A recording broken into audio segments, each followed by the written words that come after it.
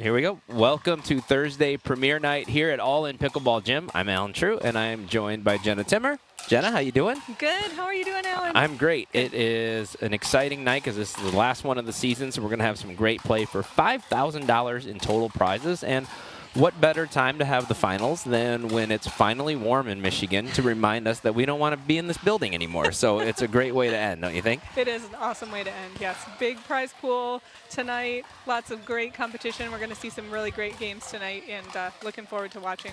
Yeah, big thanks to Elders Helpers. We want to make sure we mention them right off the bat because there was no entry fee tonight, so they are covering the prize pool entirely. We'll have the breakdown of what each of the championship teams is getting in just a little bit, but we're going to have we're going to start in the quarters.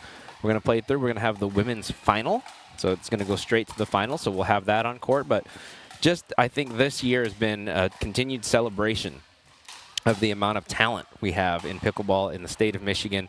And on that note, getting to see some of these players leave, go play some APP and some PPA events, and not just playing them, qualify for the main draw, share the court with a lot of names that we know that we've watched before, and hang with some of those teams. Yeah. So really cool to see, and so I'm really excited about the play tonight and continuing to be able to celebrate the talent that we have in the state of Michigan.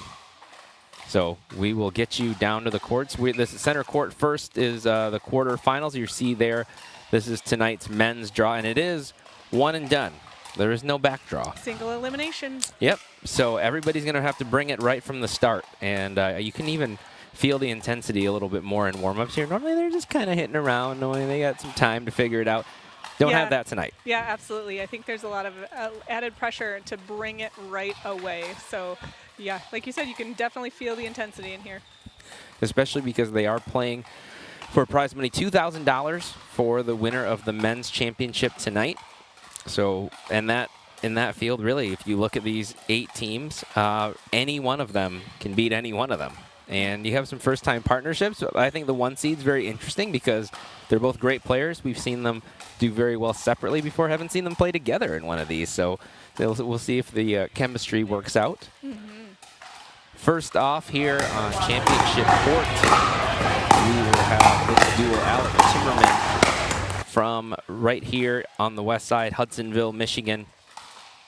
Longtime staple of the West Michigan pickleball scene and a fellow Revelin player. Fellow Revelin player. Let's go. Backhand flick roll. Very popular shot amongst this men's field, but definitely Alec has one of the best in the game. So a 5.81 duper. He has played in some pro events. Don't believe he has yet this year, but he's done it before. Had some good results here. This is his second straight TPN finals night that he will have played in. Right next to him, so on the opposing side, this is Lucas Pereira. New to the scene this year, new to TPN, but has had some really good results. I bet that 5.12 duper is going to go up. I do, yeah. I think it was, correct me if I'm wrong, but was he in the 4s even last time that he played? So, because he's pretty new, right? He's quite new, and then he and his partner, who you see right there, Sam Khalid, they went down to PPA Cape Coral, and I believe qualified for the main draw. Yeah, you could be right on that. They definitely did well down there and won some matches. So those two, yeah, that 5.12, do not. They played in the qualifier, won a match down there, lost their second one, but that's still to win a match in a pro qualifier in a PPA. That 5.12 is going to go up. Caden Young is Alec's partner tonight from Allendale.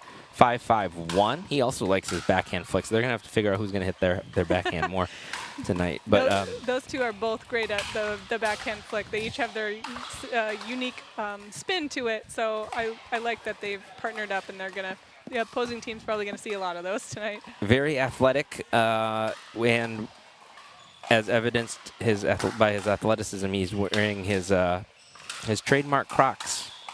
So to be able to play in those and still play at this high level and compete and do well, you gotta be a pretty good athlete and be young, have good ankles. For sure. I've heard he likes it because his feet breathe a little bit better in those. But as I said to you before this started, at least we are to like actual Croc shoes. Otherwise, it was the actual Crocs with the sport mode activated.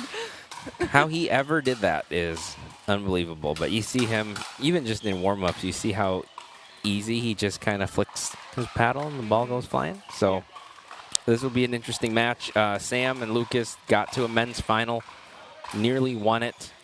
They've played really, really, really well every time that I've seen them. Those guys are from the other side of the state. Brighton area coach at, I can't remember the name of the facility, but Brighton Pickleball Club. So certainly can look them up and learn from them if you're on that side of the state. So this is where we'll start on center court. You've played with or against at least Kaden, right? I mean, in rec play, I've played against Kaden. I've played against Alec here at a mixed event last year.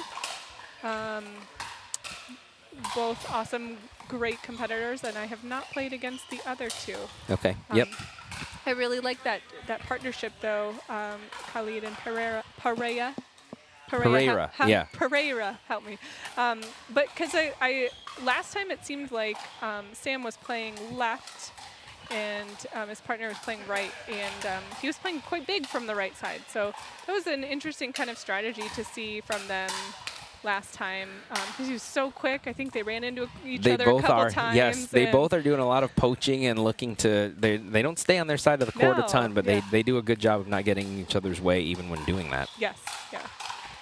So yeah, I've played quite a bit of rec with and against Alec and Kaden. Actually, it was your Zealand Sports Quest League that I played with, first played with Kaden last winter, but he's a much, much different player now than he was then. He was pretty good, though. Like, he'll go to the rec play and go play with beginners. Or, sure. Court 2, sorry to interrupt. We want to make sure we talk about Jake while his graphic is up. 537, hometown of Bloomington, Indiana, but is now in the Ann Arbor area. His favorite shot is a tweener. Haven't seen him hit one of those, I don't think, in a TPN, but doesn't always present itself. Hopefully he gets one tonight. His partner is Chris Walker of Milford. Favorite shot, forehand drive. I like the paddle. The paddle gymnastics there. Also really quick hands up at the net. It's kind of a wall up there. 5-1-0 duper. Again, I'd say that may be slightly deceiving. He's had some really good results this year. For sure. I think both of those players are great at either speeding up or slowing down the game. They're a great duo. Max Manley, kind of new to the scene, but hopped in and started playing high level right away. So he has that really high duper of 5.74, and I mean, he's still getting better. So it'll be interesting to see where he's at in a year. Tennis player from Kalamazoo College. Big guy, but big game as well. And he's partnered with Sam Trent with a matching 5.74 duper. And Sam, very quick player. He's had some great results in this. Always seems to make it deep into the draw. And just a very quick athletic player who really can hit all the shots. So I don't think they've played together that I know of. That's going to be a really good team, that 3 seed. But so will the 6. Jake's one of those. Jake used to play with Sam. I think they still do a little bit, but Jake's one of those guys that I think has the style of game that just sort of fits with anybody. For sure. Yep. I actually played with Sam. No, Jake. I played with Jake in a little money ball thing on the other side of the state last year. He was very easy to play with, very quick to adapt to kind of whatever style we needed to for a match. So those are the men's quarters. We will have some mixed going on at the same time. So on court 5, we have the 5 seed of Downey Fernberg, Xavier Moye. They are not quite out here yet. They will be taking on... wait, this is Jaron. So maybe we... Okay, so this is Jaron Faltinowski warming up from Grand Haven, Michigan. He's 5.58 duper. He's part of the 1 seed tonight with Casey Cullen on the men's side. There's his partner, Casey Cullen from Birmingham, Michigan. That 6.31 duper, I think, fits. He's the best individual player in the draw, and so the duper reflects that. Although I would say after last year, he kind of, anytime he was on the court, ran through the draw. This year, the field caught up a little bit. They did catch up a little bit. He had some challenges with a few people. I think we saw our first game 3 last, or 2 weeks ago. And then we saw a couple of them, Yes. I think. Yeah. Yep. And so, yeah, tough player. And I think people are just starting to catch up and become tough competition for him. Yep. Chris Angulo, newer player as well to this level, 4.85 duper, but climbing quickly, originally from Lima, Peru, and now in Cincinnati. I believe he's coming from tennis. And he's playing with Cody Roy there on the other side of the net, Battle Creek guy. Also a tennis player who's come over and pretty quickly stepped in at a 5.0 level. So he's got a 5.25 on his duper. And yeah, Jaron and Casey haven't played together, so it'll be interesting. That'll be a fun matchup for me, I think, because Jaron's usually a quiet guy on the court, and Casey is not. So I'm interested to see how those personalities mesh if one kind of brings out something else than the other. So we don't ever see Jaron playing a lot of right side setup, which I assume he'll be doing more of today. Knowing his game, I think he's going to do great at it, but we just haven't seen him do it before, or he's usually not in a partnership where there is that. When he was playing with Caden, though, they did sort of switch around a little bit, try some different things. I think Jaron's capable of just about anything, but I'm interested to see him in that role tonight. For sure. He's got a great forehand roll dink as well. So. And we know he likes his backhand, so he's not going to mind having that in the middle. And you know what? I did actually see that as a kind of a pattern as we were going through introducing some of the players, there's a lot of backhand flicks, backhand roll, backhand speed ups up the middle. So I think once you get to this level, you can't have a bad backhand. So, sometimes that strategy for lower levels, like go at somebody's backhand. But if you want to get better at this game, you have got to not avoid that backhand and just stick to getting better at it. Absolutely. And I would say that once I started playing more 4-5 and 5-0, I was very used to hitting to people's backhands and found out very quickly, like, oh, some of them you actually want to hit to their forehand, which is very counterintuitive to when you're on your way up. But definitely in this field, there's some players where you almost want to, you do want to hit it to their forehand in a lot of ways because they've done so much hitting of their backhand. A lot of them say it's their favorite shot, so you get kind of drawn into hitting it to their favorite spot. So we will see how that goes tonight with so many strong backhands. But I think you're right, yeah. And you see it at the pro level, too, of how many players now can do just about everything on their backhand side. I mean, I know she's the best in the world, but we've seen Anna Lee play big from the right side because she'll cover so much court. She'll come way left to take her backhand. To take her backhand, yeah, absolutely. And with the backhand 2E roll, that's another kind of newer weapon that is becoming more utilized. Instead of just those standard backhand slice dinks, we're now kind of rolling them. And some of them pretty tough. There's some people out on the Pro Tour who have quite wicked topspin backhand dinks because of the 2E. Yep. You see Elders Helpers on the screen there. Once again, they have made this possible tonight by contributing the prize pool. And they've been supporting pickleball in Grand Rapids and in the state of Michigan really from the beginning of the scene. Before I was even involved. They were one of the first companies I can remember even seeing around on the courts at Belknap, and even having some commercials during some of the, I think during some of the broadcasting of the early BCOs, I would see Elders Helpers commercials in there. So yep. Banners around everywhere usually, and even sponsoring some of those younger, newer players. They've been in the pickleball scene for a while. Yep. So big thank you to them. Want to make sure we acknowledge them. Throughout this broadcast, we will acknowledge the numerous people behind the scenes who have helped make this happen. But here we go. Lock in. Might be like 5 hours of pickleball, but it's going to be good pickleball.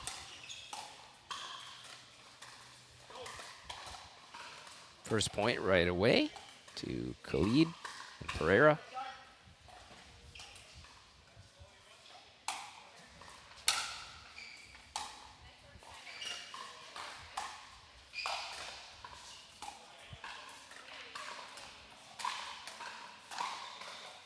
Oh, what a shot. That was a no-looker. For a second, I was like, what was he doing? Very smooth. He had us up here. Lucas, you had us. I thought maybe he gave up on the point. I didn't know if there was like a foot fault or some. Was this ball deep back here?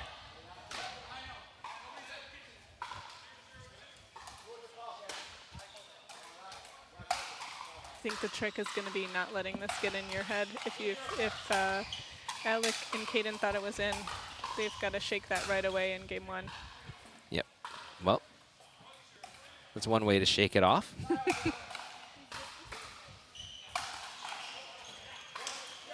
So you see the signal there from Lucas. Looks like they are going to switch here.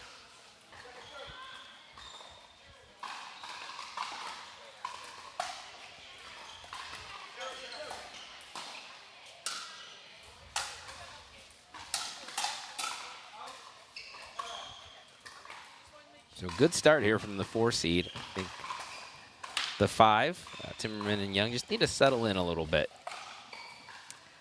I agree. I think maybe some early nerves catching up a little bit. Yep, and then I think getting down 3-0 right away, that offensive possession looked like a little bit like they were just trying to force through a couple points to close the gap.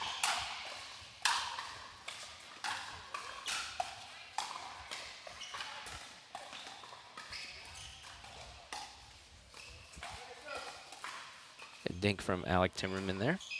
One of the first times he's touched the ball so far in this match.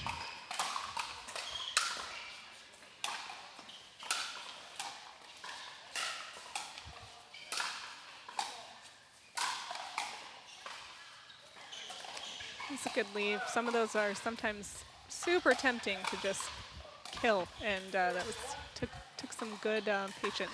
Yep. Discipline, And a good hold there that I think they needed, and then now you get a point, a freebie. So there's a little bit of the settling into this match I think that we wanted to see from Indeed. Timmerman and Young.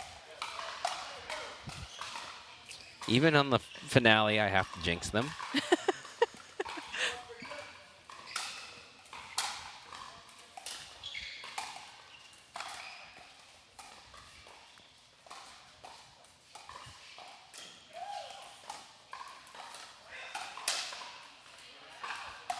Just sailed it long there. Yep, it's a good step in, though, from Lucas Pereira. We are off and running on the other courts. Early 3-0 lead for Trenton Manley. No score elsewhere. So that scoreboard on 5 is incorrect. That's Cullen and Faltinowski against Angulo and Roy. We have some technical difficulties on court 3. That's why you see Jenna and I there. But hopefully, as much as I like the way we look, hopefully we'll get that fixed and get you back to the action on court 3.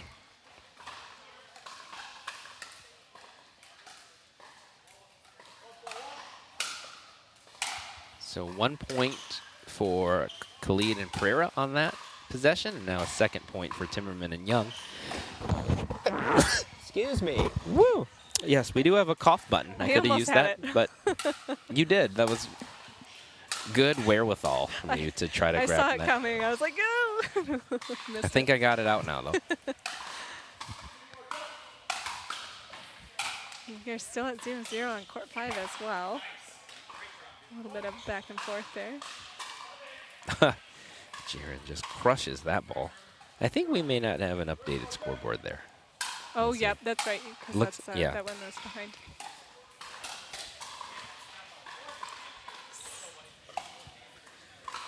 All of a sudden, center court, it's 4-4. Young and Timmerman getting into a groove here.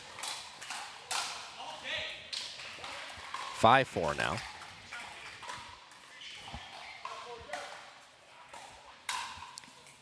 I love the encouragement there from Alec. Good teammate. Pump up your partner. Yeah, he's a little disappointed he put that one high, but got to be happy with that possession. They now take the lead at 5-4 after a little bit of a slow start. So now on the other side for Khalid and Pereira, kind of got to weather this storm here.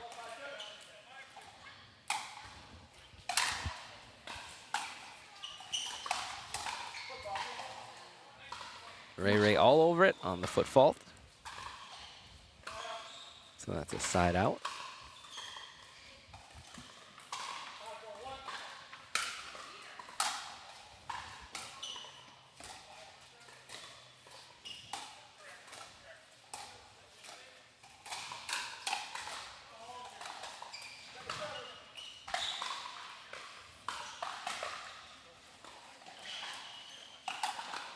Trent and Manley got off to a fast start. Now they've got a 5-2 lead. That's gonna be if that team gets moving a little bit, that's gonna be a tough team to beat, I think. That is going to be, yes, they are going to be a tough team to beat. I think Walker and Fredrickson, they are. Well, I think once they settle in a little bit, they are definitely capable to potentially pull a little bit of an upset there. Although, like you were saying, I think there's a lot of these teams who are very evenly matched, and yeah, you got to seed people. Yep. But any team can take this with an amazing game. I'm with you. Walker and Fredrickson seem very well matched as a partnership, their styles of play.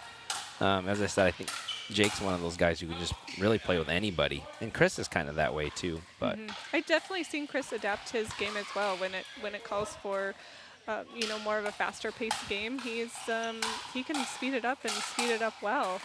Then when he needs to go to a slower game, he can dink with the best of them, I think. So it's been cool to see the variety in his game. So Timmerman and Young have just caught fire here. And, Caden's crashing, using his athleticism. I think Alec likes to play this kind of game, a little bit more of a faster-paced athletic game. He's got a partner who can do it, and they are feeling good right now, although that's a tough one to miss.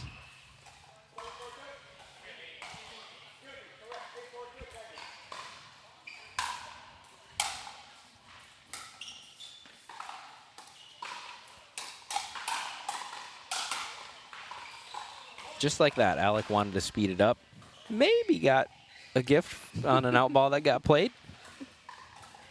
I think it's positioning on that speed up on Sam's body. It was perfect. Just couldn't get out of the way and kind of jammed him up a little bit and caused a pop up. Yep, and set up Caden for the finish, and now it's 9-4, although that's an athletic move from Sam Khalid to get them the ball back here at 4-9. We do have an updated score now on court 5. We are at 7-1. Looks like Faltinowski and Cullen versus Roy and Angulo. 8-1, so far, no problem with the new partnership, which we didn't really think they'd struggle too much.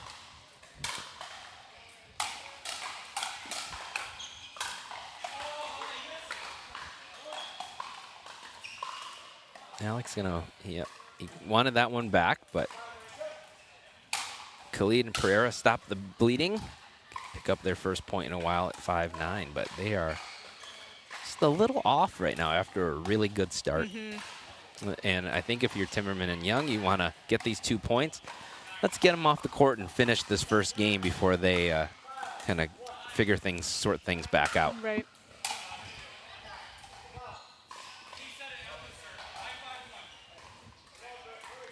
A little bit of a score confusion here, so they're going to reserve. And it's deep. That's tough when there's that kind of so much stuff going on before the serve. Certainly an easy time to miss the return. Trent and Manley have now stretched out their lead at 9-3. That's a very kind net court on center court at the right time for Khalid and Pereira. Let's see if they can get this possession back and hold off this game point.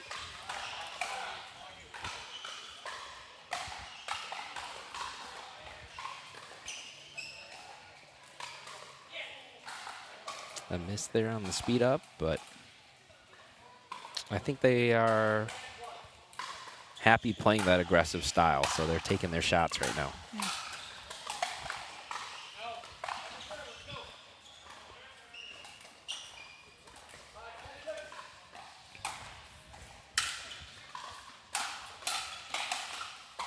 You're getting close to finishing up game one for many of our courts. Yeah, we're moving along. Maybe we won't be here till 11.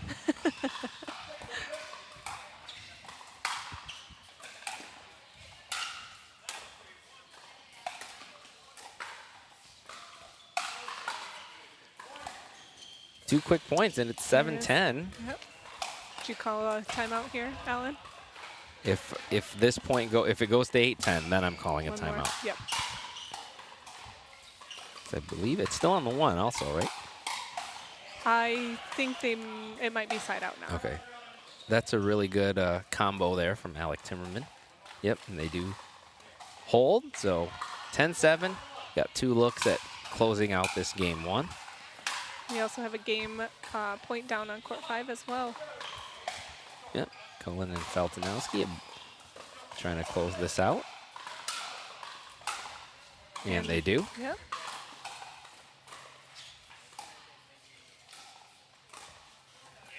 There it is. Pretty simple dink. Leads to a game point. Yep. 11-7. That's a really good game 1 win. As we mentioned, Khalid and Pereira have played in finals here. They have. And I'll admit I'm a little surprised by that first result. My perspective, I feel like they could be a little aggressive. Now, the people on the other side of the court from them, Kaden and Alec, they have really fast hands. So I understand that's a risk, but where I saw them excel last time when they were here was a very fast-paced game, poaching, speeding up, and using their hand speed to kind of keep up with the team who also had great hand speed. So it seems like now they're being a little bit too careful. I'd like to see them try to be a little bit more aggressive in this next match and see what that can do for them. It just seemed like they got off track there in the middle and never could get it quite back. And Alec and Kaden did a really good job of just striking while the iron was hot. And they are a team that's, you know, athletic, aggressive, and if they get moving, they can be really tough to stop, which you saw what happened there. They got confidence. They were hitting through the ball. And see if they can do some more of that here. But like you said, it'd be interesting to see if Sam and Lucas make any adjustments here.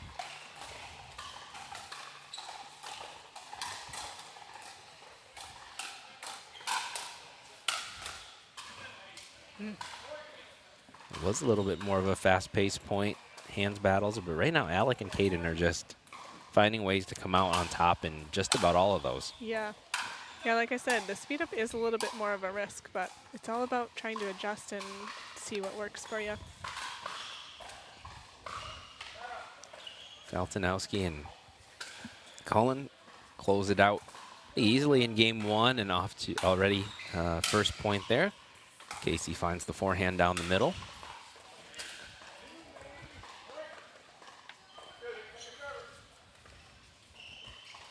Great shot there. Kaden Young finds the backhand down the line.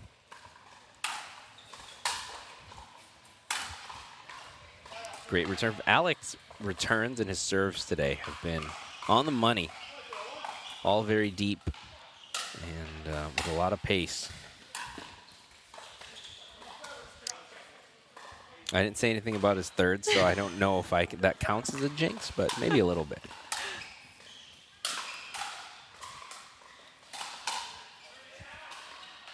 I do think we sometimes downplay the value of a good serve at this level just to make sure that the opponents can't absolutely hammer it. Is really important. And it needs to be deep, too. That serve was called out. I thought it was good from where we sat, but... Yep. But yes, I mean, you hear the pros talk about it all the time, how they have been saying that you should be going so aggressive on your serve that you should miss some from time to time. Obviously, you got to know the situation and not miss serves at key times, but certainly allowing your opponent to pound returns at you is not a winning strategy either. I think the game's just becoming so fast-paced that everything has to be a little bit better and a little bit more powerful.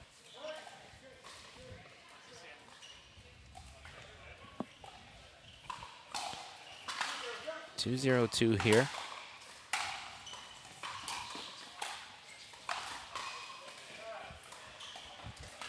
Looks like we are 2-0 on court 5 as well. Yep. And it's 0-0 on court 2 here.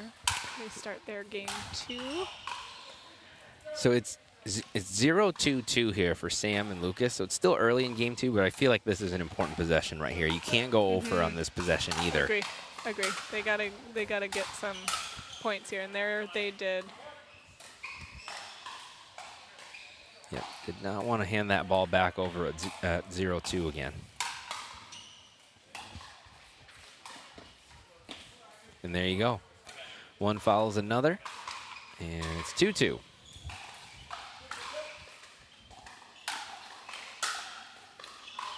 Trying to see if we can get a score on the court that we don't have a camera on. Maybe we can at least get you an update on that match.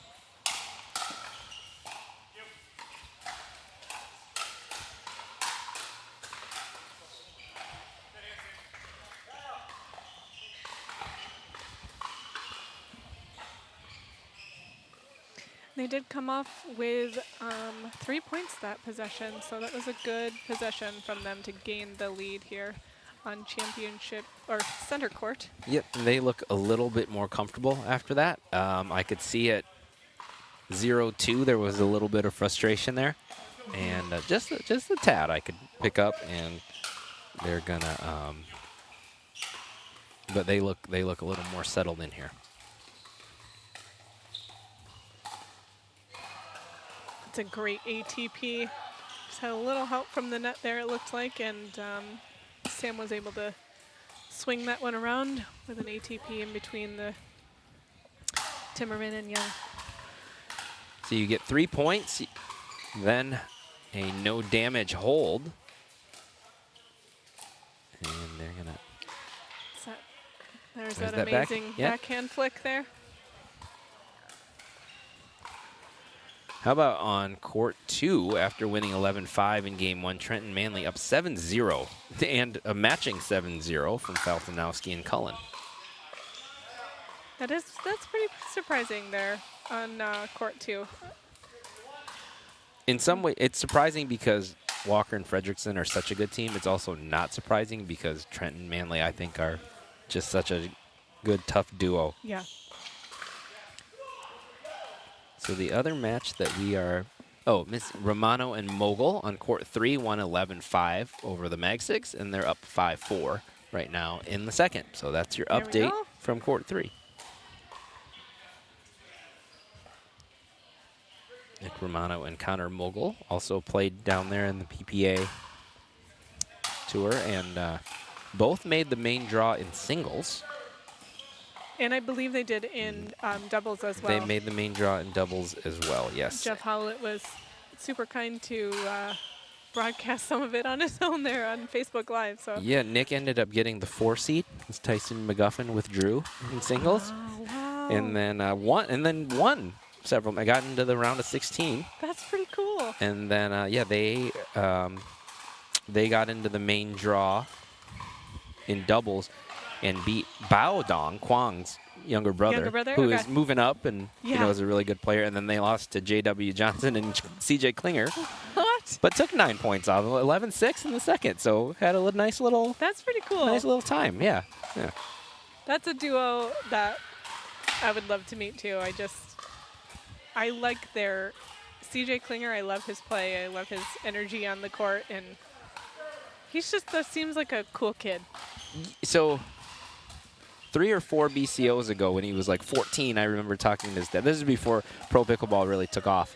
And I remember asking them, like, how old is he? And he was 14 and playing in the, and I think J-Dub was maybe 15 in the same draw. Yeah. And so it's cool to see how that's developed. But yes, very nice kid and family, and his game is so good right now. They've been doing awesome. They're a great partnership. So to even take a few points off of them, get to 11-6 against those guys, that's pretty nice good. Little day. Pretty fun. Yeah.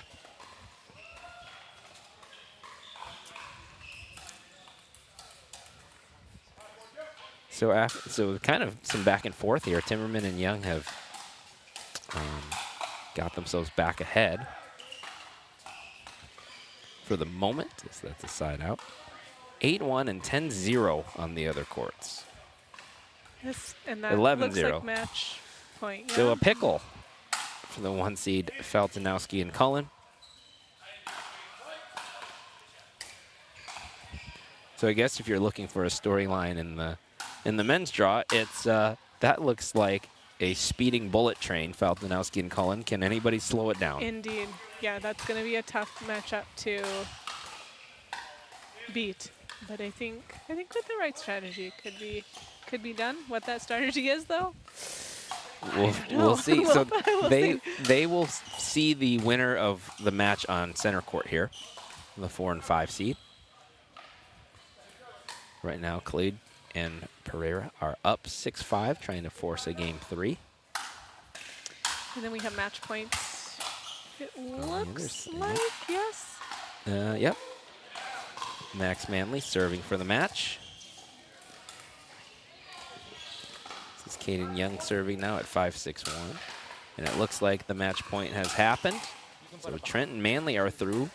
And if it holds on court 3, which we are working on getting that stream up, they will face Romano and Mogul, who took game 1 and were ahead in game 2 last we heard. So we're almost all the way through this, just waiting on this court, which could go 3. Uh-oh. A bit of a, maybe a funny bounce. He just says good ball. Yeah. And on to the next one. Just good. That's good mental strategy. Backhand flick. Timmerman, true to his survey. I like that they are choosing to stay as well. I don't think we've seen them unwind, Alec and Caden, I don't think we've seen them unwind their stack much at all. And I think with them being both comfortable on left side, that's a good strategy to not risk even getting, caught unwinding that. Yep, I agree. Although I think they're about to.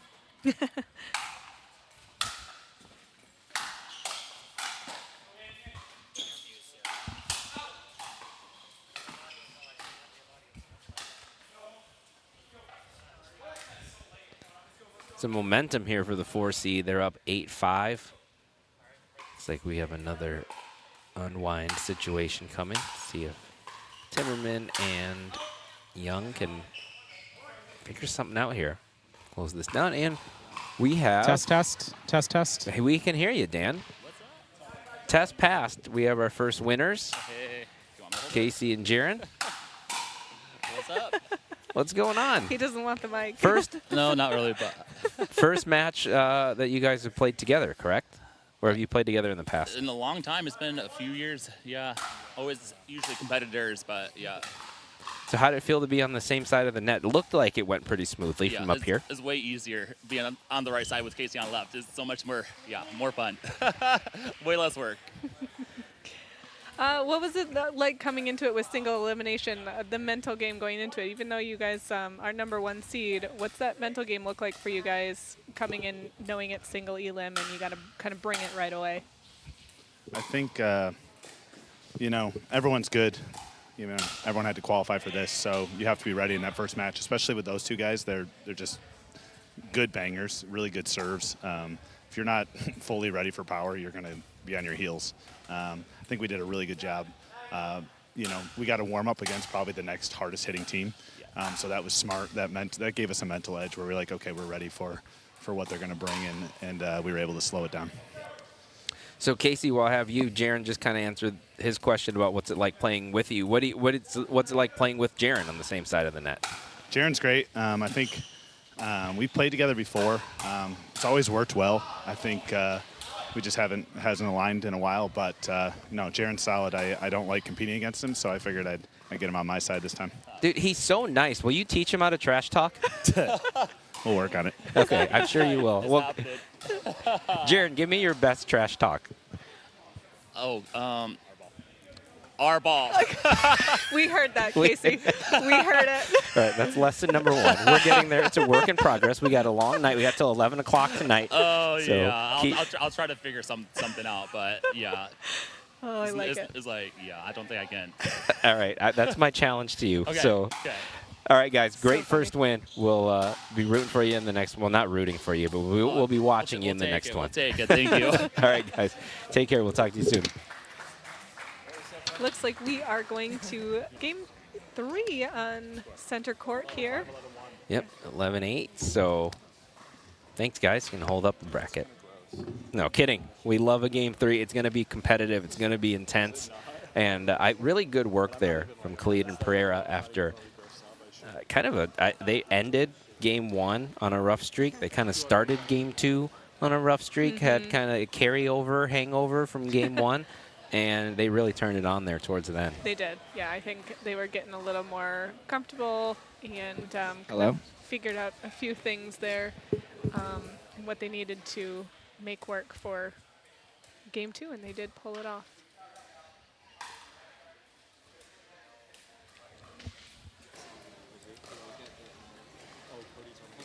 So we'll see what happens here in game 3. So if you're coaching Alec and Caden, what are you telling them going into this game 3? Oh, when we were watching, I was commenting about unwinding the stack, and then they got caught a little bit unwinding the stack. So that's a tough one because I think Sam and Lucas really took advantage of that, and it's hard to know in the moment to stay or switch. So I would say if they're getting stuck, they need to just kind of stay and buckle down. And then to keep your heads, stay aggressive. There were a couple of shots that I think they missed a couple shots in transition, trying to get up to the kitchen line. If they make those shots, it's suddenly an even and different ball game. So a couple of those shots go in. And wait, we've got our next winners on camera: Sam Trent, Max Manley. 5.74. They have your dupers on the screen. Sam's a 5.74. Max is a 5.738. I don't know why we didn't just round 5.74. Max's up to just make it equal. Yeah. Max, what are you trying to do to close off that last .002 to get to Sam's level? I honestly have no idea. I played 2 tournaments. I think my duper is way higher than it should be. I played 2 tournaments. I did quite well. But I guess I'll just keep playing with him in another tournament that records our dupers, and it'll go up to that 5.74 like his when we win some. Sounds good. Well, this is your guys' first time playing together, correct? Yeah. We play all the time, but not first time playing in a tournament style thing. Got it. Well, it looked pretty smooth. How did it feel out there? Yeah, it felt really good. We were making all of our drops. Didn't miss many thirds at all. Made him play. It felt really, really comfortable. Yes. No, yeah, I agree. It felt like what we could do no wrong, which is a great feeling on the pickleball court. So it was a good start. It is. That's a great feeling to be going into, especially when you got to bring it on game 1. Or match 1, I mean. What do you think going into match 2, mental strategy-wise? What are you guys thinking about? What are you going into it thinking about? Any game plan there? I don't think we change a thing. I think we just keep doing what we're doing, keep playing our game. Like Max said, we play 3 or 4 times a week, if not sometimes more than that. So we know each other's game, and we know what we like and what we don't like. So we're just going to keep doing what we like to do. Like it. Which is what do you like to do? What works for you two as a partnership? Well, personally, I'm going to give a scouting report on myself here. I'm going to hit 85-90% of my thirds as a drive, especially if it's on my forehand. And Sam is more of like, his drops, I don't know if you watched the game, like they're pretty outrageous. They're basically impossible. We just get into the kitchen for free, so he likes to do that most of the time. But he can slap one if he wants to, trust me, I've seen it. So, we'll just keep that up. And then we definitely both like to drive and crash or drop and crash, shake and bake, whatever it's called, some of that in there. That's about it. I don't want to give these guys too much info on us. Yeah, I don't think. Hopefully they're not watching the Probably stream. not We got to watching make it. sure they're out here on court or something. Yeah, we won't pass it on either. So, but so far so good, guys. Congrats on the first win, and hopefully we'll talk to you again here down the line. Yep. Thank you. Thank you. That's a tough team, which we expected they would be. Yep. Indeed. Very well matched. Seemed well matched personality-wise too, which I think is Indeed. also very seem important. pretty like low-key, relaxed, kind of funny dudes. I like Yeah. it. So 3-2, Timmerman and Young out here to an early lead. They look very comfortable still, even though lost game 2. There you go. That's what that's been working a lot. Caden crashing.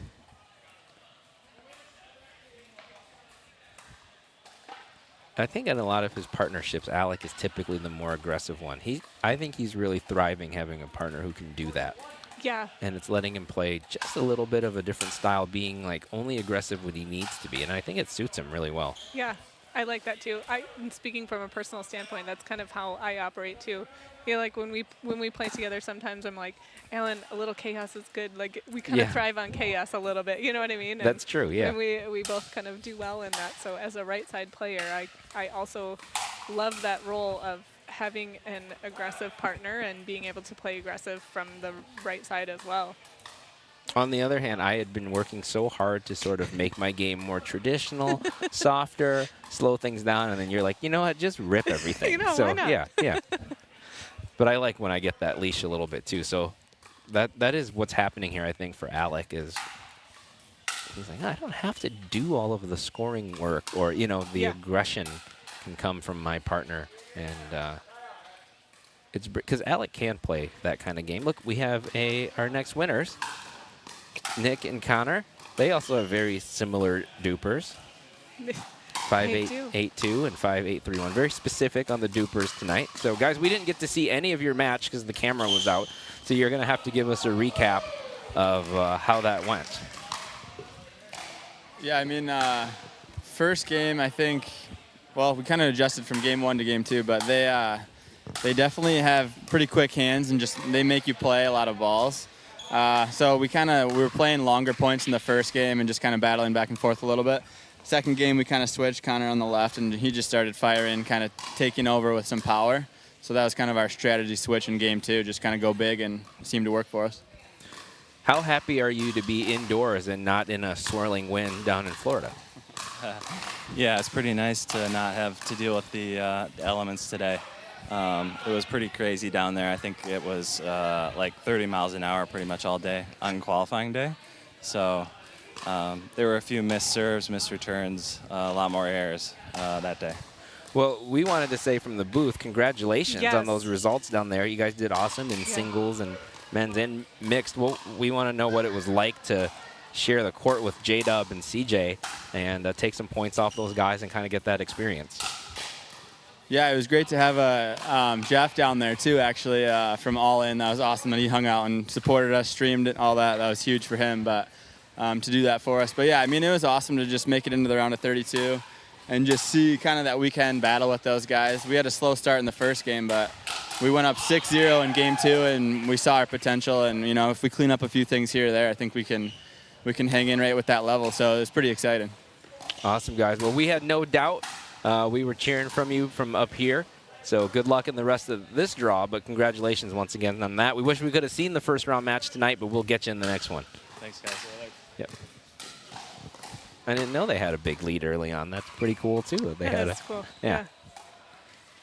I wonder if sometimes those pros get in the mindset of like, oh, these guys just from Michigan, random, first, AP, they get a little relaxed. I feel too, like that used to happen more. It shouldn't anymore because I think anybody, now in these draws, they're so deep. Any qualifier can beat you, and we've seen the best in the world lose to 40 and 50 seeds and that kind of thing. So I think the draws are so deep now that you can't take anybody for granted.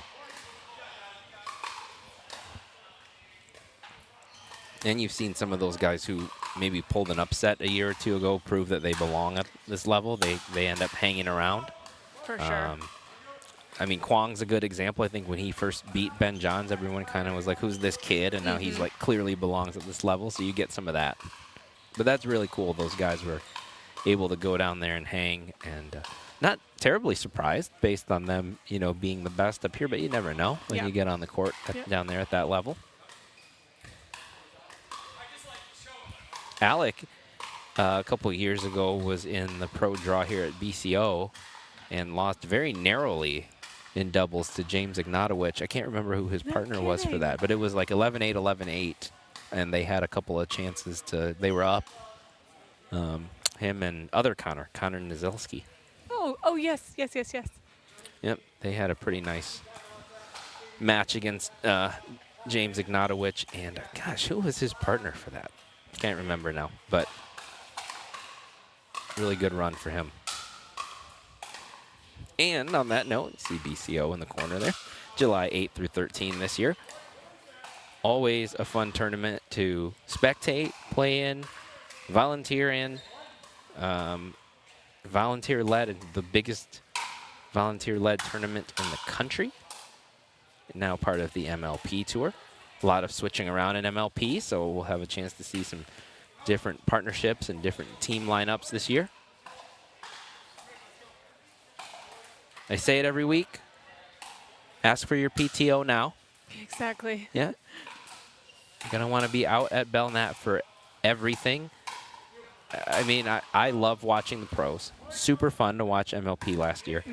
My favorite moments still in BCO have been watching people I know win medals Yes. in Yeah. 3-0 to 4-5. Like the 70-plus 4-5 was my favorite 2 years ago. We were inside at GR Racket and watching. It was golden ticket at the time. So watching somebody win a golden ticket with their grandchildren around crying was one of the greatest things I've ever seen. So That's super cute. take the time off, come to BCO. It's 9-8 now. Pereira and Clayt, as I'm droning on and on, they have closed the gap. Not only closed the gap, but taken the lead. Yeah, because they were down 8-3, I want to say it was. Yep. Maybe even could have been 7-2 even at one point. And a little bit of Wow. scoreboard pressure, maybe a little bit of impatience there from Caden leads to now a match point.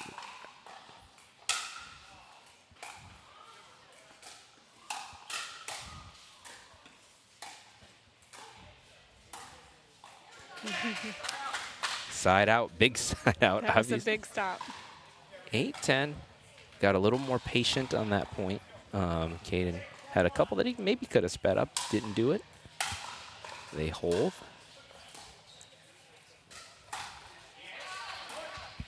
It's a good find there from Caden Young after a really good third by Alec. So it's 9-10.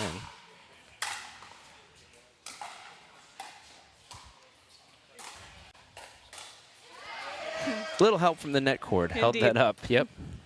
Right to his backhand. Alec looks just very calm and comfortable tonight. Yes. You can tell when he's not. He did have a few moments earlier where, match 2, I want to say, where he was getting a little frustrated, but good on him to pull himself together for. Caden seems Game like a 3. really good partner for him style-wise and personality-wise. They're a partnership that I think should continue. All right. That's a good possession, though. You got to the important number 10. I'm sure they wanted 2 more, but they at least will push us into extra points here.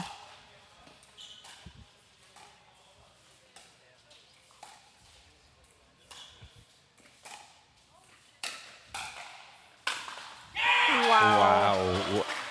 That was ATP from Caden, and Alec comes over. with a heavy angle there finish. It's great. And it looked like at first he wasn't going to cover, like he didn't know if Caden was going to get back, and so he made kind of a late decision to come over and hit a great shot. Caden's so fast, so I don't blame the hesitation there one bit. And then that one, Caden left a little bit high. Sam finishes it, and it is a match point.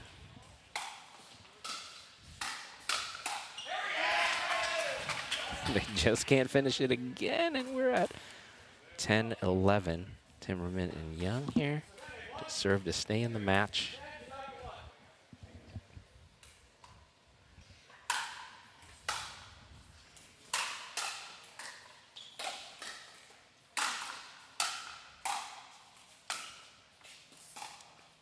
Still alive.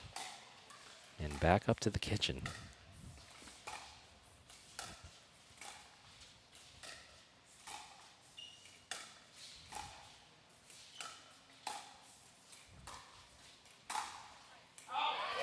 That's some really good pickleball right there. That's some good pickleball. It was so quiet in here. Everybody's being so respectful, trying to let these guys focus, and good patient pickleball.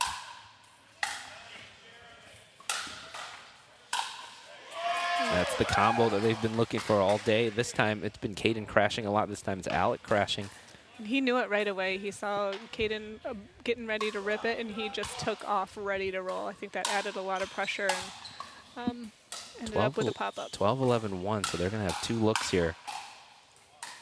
What a couple of saves from Alec. Oh, that was the one to get him back in, but 3 or 4 shots kept them in the point. But here's look number 2 at the match.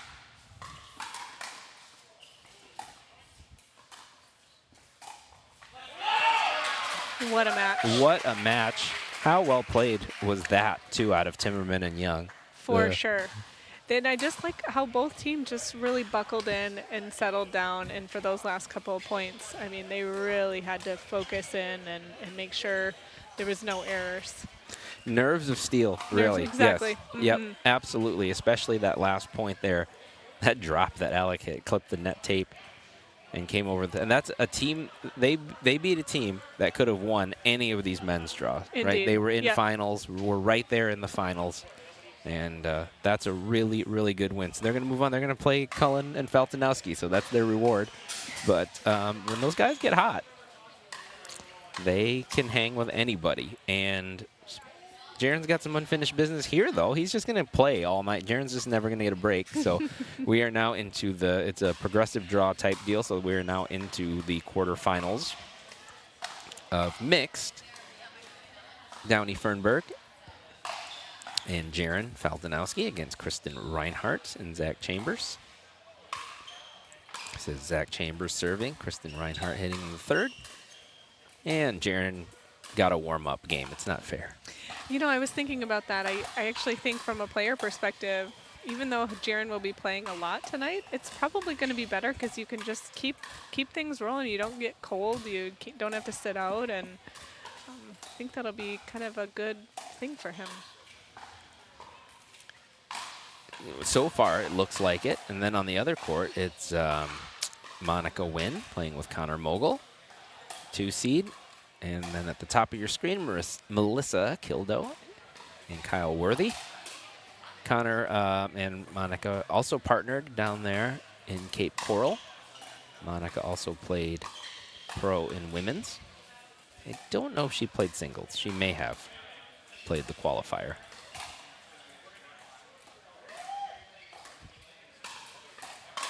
Melissa and Kyle. Melissa playing the left, which with her forehand can certainly handle that responsibility.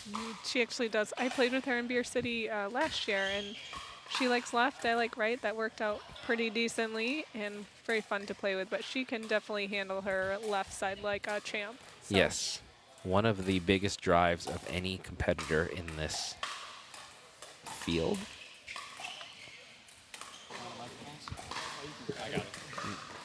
Fernberg and Feltonowski up 6-0, so we're gonna Jaren's lost 2 points all of today so far. Pretty good start there. Pretty good start. Yeah. Not bad at all. Yeah. Our next winners: Caden Young, Alec Timmerman. What up? Enjoy it. That's a heck of a win, guys. So yeah.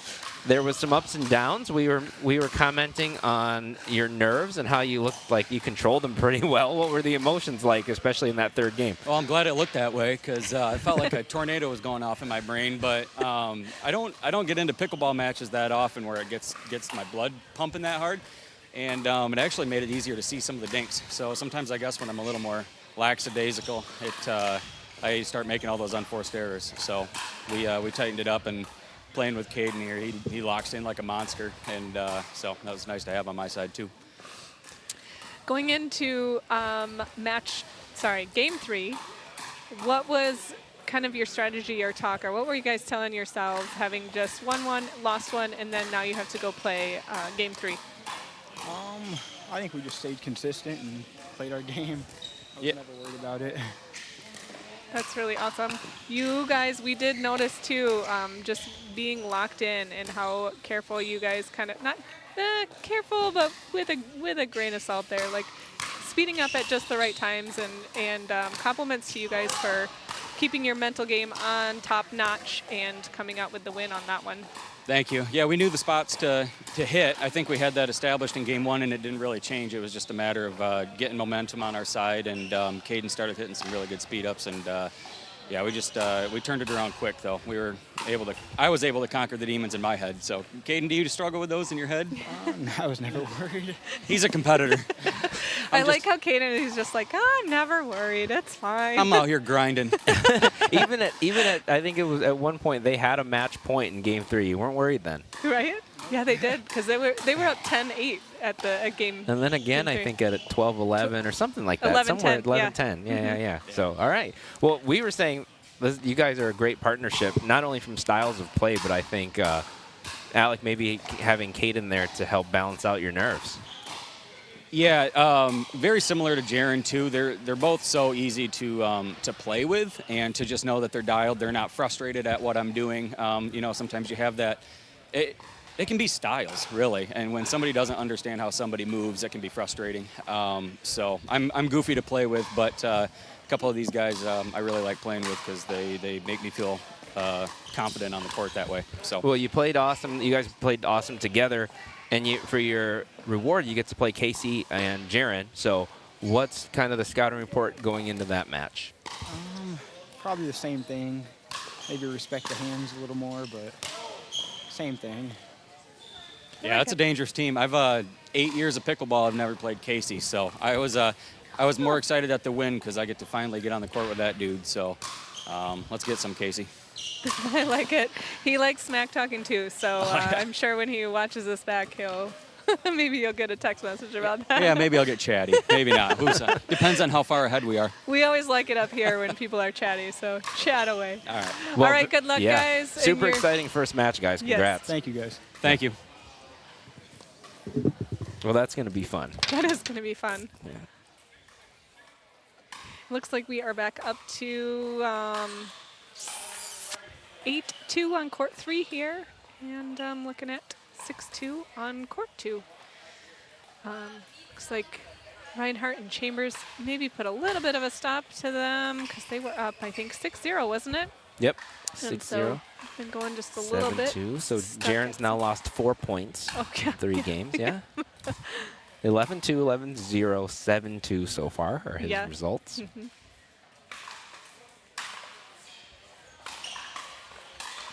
He is firing too.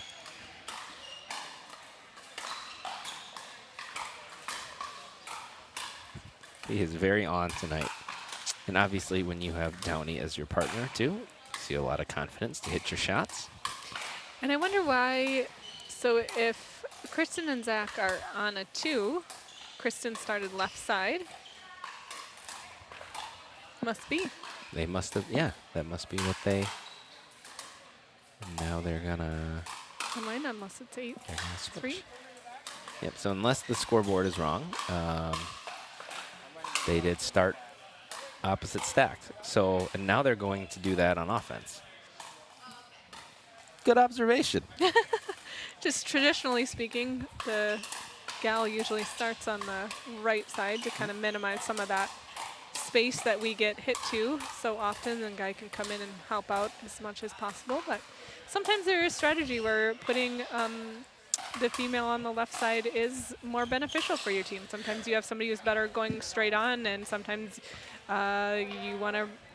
Sometimes it's the other thing where you want to protect your partner from, I've had it personally sometimes where it's like, I don't want to be across from that person because they're just, I can't handle it right now. Sure. Well, I think it makes some, we saw Melissa and Kyle do it for a second, and I think with Melissa being more of a left side player, it makes some sense. But I think Kristen, when she plays with Downey, I've seen Kristen play more right side usually. So that's super interesting to start her on the left from that side, from that note too, because I don't think she even plays left a lot in women's that I've seen. Right. And we are at 8-3 with them, so that means they are on an odd with her on the right side and him on the left. So I would be just interested to know strategy on that. Yeah, I would be interested in that too. Maybe it had to do with the opponent they're playing and Yeah. adjusting to that. That sure. would be my guess.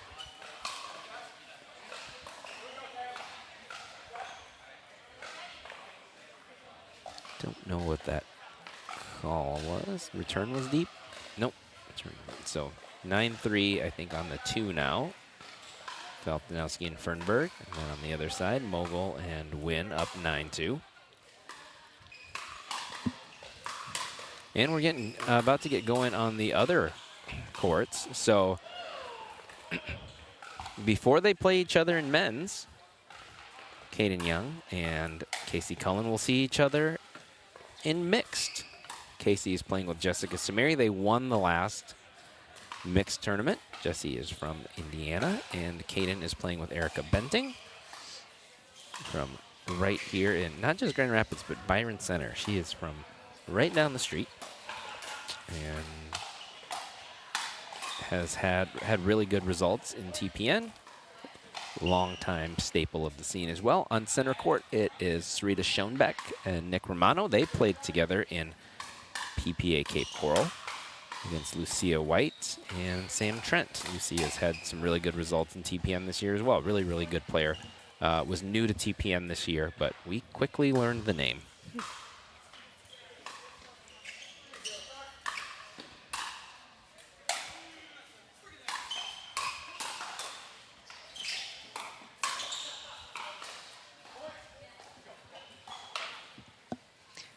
Result, game 3, or court 2, sorry.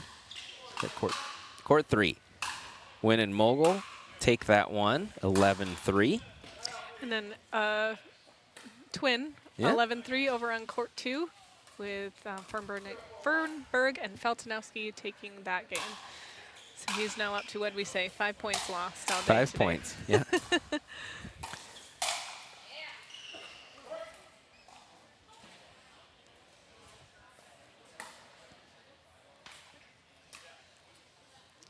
Don't think so. Even though they're both West Michiganders, I haven't seen Erica and Caden play together much. So relatively newer partnership, but I think a good one. Erica just one of the more like steady mixed players around. So steady. I think her ability to reset is. There's not a lot of people who can reset like Erica can.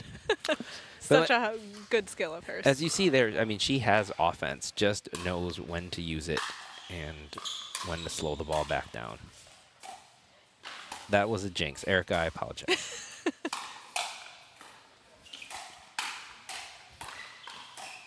And so Jessica Samari, we talked about it last time in mixed. I thought was the difference. Everybody expects Casey to play like Casey, but she turned it on in the end of the final for sure. She did, yes.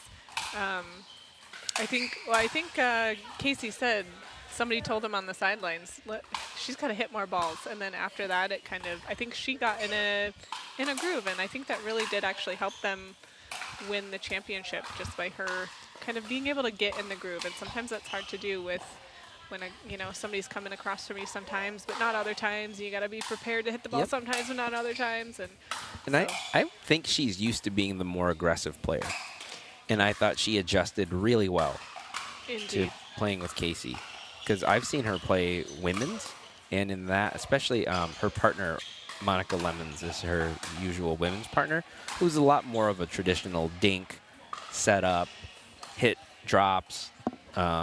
And Jessie kind of does a little bit more of the offensive stuff. And so I was really impressed with her patience and the way that she adjusted to playing with Casey. I thought she was really the difference in that, because they got threatened a couple of times to get knocked out of that tournament. They did, yes. Monica, also another player who's extremely amazing at resetting the ball. Yes, really good at absorbing power. Yeah. Almost looks like she does this backhand where she almost like hunches all the way over, and it actually looks like she's like doing something to absorb it.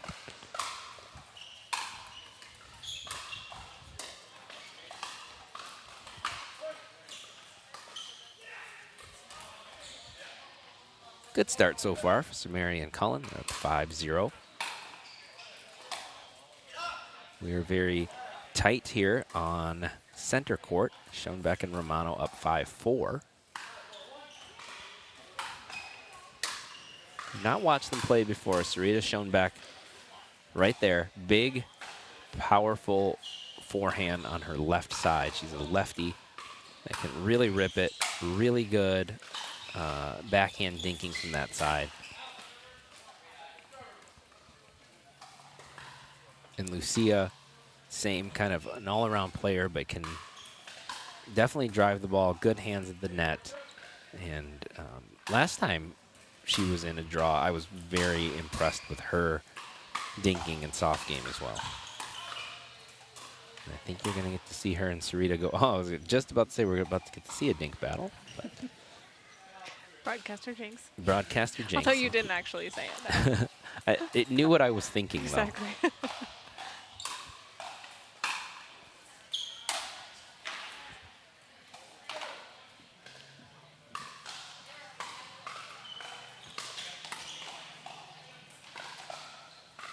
There's obviously these 4 courts going on at the same time. If you are looking for an individual stream, each court does have its own stream. So you can watch just one of these matches, but you got all 4 right here, and us. Once again, if you're just joining, I'm Alan True, joined by Jenna Timmer. You can subscribe to our channel so you don't miss any of the action. Jam Stretch and Fitness, one of our sponsors, we want to thank them. They are right here in the building at All In Byron Center.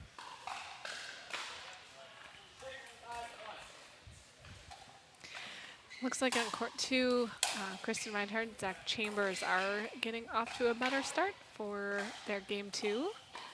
5 points against Jaren. Maybe we jinxed them with all the low point talk.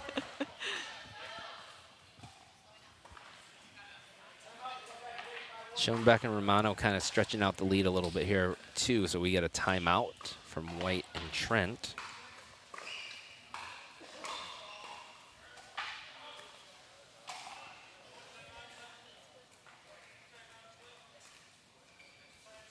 Cullen and Samari are serving at 9-1, so they're 2 points away from a game 1.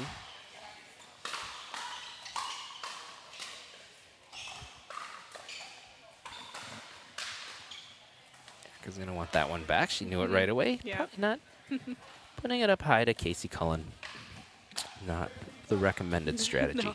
I almost wonder, I think that was supposed to be like an inside-out kind of a thing. It looked like just a little high. And that match is, or sorry, game. I'm going to get it one of these days. You've been getting it. You're fine. Yeah. 11-1, though, for the finish on game 1. We'll head into game 2 here in a minute. And Chambers and Reinhardt have really picked it. I did it again. I didn't even get the words out of my mouth. You didn't even get the words out. Yeah.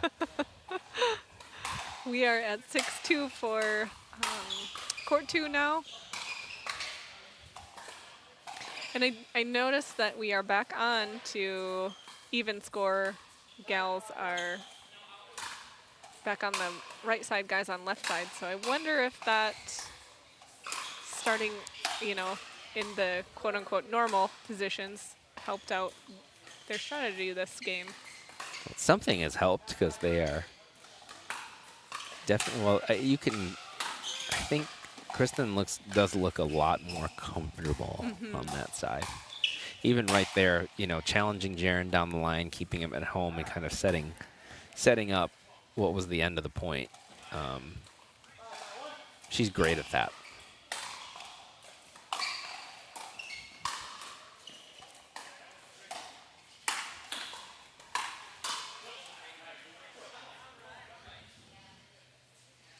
And then court 5, Simmery and Cullen are off to a pretty early start at 3-0. And make that 4-0. It's a tough duo, especially now. I think they understand playing together, and I think Jessie has now the confidence to also play a more offensive game, even with Casey there on her left. You see, she can generate plenty of offense. She does not have to wait for him to attack.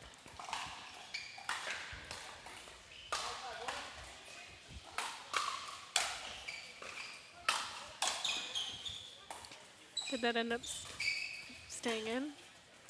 It must have. Which court? I was sorry, I was on court 5. Oh, yeah. So watching. I don't Casey think had I to was. speed up, and it looks like it stayed in just down the center line there. I was watching the action on court 2. Fernberg and Feltonowski trying to keep closing the gap. And they're doing so. Wynn and Mulga are also 2 points away from being in the semis. And then we have game point on center court. We have a match point on 2 and a game point on center. What a dig. Couple of digs. We're still playing.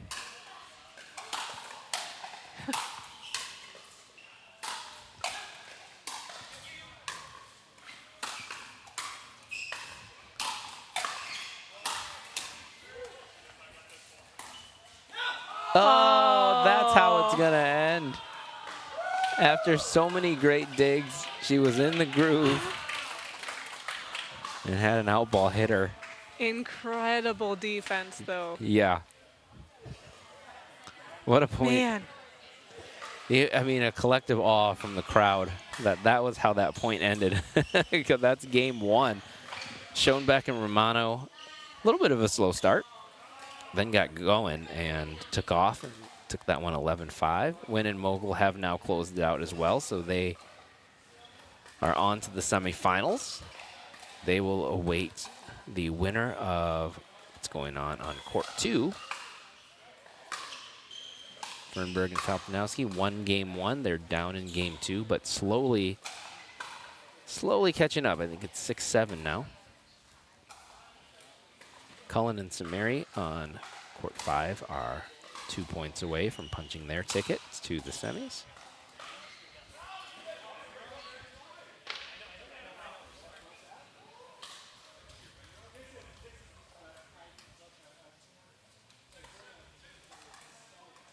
Six, 7 on the 2 on court 2.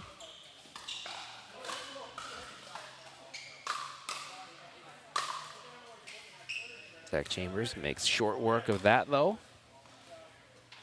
I think if you're Reinhardt and Chambers, you do not want to give this ball back again at 7-6. Yeah. If they can get a few more points here, I think that would make them feel a little more comfortable and try to pressure them with a game 3.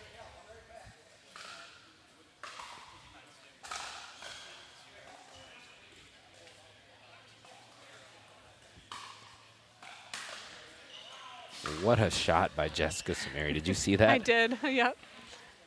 So good. Her backhand is incredible. I love it.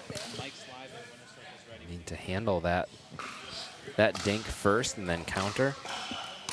What a ball. And a little net tape help. Okay. So Reinhardt and Chambers are stretching out this lead. They're up 9-6.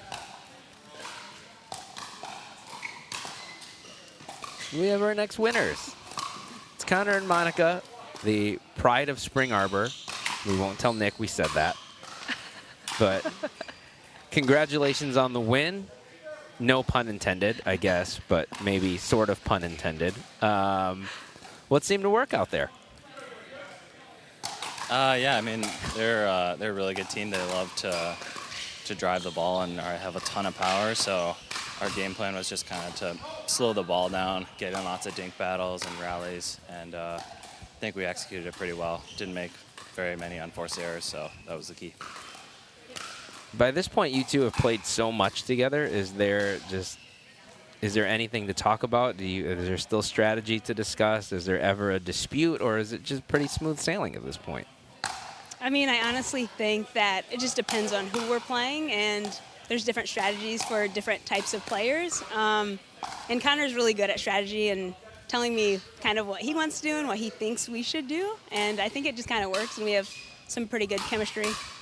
Do you always agree with his strategy, or do you sometimes tell him that you have something else you want to do? I mean, if I have thoughts, I'll speak up, and he's receptive. But other than that, it's pretty go with the flow. Like it. Connor, what's it? Is there anything that you have to adjust going from a men's game to a mixed game?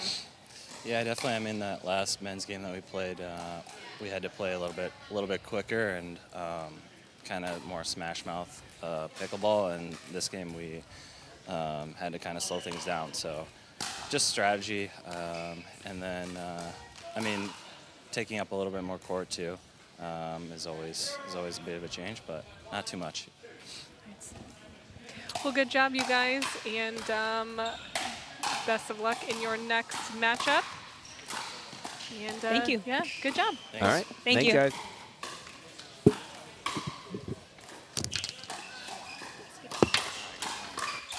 All right, so back to court 2, where Downey Fernberg and Jaron Faltinowski took game 1, but Zach Chambers and Kristen Reinhardt have played very well here in game 2 to build a 9-7 lead.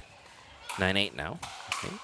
I think Zach was in a little bit of disbelief that he hit that one wide. He stared at it for a long time. He did, yes. That ball was out, though. I don't know if he was in disbelief at himself or at the call, but It was out. ball was out, yeah. Whoa, Kristen got a really good look at it before Jaron popped it up, which he normally do. Maybe surprised her. Right. And it's 9-9. What a drop. So tough with some of those drive drop things. Kind of somewhat of a newer-ish shot, but starting to see it a lot more. I think you have to. I don't think you Yeah. can just hit. It's not good enough to just put the ball in the kitchen anymore. Mhm.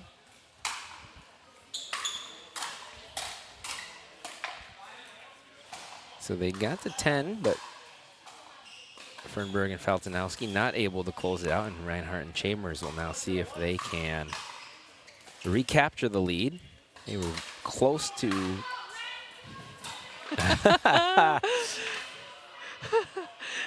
I think he saw that coming from a mile away and just somehow hit it in the net. And Downey, one of the more fun players to play with Yeah. in this draw. Always in great spirits. They had a nice laugh about it. But that results in a side out and a match point now for Downey Fernberg and Jaron Faltinowski. And there it And is there- with a little help from the net as well.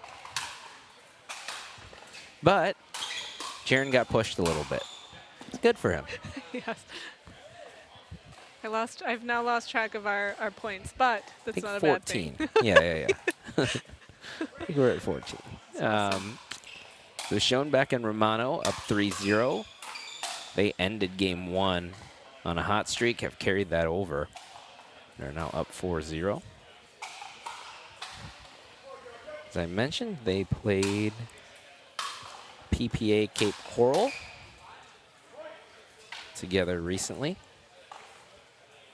And Sarita also played with Monica Nguyen in women's down there.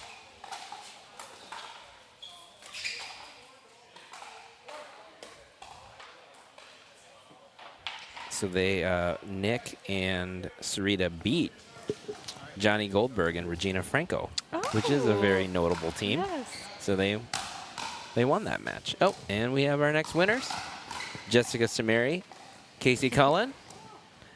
How does it feel to not have to walk up here to talk to us? I kind of miss it. Yeah, I kind of liked it. Really? Oh, you I can't. feel, I feel weird looking up. No, we didn't know that. You're welcome to walk up here anytime. We're not making this exclusive. Because now I anything. just want to like look at the screen and not look at the camera. I don't know where to look. Yeah, I Maybe relate look with at that. neither. Just look. I don't know. I don't know what to instruct you to do. This is. Anyway, at some point I'll come up with a real pickleball question, or we can just keep talking about the interview setup. All right, so first match together, plus Casey had already played a match in men, so it's kind of a different setup. But you guys seem to hit the ground running pretty good. What worked? I mean, we were getting the points going in the beginning, like dinking, and then Casey just was putting it away. I feel like that's kind of the strategy right now. Yeah, I think we got off to a hot start, and they just, they couldn't find kinks in the armor. I think we played really solid. I wouldn't say the score reflected, the match. We had a lot of good points, and we just didn't miss. Just not a lot of Jesse unforced played really errors. well. Yeah. For sure. It looked like you guys were on point for that matchup. Casey, for you coming off men's game to mix? Is that pretty easy for you to do? Just a quick adjustment and kind of mentally, or what does that look like for you?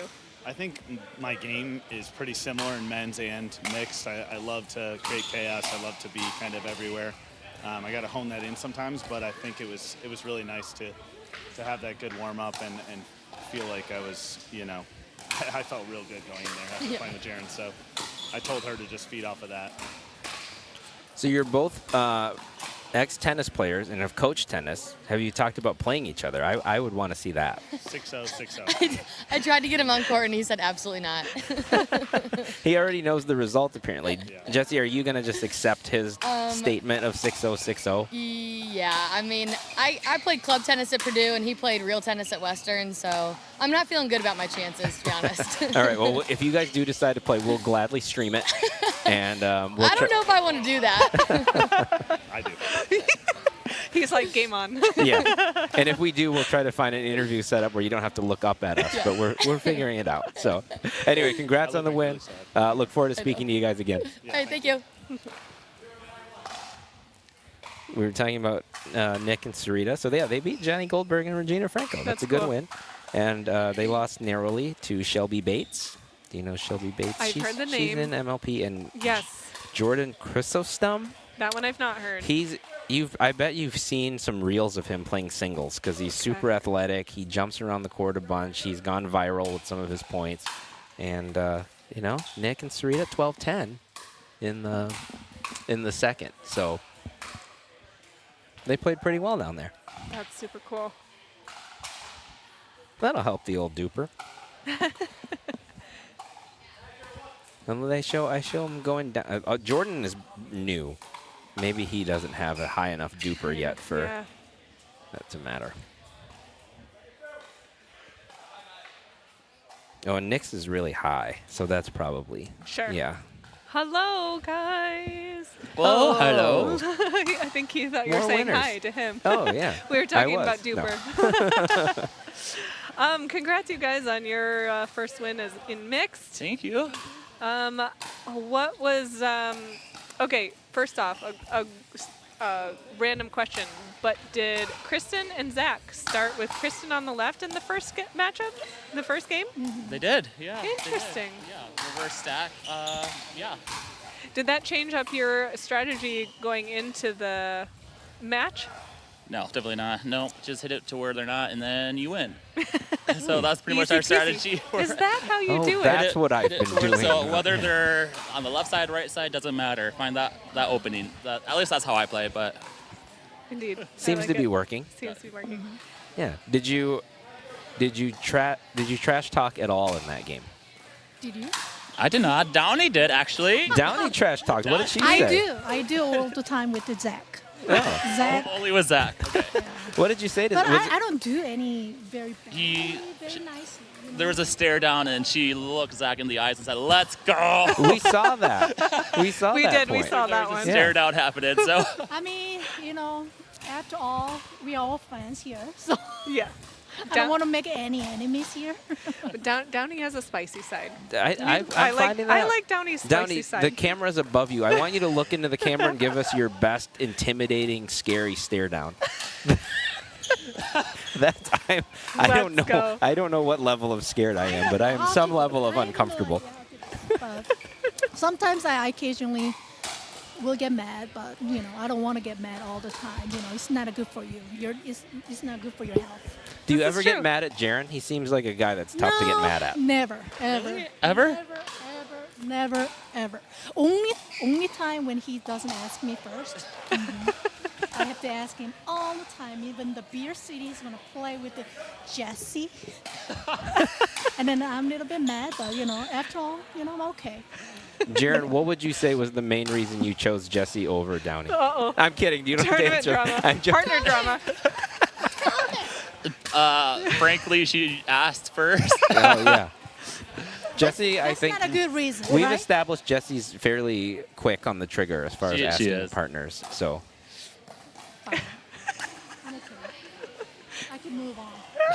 I'm very. Downey, I have you can found a move on. partner yet for BCO? No, I think I'm trying to find the 35 plus. there's one guy playing Court 1 single tournament. His name is Austin Brooks. He's a fairly new guy. He's 35. He's really good at single, but he just tried to get used to the double, so I need to get him to play.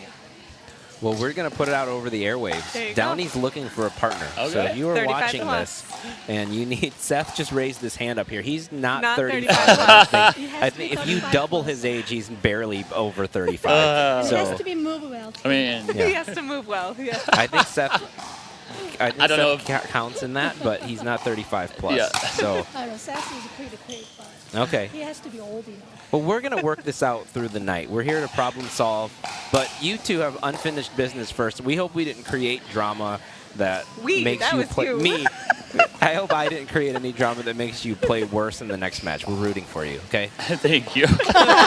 We'll talk to you again. All right. Hope so. Oh, so funny. All right. We're on camera.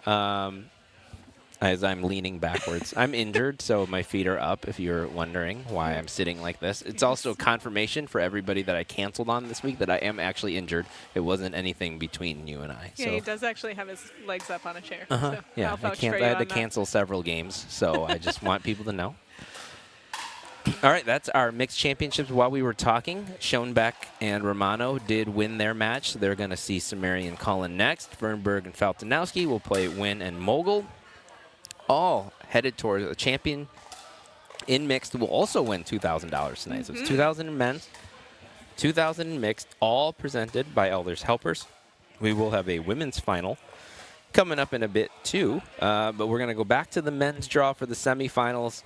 Jaron Faltinowski, Casey Cullen going to take on Alec Timmerman and Caden Young, who played really well in their opening round win. Really excited to see that match. And then Sam Trent, Max Manley taking on Nick Romano and Connor Mogul. Those are two really good matches right there. Indeed. All four of those teams.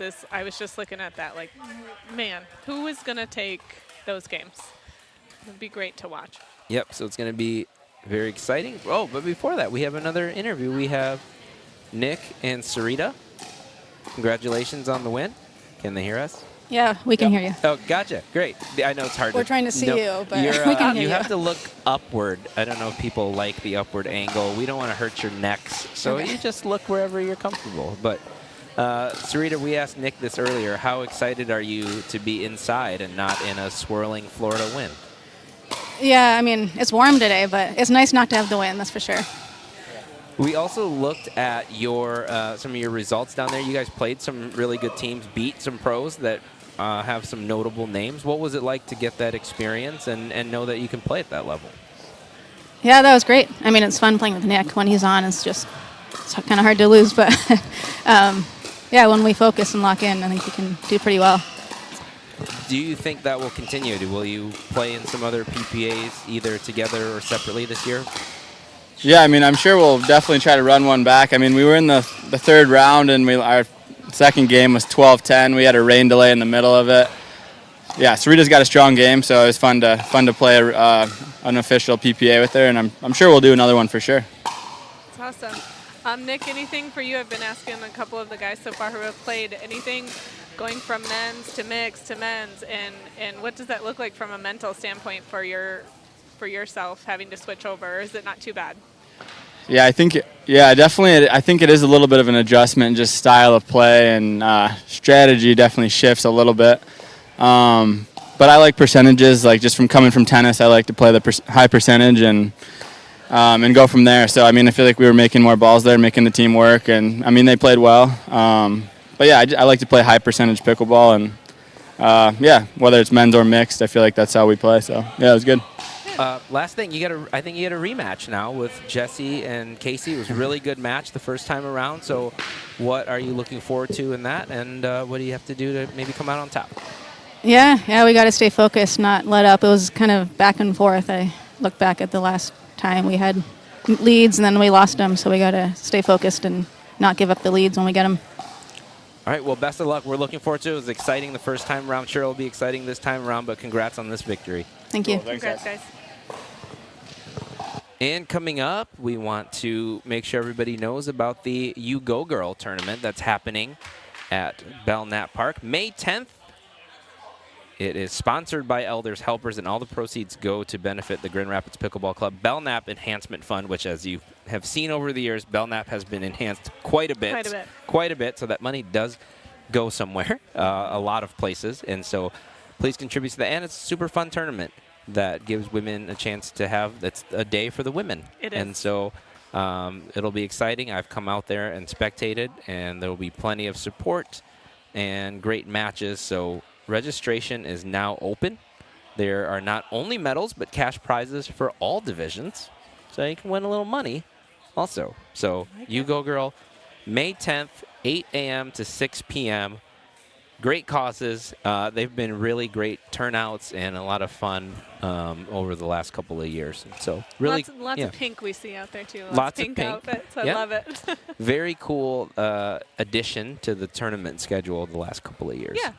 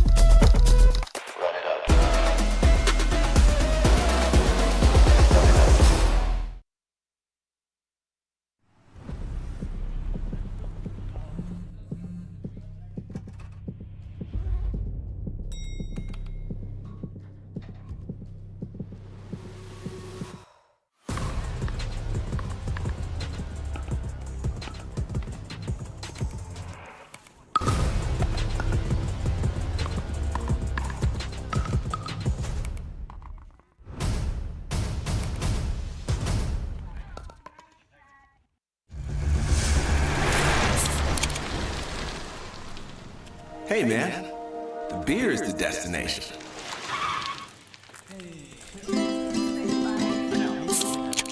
Fat tire.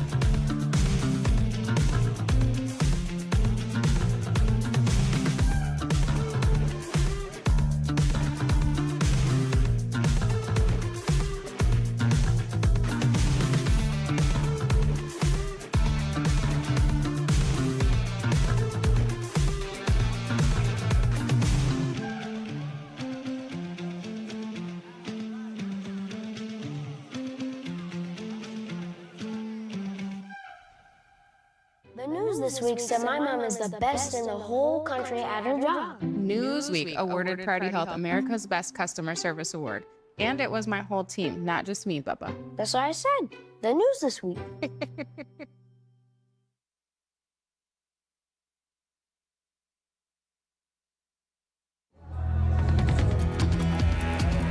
Remember saying, let's get together soon. For nights on the town, days full of play, and experiences you'll never forget. Well, sooner became later, and you and your friends are long overdue for a reunion that picks up right where you left off.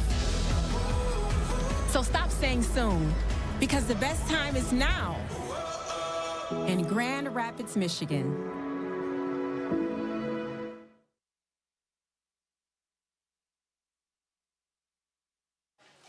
We are back, and while you're gone, 2 quick points from Timmerman and Young. So 2 quick points. One of them ace serve. Well, kind of. He kind of. Yeah. He touched it. Oops, sorry, my microphone was down. All right. But we, yeah, 2-0. So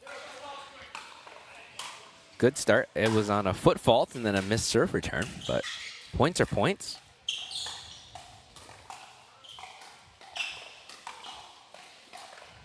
I play with a friend who's like, says ace after if the ball doesn't come back over, it's an ace. In a joking way, or does he actually think Um, that it's an ace? I think I've heard this. Both. Both. I think we've told them, but now it's like a joke, and now I can't get it out of my head. So Yes, it's only an ace if you if nobody touches if you it. don't. Yeah. We're working through the pickleball glossary with you week after week. You've got match point and game point down now. Now we we're have figuring out ace. Although in volleyball, when I was watching volleyball last weekend, they were saying ace even when a kid like shanked it on a serve.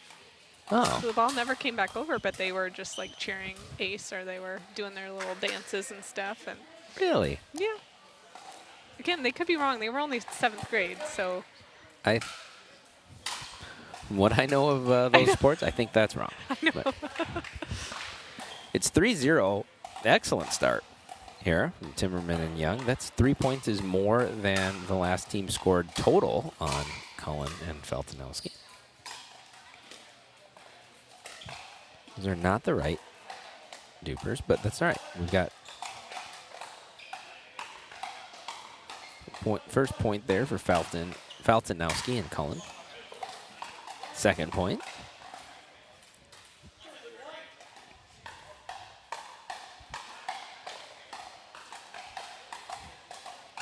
Let's see if we get any chatter this match. Yeah.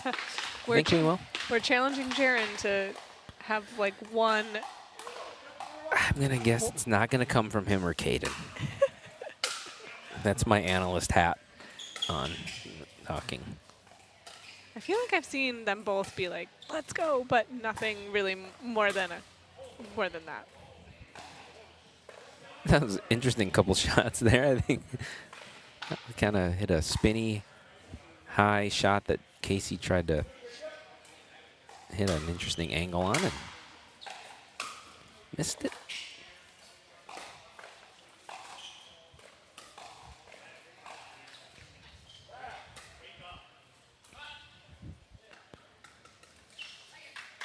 It's 2 missed dinks from Casey that don't see that a lot. I have to think he's going to get that together. So I think this is the time to strike if you're Timmerman and Young.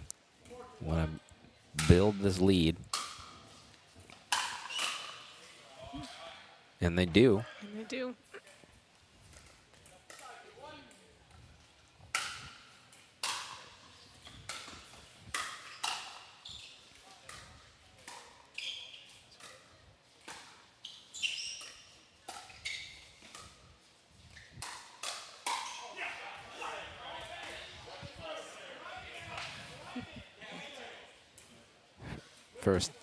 First little bit of chirping.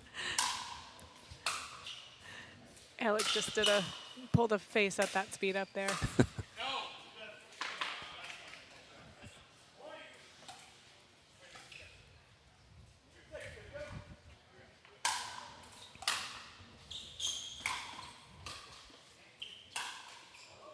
And Alec goes right at him and gives a little second look, and it is 7-2.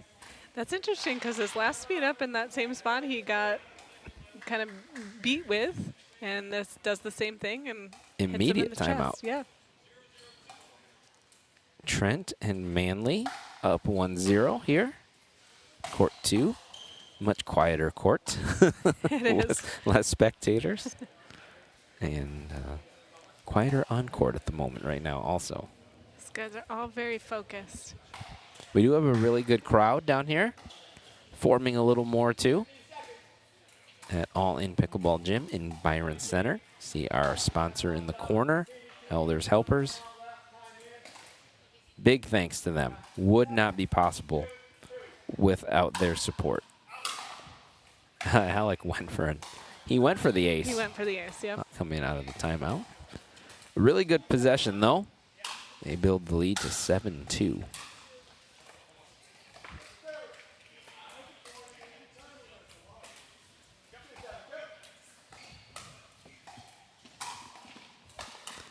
Intentional short serve there from Casey.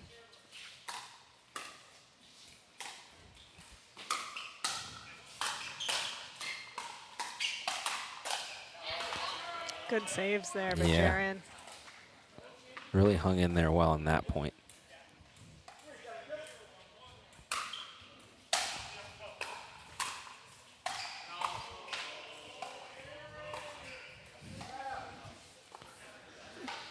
Really good start for Caden and Alec, and now they have a chance to stretch this lead even further. 7-3 on the one.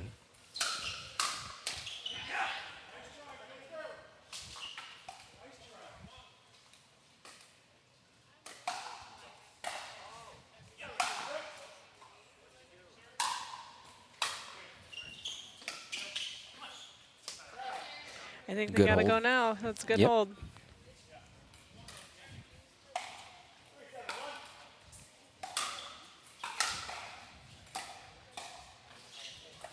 Big return from Caden Young there. A lot of pace and just inside the back line.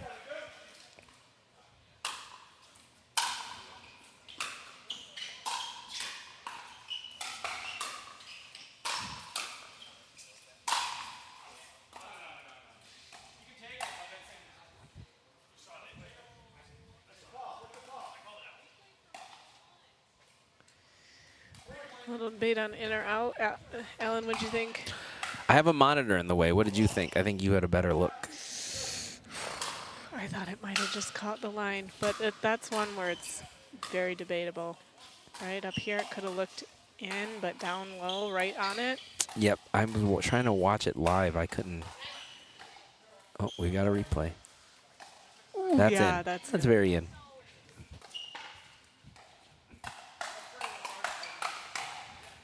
Good job, camera crew, catching that. Yep. Shout out to them.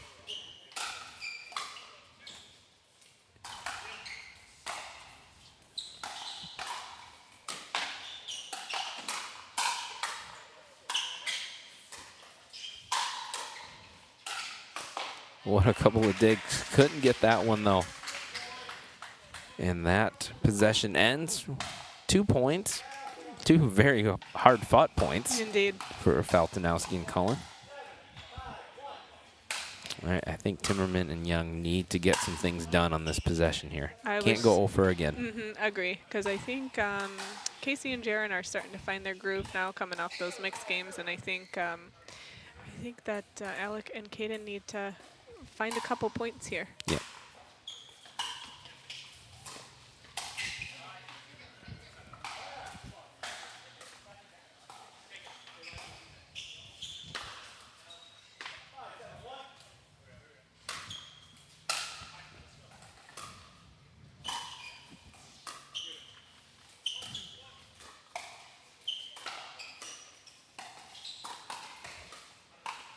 Just wide on that dink. So that'll bring it to 7-5 on a 2. 5-7 on the 2. 5-7. You're right. My bad. That's what I'm here for. It's all right. Long night ahead of us. That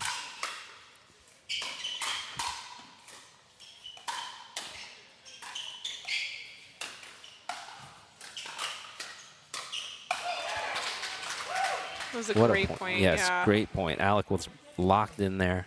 So many net cords too, and for them to stay that focused off those net cords, that's hard to do.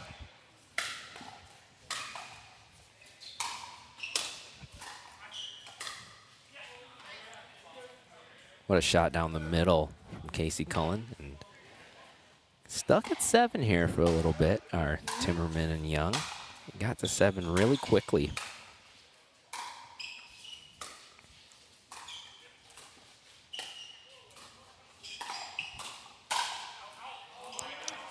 Good combo Just there long. from Alec Timmerman. Oh, it was out? It was out. Okay. Mhm.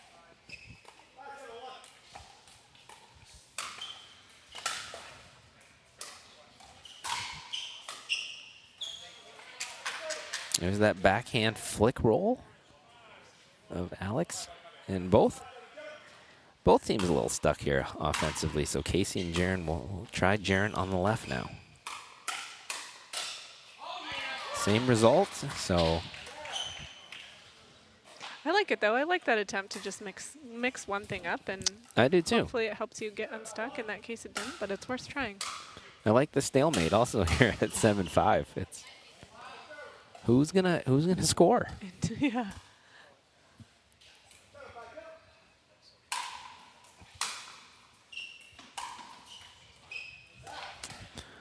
Not on that possession, so we're still at 5-7.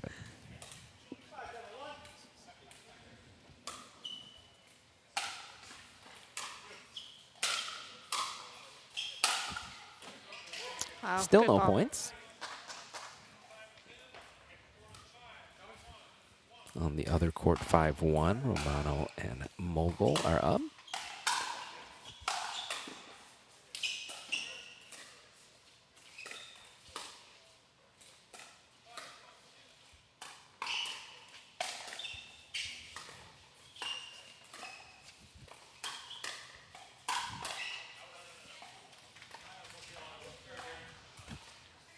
We're still at 7-5.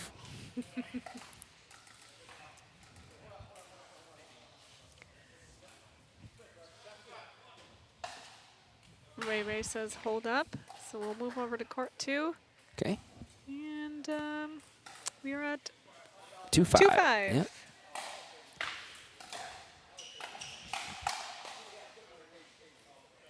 I think that's what Max Manley wants, though.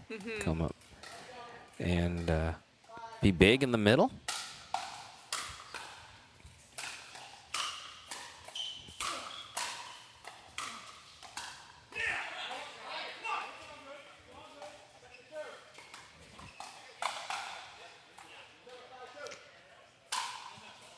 Let's maybe go back to center or split them up here, as we have 2 semis going on at the same time. Kept it in there. Yep, net court help for Connor Mogul. They're up 6-2.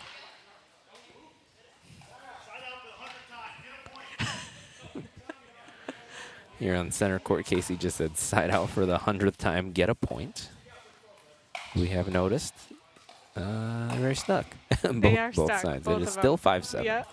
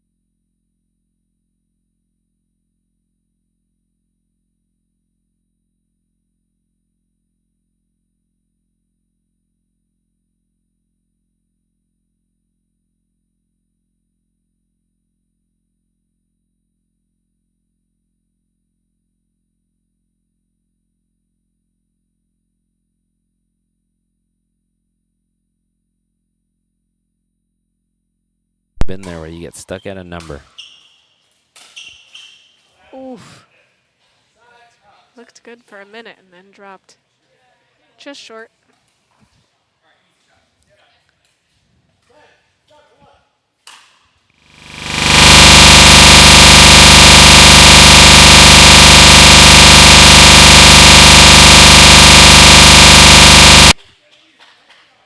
They saved one game point again. Yep. Jaron blasted that drive. He did. And they handled it. And there it is. 11-7 after being stuck at 7-5 for what felt like an eternity. A long time. Yeah. And we had some court talk.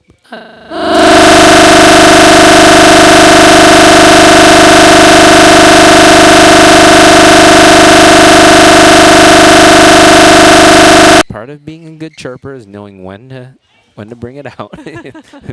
Being down 7-3, not the time, but he found the mark both in his game and in the chirping. So a lot of himself, a lot about getting skinny that game. Yep. So skinny, he said.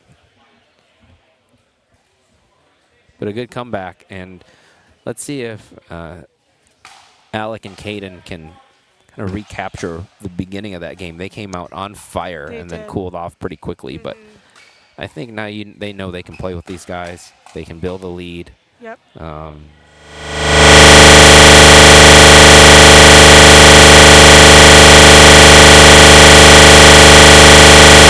and got to leave that in game 1 and start fresh for game 2 and really focus up.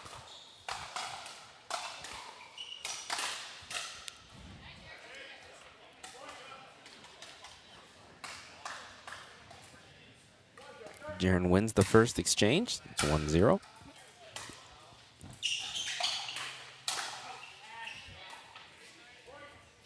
Two quick points.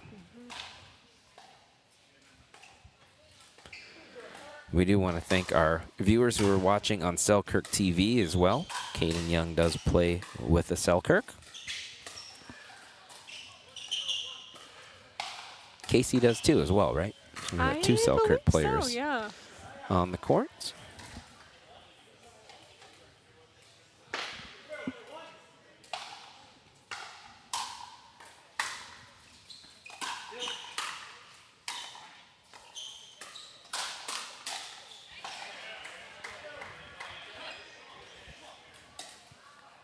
Jaren coming out firing this second game.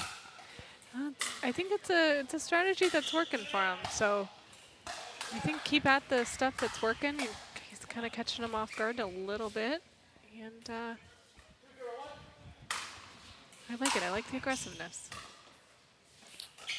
Yeah, Casey's been resetting things a lot more, doing some of this dinking, which you see now, and Jaren's been getting aggressive. I think that backhand in the middle is working, although that one does not. Just catches into the back line.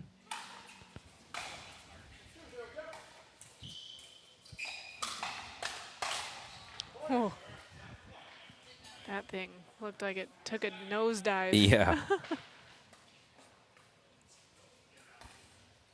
Maybe not the truest best Casey even. He was like, he's apologizing for the serve.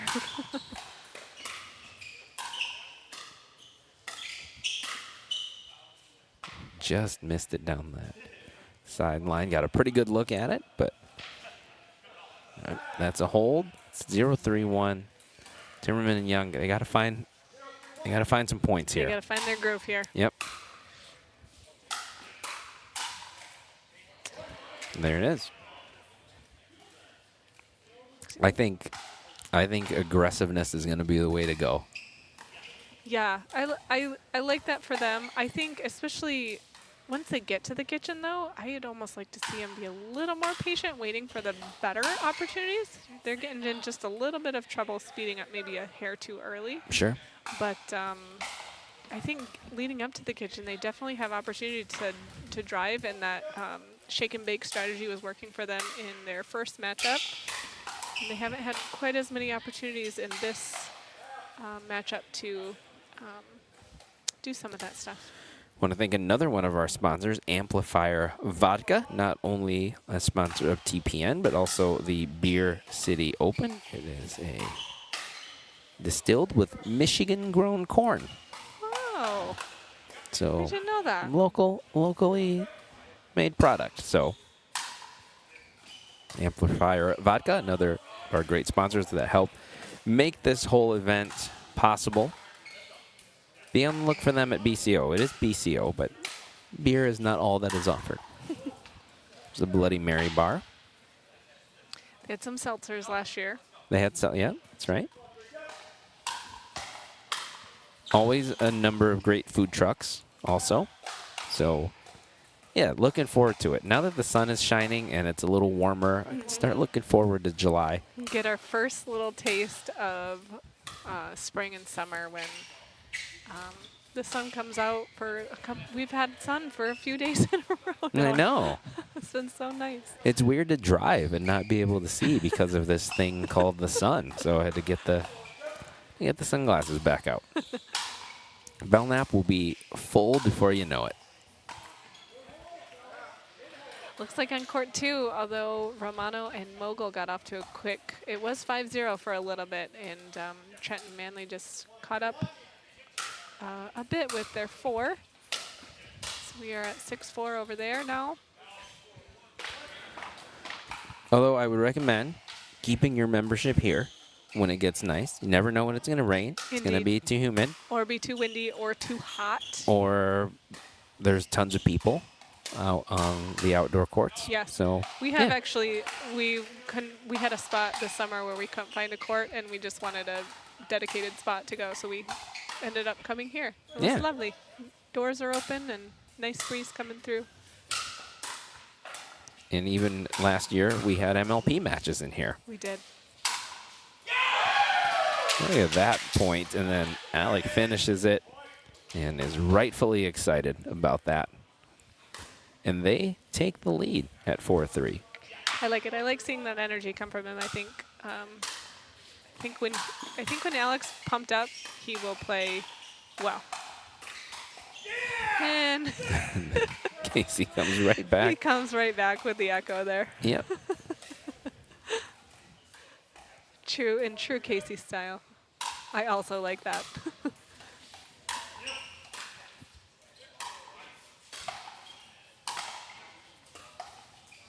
Ooh, what a shot. Great drop shot.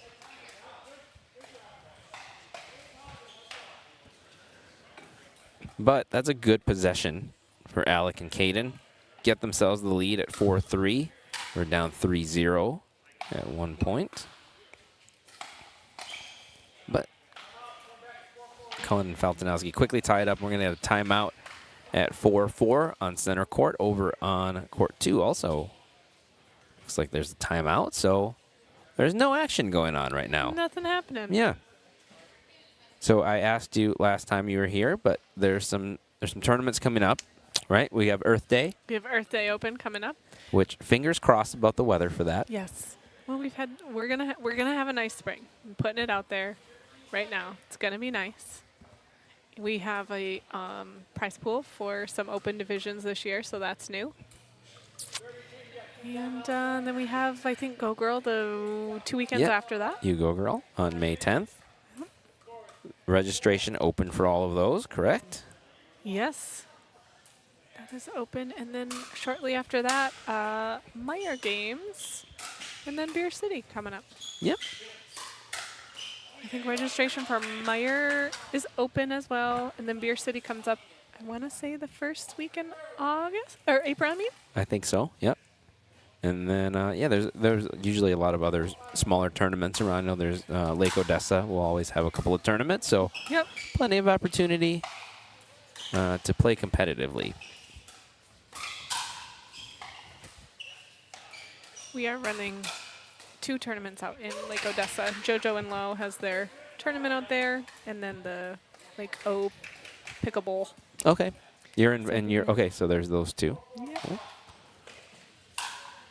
The Pickleball is usually a fun tournament. Yeah, it's just the Lake Odessa people, shout out to them. They're awesome people. I like seeing them every year and getting to know them. I think there's usually, at least the couple years that I played in it, the fair was going on at the same time, which was really fun. Yeah. Romano and Mogul quickly, it was 6-4, and then we blinked, and it's 11-4. And wow. so they are into the finals. They are awaiting the winner of this match here. Timmerman and Young are looking to force a game 3.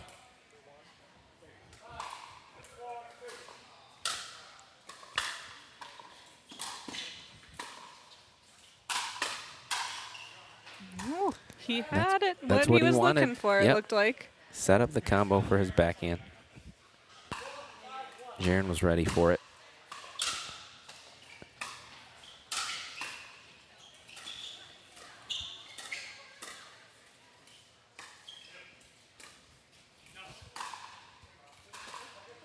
Just a little wide there on that dink from Jaron. Going into the second server at 4-5-2.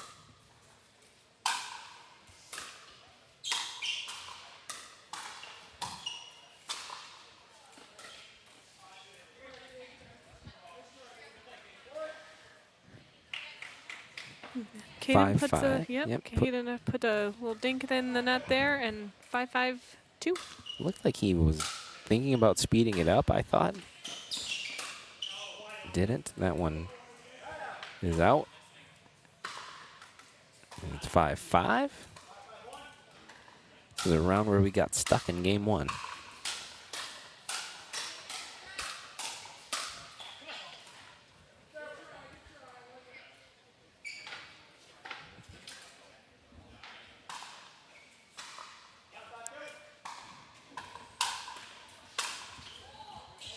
Just deep on the return of serve there. 6-5 now.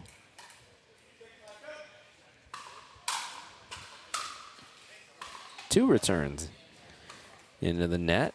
One deep and one into the net. And it's 7-5. You always like a couple good freebies. That's makes you feel pretty good. And especially at 5-5 when you're trying to force a game three.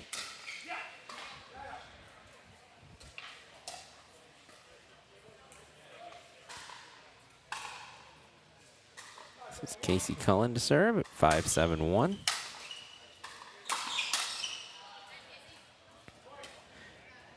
Short return is going to be trouble with Jaron and Casey on the other side of the net, so they jump on that. They're up 6-7.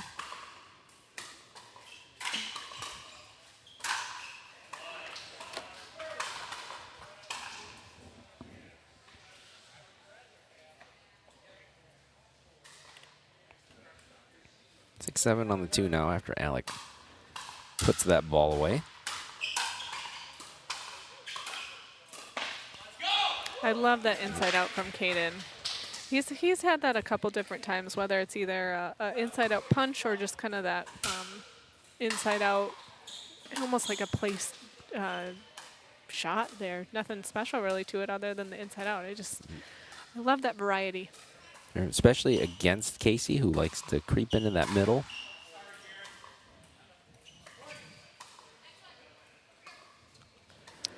And we have our next winners on to the finals now.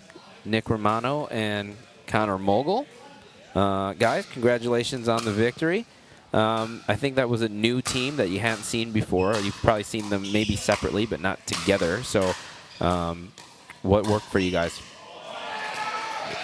I mean, yeah, they're tough. Definitely, they both have pretty big power game, I feel like. So, yeah, we had a lot of good points in there, but I feel like our strategy there was to get to the net and then try to work the kitchen a little bit. So that's what I thought. It's a lot of pickleball tonight. What do you think of this back and forth, playing all the different draws? And I guess you guys did it in Florida quite a bit, but how do you kind of stay fresh and engaged? Yeah, it's nice not having to play singles today and wake up at 6 a.m. and go play singles. So feels pretty fresh right now compared to that. But yeah, it's definitely an adjustment going from mixed to men's, and you just got to make those adjustments. But that's key. Sure. So we may end up going 3 here on center court. I'm sure you guys don't have a preference on who you're playing, but what have you gotten to watch any of this match yet? Just finished recently. I've been watching a few out of the corner of my eye, but I mean they're having long points over here, so it's going to be a good one, whoever it is. All right, guys. Well, we will see you in the final. We're getting used to seeing you there. Congratulations, and we'll watch the end of this one and see who you face. Congrats, guys. Thanks, guys.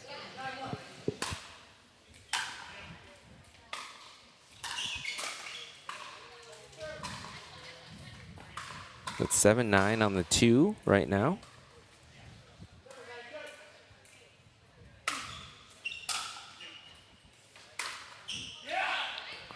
That's a great shot. Yes. Beautiful shot down the line. It's 8-9.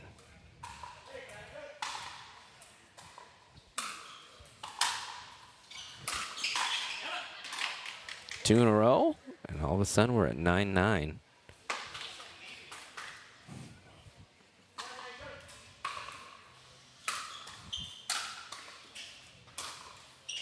Oh, he tried for it again. A little opening, but 9-9 Falcon out, or 9-9 Timmerman and Young now serving.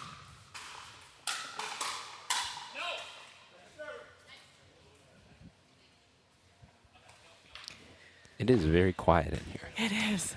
Everybody's watching with bated breath.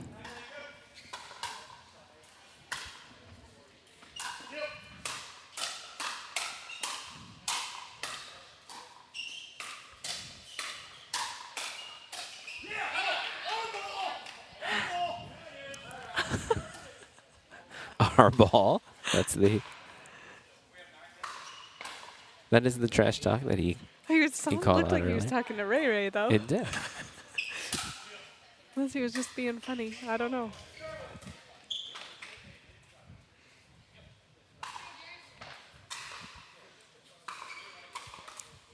Nine on the two. That's an uncharacteristic miss on the third from Jaron. Ooh, that's a good get.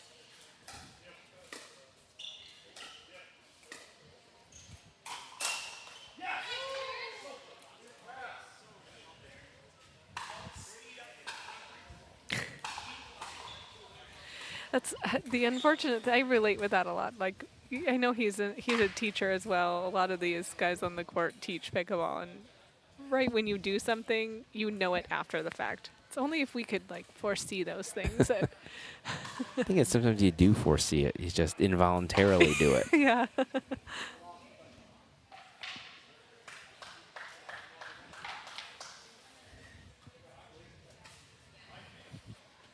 So it is a match point. Match point. Was For- this an offensive timeout? I didn't see who called it. I don't think so. I could be wrong. I thought Alec called it. Okay.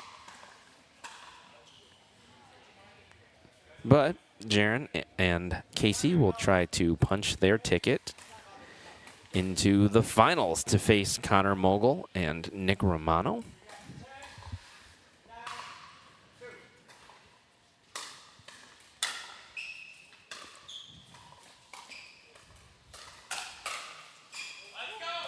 Caden handles the speed up, and it's held. So we're going to go back over. It's 9-10. This is a little reminiscent of their Timmerman and Young's last match where they were behind and ended up going up in their with their last couple serves. So we'll see if they can pull that off here to force the. Well, they do know.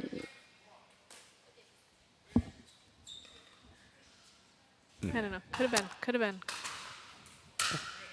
So they are looking for a hold here, and Faltanowski and Cullen are looking for their match point.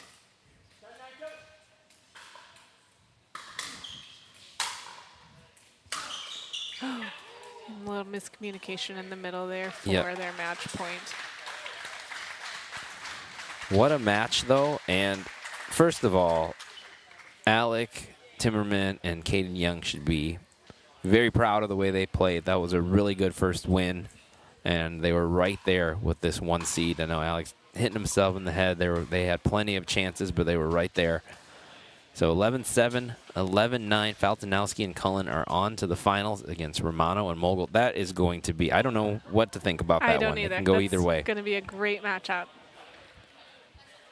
That can go either way. Those are 4 tough pickleball players.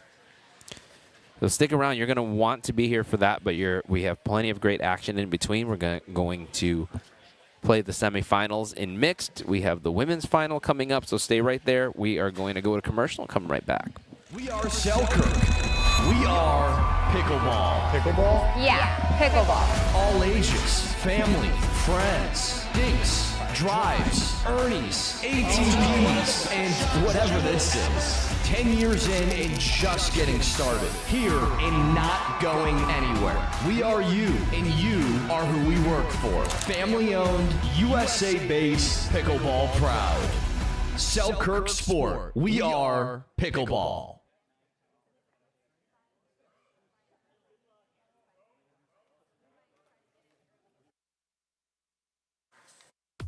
Welcome to All In Pickleball Gym, the first dedicated indoor pickleball facility in Grand Rapids, featuring 5 full-sized indoor courts and 2 trainer courts that feature a professional outdoor pickleball surface. 16-foot full enclosed ball containment nets on every court will ensure that you will never have to yell "ball" again.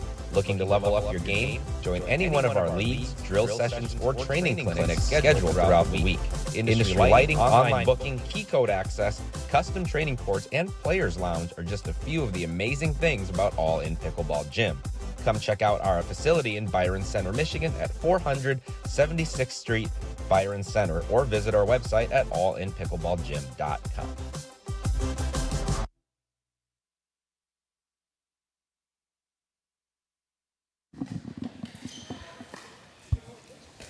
Next winners, Casey Cullen, Jaron Faltinowski. That's a heck of a match, guys. Some tough points. What kind of made the difference in the end there, and what was the intensity like on court? We felt it up here, certainly. I think we played probably, a very clean, flawless match the first match. And then this match, we're just kind of struggling to find our groove and get it going. But I think just sticking to, I think the timeouts helped. Always believing we could win when we were down, I think helped. We're down 3-7. Yeah, it was a struggle out there, and they made us earn it, and they started hot, and they were loud, and I think just always bringing that energy back. Like if they're going to yell and they're going to be loud, like staying in that energy battle so that they don't win, build off of that.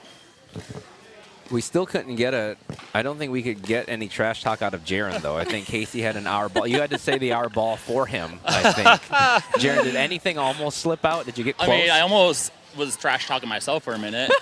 So, I mean, True, like, Jared. So like, Jared style. I was like, that shot was trash or something to myself. So that's about as R-rated as it gets. But That sounds about right for you, Jaron. oh, gosh. So you talked about having to fight through some tough moments. You guys haven't played together much before, so in those timeouts or in the moments where it got a little tight or they got a lead, what did you guys talk about in terms of having to find yourselves again and get back in it?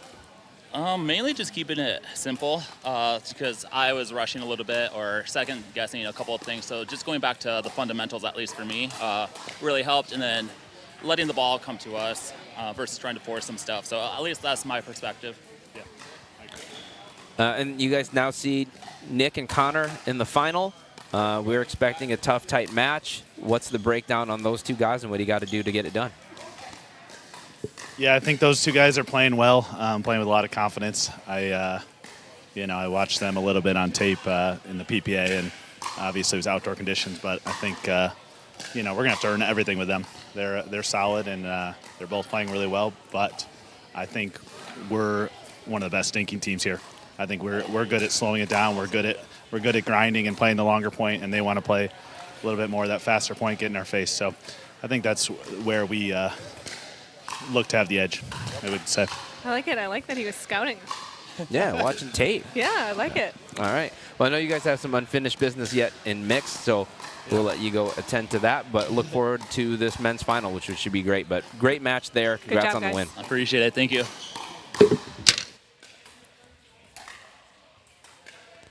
Jaron now has to run over here on center court.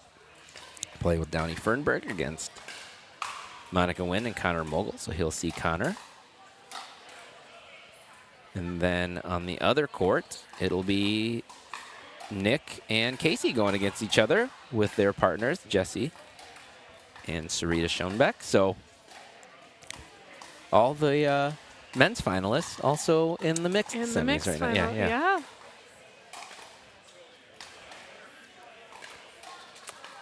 What are you expecting in these matches? First on center court here.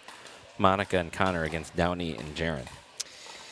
Ooh, interesting. I think Downey and Jaron play a little bit more of a traditional kind of a dink game. I think that's their maybe primary style. That doesn't mean they're not good at other stuff, but I think that's maybe primary. I think Win and Mogul, I think they could play a little bit more aggressively and put some pressure on Jaron and Downey and really have an opportunity to generate some offense potentially. And just, to me, it's going to be a battle of maybe of either who's patient or who has better hands in the speed up. And then on court 2, this is a rematch of the finals from the last mixed night, which we got to watch. It was a treat to watch it. Really great match. Nick and Sarita, really, they had it. I think they lost game 1. They were up in game 1 and lost it 12-10 or 13-11, and then won game 2. So had they pulled out game 1, they would have won that match. And they referenced it earlier. So what are you expecting on court 2? I like what Sarita was saying, just staying focused in those opportunities where they were starting to give the lead away. I think that's good, and I think they saw a little bit of success kind of making Casey decide how far he wanted to go, right? And then potentially hitting some behind him. I know we talked last time about how Sarita's got that great drive going up behind the guy on the left side, and I want to see her use that. And then I know that Jesse and Casey are just all-stars at generating pressure, generating aggressiveness, and I think both teams can do a really good job at putting pressure on the other team.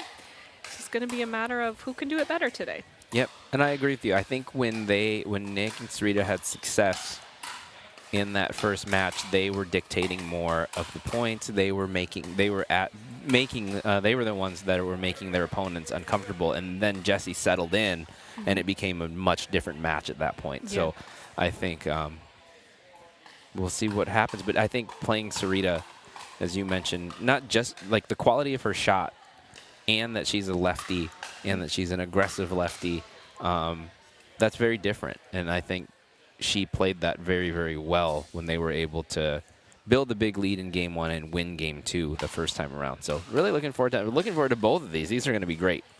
And we are flying through this. It's 8 o'clock. I know. I was really planning to be locked in till 11. Maybe we still will, but don't broadcast jinx it.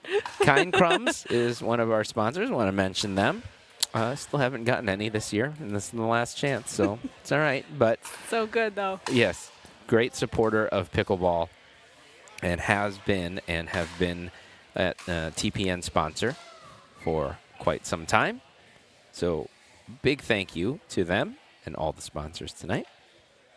If you want to thank all of our sponsors at once, have a Kind Crumbs donut and treat yourself to some Amplifier vodka. Here they go great together. All while helping an elderly person. Yeah, I was like, wait, how are we going to work in the elders helpers? Yeah. And wearing your new pair of Selkirk shoes. Those are very cool looking shoes, by the way. They are, yes. I'm a little bit picky. And Fat Tire, I am wearing the Fat Tire hat tonight specifically for that. So I have a Fat Tire as well. There are drinks being handed out. Experience Grand Rapids, another great sponsor. I'm always checking their event calendar for things. Jam, Stretch, and Fitness to make sure that you don't end up with your leg up like me. Alan, you should have seen Jam, Stretch, and Fitness. I should have. I don't know what would have helped me here. Paddle Tech, great paddle company based here in the state of Michigan. Sponsor Andrea Coop and Anna Lee Waters. And then, of course, All In Pickleball Gym, which none of this would be possible without them because we are in that building. So this is All In Byron Center. They also have a location at Cedar Rock.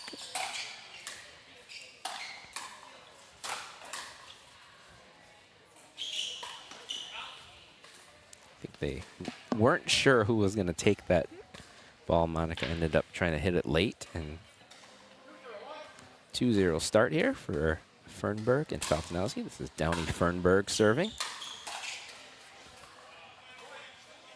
3-0.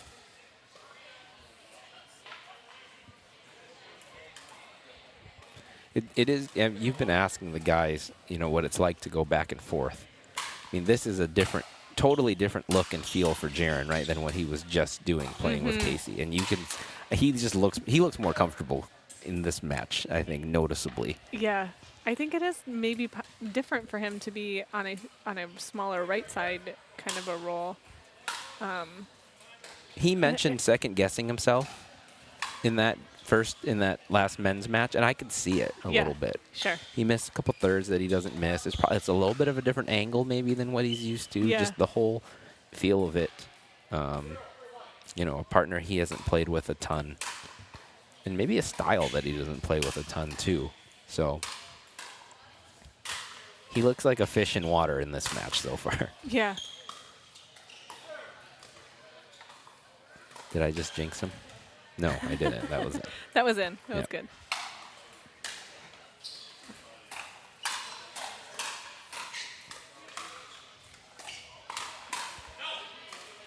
I like it. Jaron and Downey have come out quite aggressive, and I like seeing that style from them. Maybe putting pressure on Monica and Connor before they can put it on them. Absolutely. And in the last offensive possession, Jaron hit a drive right at Connor's backhand, I think as a signal of like, hey, don't creep too far into the middle here. I will exploit that. Yep. Monica was ready for that shot, though. So 3-0 on the 2 now.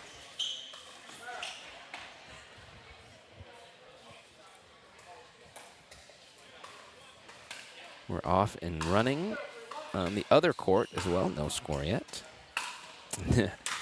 Romano gets a very friendly bounce off the net cord there. So we're still at 0-0. And first point to win in Mogul on center court.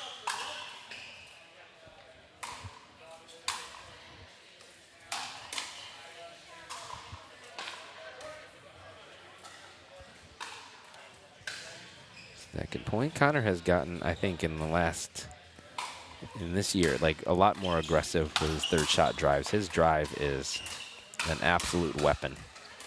He plays a lot of singles, if my memory serves me correctly.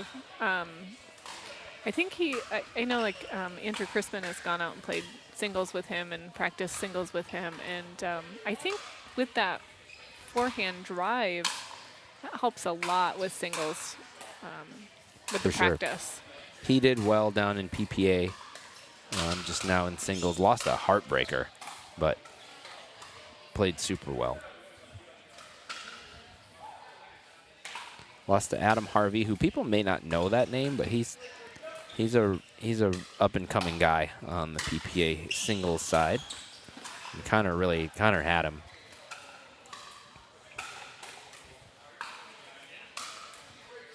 3-3 on the 1, so that one is out. Downey and Jaron got off to a fast start. But Win and Mogul caught up.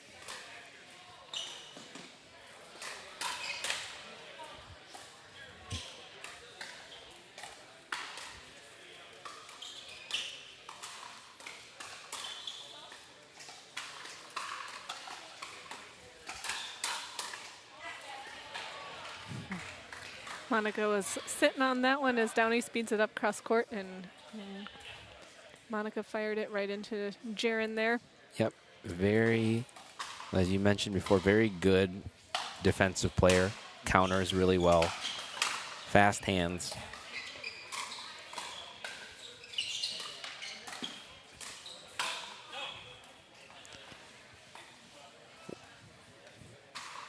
Wide dink from Jaron was able to kind of pull Connor out into some space. That got Downey the opportunity to attack that ball. So on court 2, I believe we're at 2-2. There we go. Here it is. Yep. Right numbers, wrong column. Yep. Wait a second. 2-2 and 3-3. Perfect lob by Casey Cullen on court 2. Tracked down. Let's see if we can get up to the kitchen line here. And we're still playing. And he puts that one away. So that ends the scramble. They made him hit about 3 more than I think he thought he was going to, though. Absolutely, yeah. Nick is deceivingly fast, I would say. He kind of plays this, slower style of game, but when he has to take off, he got to some balls last time, too, that I did not think he was going to get to. What a shot by Jessica Samari. She loves that shot. Yes. That's the second time tonight that Yeah. she's just peppered that ball. I will relate with her on that. I love taking a cross-court speed up and just backhanding it down the line behind the guy. Favorite, probably, thing to do. She let out a pretty good yell there, though, which you do, too, from time to time. Maybe not sometimes- quite like that. Yeah, I have done that, though. Trying to just, be a little more even-keeled in my upper echelon of age. I don't think you're in your upper echelon. We have like at least 3 more divisions to go. Mid echelon? Yeah. Yes, mid. Mid to upper.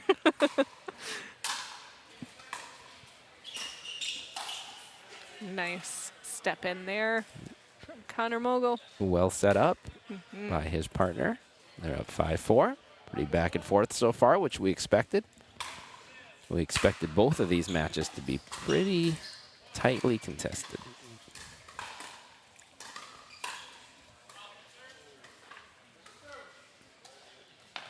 Priority Health, another sponsor of ours, helping make this possible tonight. Big thank you to them. They are a pretty consistent supporter of pickleball, especially in Grand Rapids. They are another BCO sponsor, so thank you to Priority Health.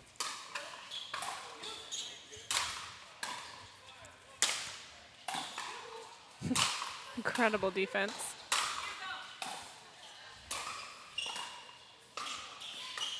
And we are back They're up in. to the kitchen. Oh! And Monica hit a great drop to get him up there. And Connor clipped that out ball. But look at these gets. That beautiful drop. And actually that one. I think that was flying. That was gonna, yeah.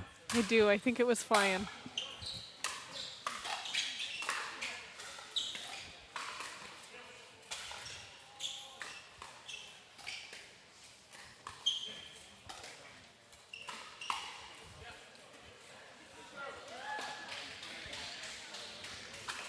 A rare miss dink from Downey.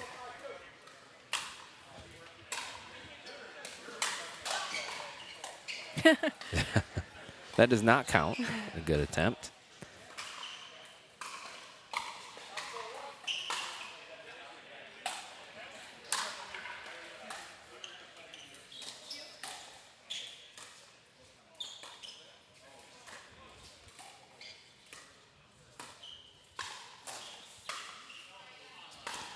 Net cord doesn't go Downey's way.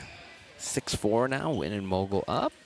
On the other court, we have a little bit of a score stalemate. Been at 5-2 for a while.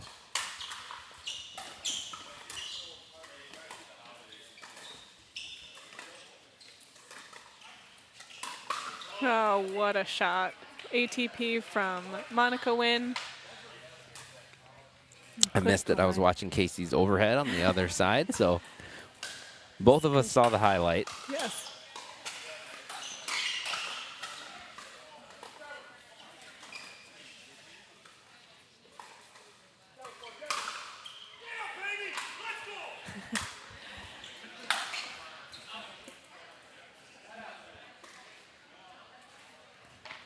Big yell from Casey Cullen.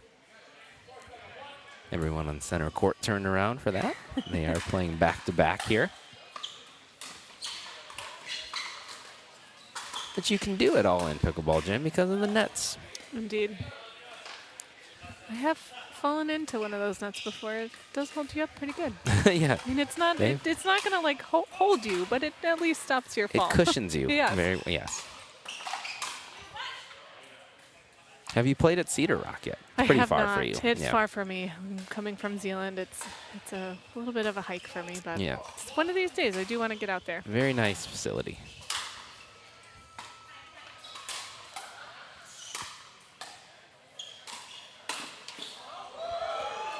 running Connor Mogul finds, and we got a timeout now from Jaron and Downey.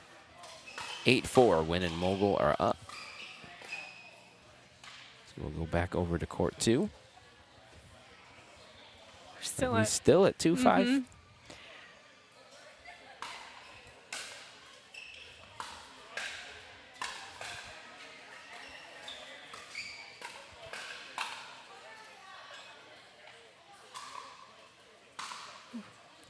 Was there a foot fault? Must be.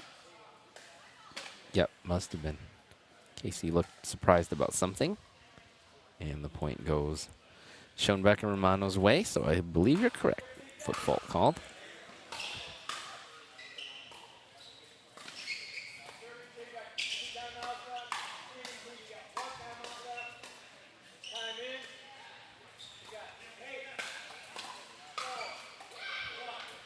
What a combo there. Wow. Yeah. ATPs, defended ATPs, and Jesse overhead. handling the lob, and then Casey comes over to finish it off. We got off of 2-5, but we did. Yeah, 5-3.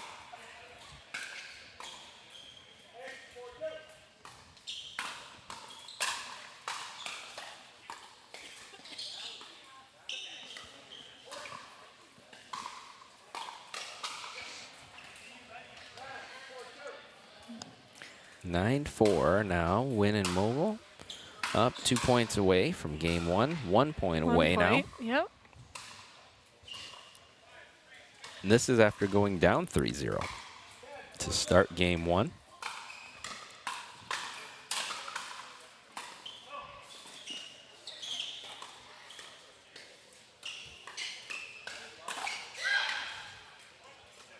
And there it is. Good shot. It stays Yep. in. Just catches the outside line. So 11-4. Monica Wynn and Connor Mogul win game 1. That much closer to a mixed final. Connor already in the men's final. And his partner, Nick Romano, trying to join him there. Got a little work to do before that, though.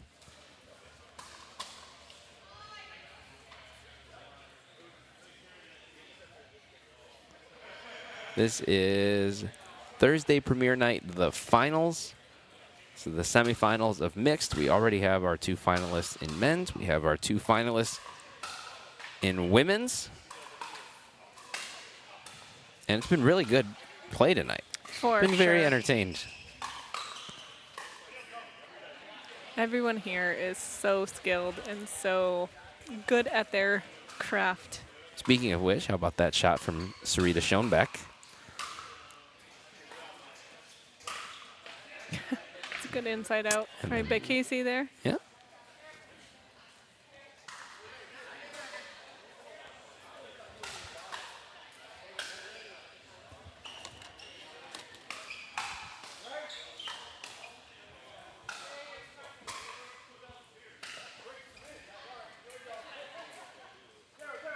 Good possession here for Schoenbeck and Romano over on court 2. They're up 5, or they closed it to 5-6. Still serving. Trying to even this out. And they're able to, so it's now 6-6. 6-6.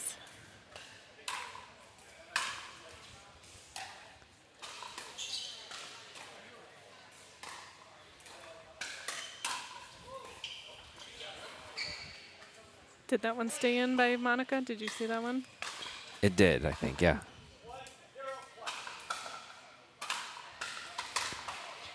You know what impressed me about Nick with the Cape Coral is you see him play doubles. We've only seen him play doubles, and he's such a controlled player. Mhm. A lot of drops, resets, and things that I wondered how he would do in singles, but he did fantastic. And he's got a lot of singles game, which you wouldn't necessarily know by watching his doubles game.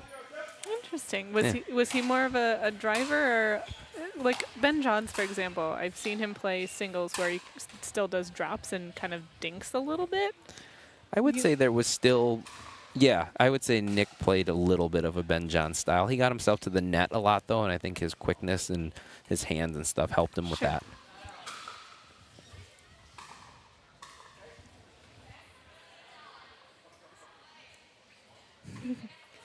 to be maybe a little, maybe the ball's out of round possibly, or maybe not. We do use a Franklin ball here, which I believe is a change from last year. Seems like it's become, at least around here, the ball of choice. Yes, except I know Grand Rapids does use Duras for the GRPC club hosts. So I think it's an overall good choice to kind of slow down the game a little bit. It is harder to put the ball away with a Franklin, but It kind of combats all this paddle technology. Yeah. Right. And over on court 2, it's 9-6, Schoenbeck and Romano. They were down 3-6 when they took that possession. Very interesting.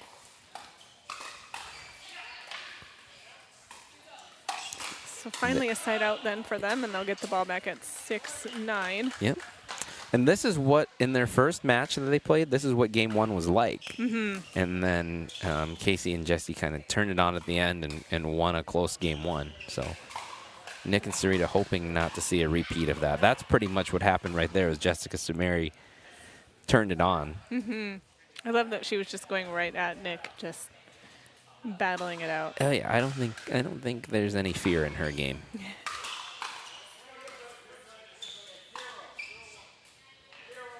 Just clipped I her. was gonna say, speaking of no fear, Yeah. Sarita will definitely fire off a ball and caught Jesse there.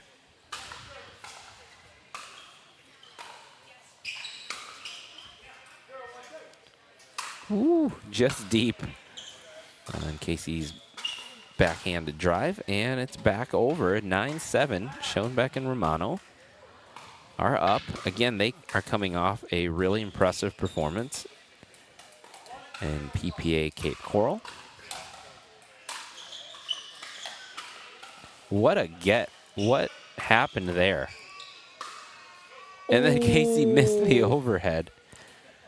Jesse got a ball that I thought the point was over. Yeah. It floated out of the screen and landed in the kitchen.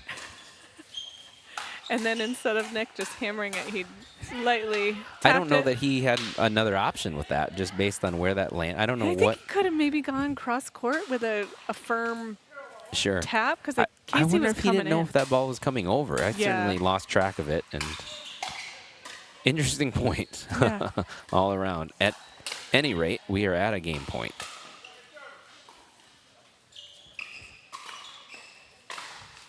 And it's Wow, over. They do take game 1. 11-7.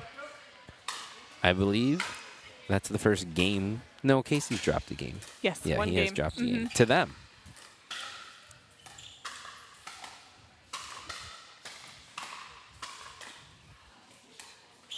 So the momentum they got from their performance down in Cape Coral. And I think a little bit of they're coming for him today. Yeah. From the last couple of weeks, having been in championships or the final matchup anyway, and lost to them after 3 games. I think they're feeling like they got something to prove. Yep. Well, they did it in game 1, and that's after giving up a little bit of an early deficit.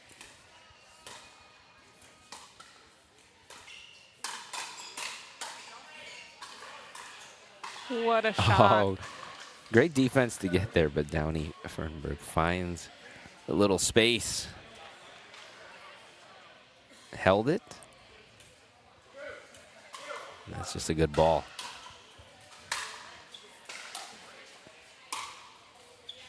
Oh, shoot. Little miscommunication there. 2 straight winners from Downey.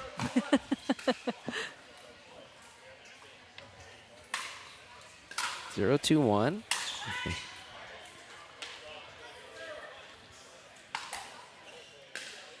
Going now game 2. Schoenbeck and Romano trying to not let this go to a third game.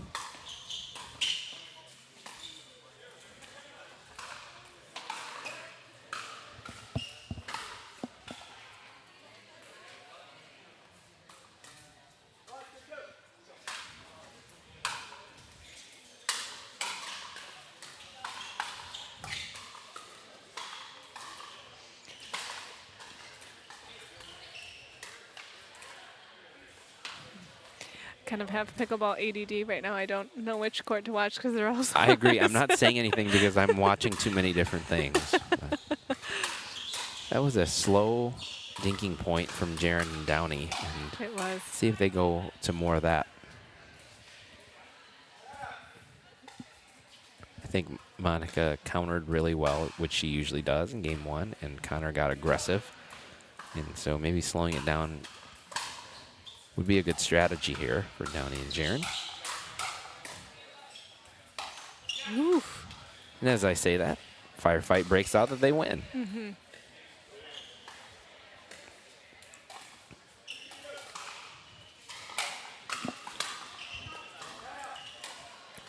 Miss serve, so they'll get another look. Trying to get a lead here. It's 2-2 on center court. Fernberg and Faltinowski to serve.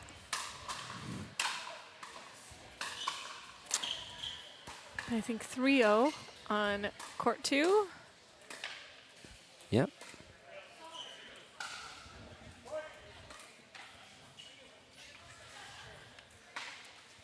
Three-two on center court now. Jaron and Downey do take the lead.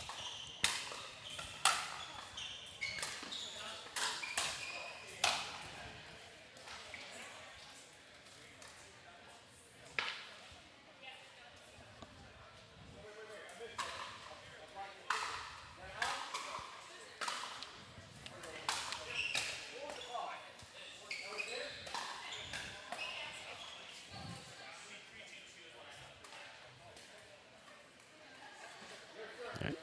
3-2-2. We got to figure it out now. Jaron to serve.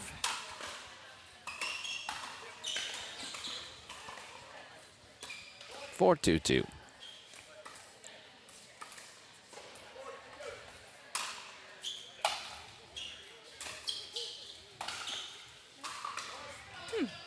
So a few uncharacteristic misses from Win and Mogul. Yep.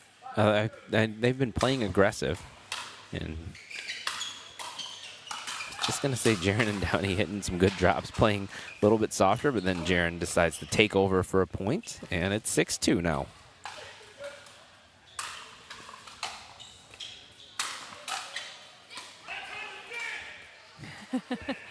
We hear a big "that's how you dink" over from court 2. I like it. Firing up your partner. Never a bad thing. No.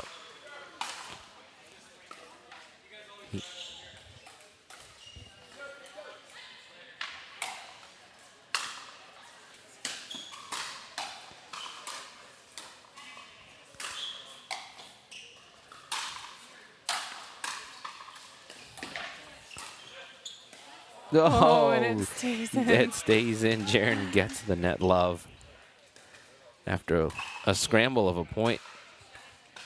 And they get a great hold there and are up 6-2 and a lot of momentum.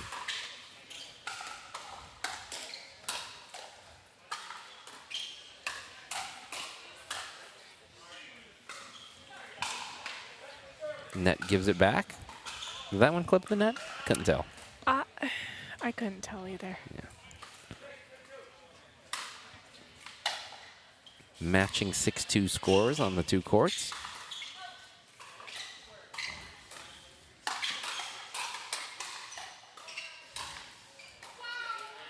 Shoot, she was there. Yep. She knew it too. Got a good look at her forehand. So Win and Mogul take the serve back. Down 2-6.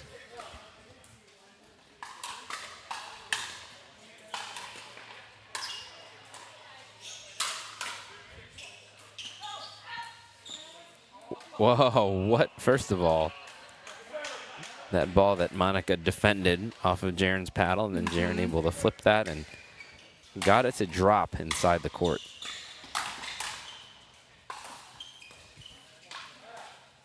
Another hold at 0. With no points, I mean. So 6-2. Downey Fernberg to serve. Over on court 2. Sarita Schoenbeck serving. They're down 3-6 after winning game 1.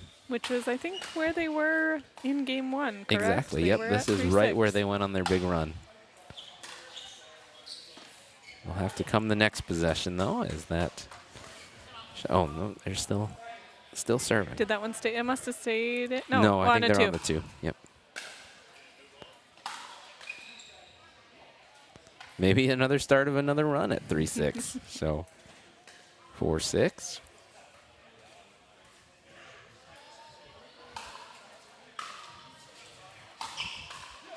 What a Wow. shot. There's that singles ball. I Yeah. told you, got it in him. That is an incredible shot.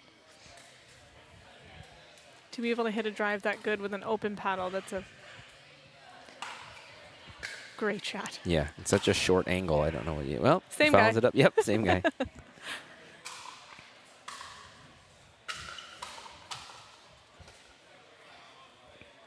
So I'm curious because you teach, at several different levels.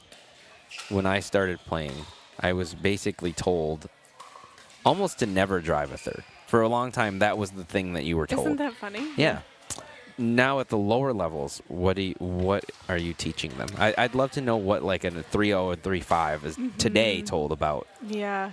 what to do with a third. We are huge proponents of teaching control before power because we want people to almost like be responsible with it. I mean, if there's people out there Sure. just hammering balls at each other, I mean, sure, you can do it. Everybody can make their own choices, but like, do we really need to be hammering balls in a rec play situation to win a rec game where there's nobody's handing out medals, Right. So, I mean, when you get to a 3-5 level, though, you have to be able to handle it and do it. So we're starting to incorporate some more driving in, especially like our drop-in lessons, and but we still do teach a third shot drop because it's important. Once people learn how to stop your drive, you have to be able to have a skill to back that up when it's no longer useful. So we do teach control before driving. So I think I needed to be told that because I just drove everything. And so I think then a lot of people do, right? Yeah. So it's necessary to tell them, like, don't do that all the time. Yeah. And so I think I needed to get to a point where I was like, okay, I need to train myself to hit every third as a drop. Yes. And then you learn when to do what. Right. And then, yeah. But it takes a second. Unless you're one of these players who just walks in and plays 5-0, some of them just get it right away. Right. Like former high-level tennis players, they can sometimes do that. But a lot of them, I think, because they just have hit so many balls in their life, can quickly learn the touch of hitting a third and hitting a reset, hitting a drop, and hitting a reset. Yes. Which is a tough skill to learn. And then they just have a great sense of how a return is coming at them and knowing what to do with that ball, if it's a drivable ball or one that they should drop.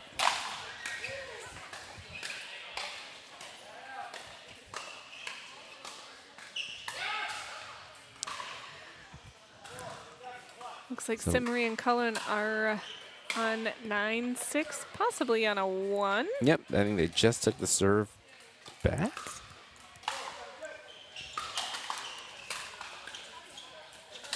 The score was opposite last game, so that's good for them to pull through on game 2 and take the lead here. When those two teams play each other, we know we're going to get a lot of back and forth points, a lot of back and forth games, and it looks like we're going to go 3 again unless something strange happens here. We win Faltinowski and Fernberg trying to make sure that we go 3 on the other court also. Oh, she touched it, I Yep, think. she clipped it. No, right away. That's 7-4 on the 2. So Schoenbeck and Romano hold on court 2. Going to get it at 6-10 now. A lot going on. There is. My eyes were locked in on center court with this hands battle here. Connor Mogul just punching stuff and then great communication and the knowledge to let that high ball go. That's tough to do when you are locked into a hands battle. Yes, very tough to do.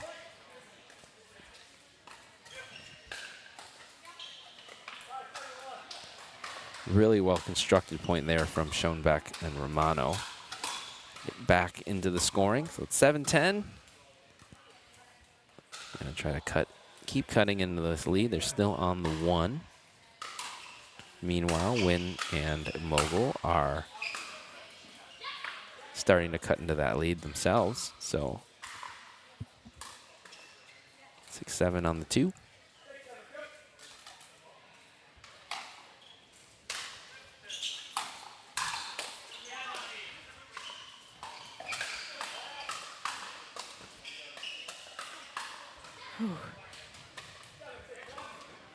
That's a hold.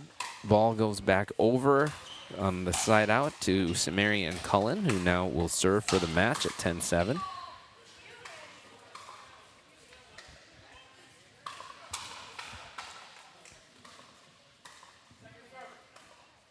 Over here, 7-6. Fernberg, Valtinowski, they've been stuck at 7 for a little bit here. They have been stuck for a little bit. I do think they should be looking for a point now before they side out so they can Get to the right side. Yeah. Or get back to even. Yep. Well, there we go. 8-6.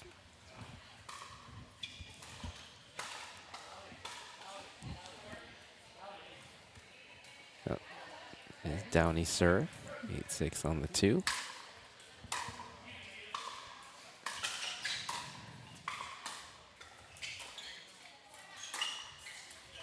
Oh, good leave. Good leave, yeah. We are back to a game 2 point here on court 2.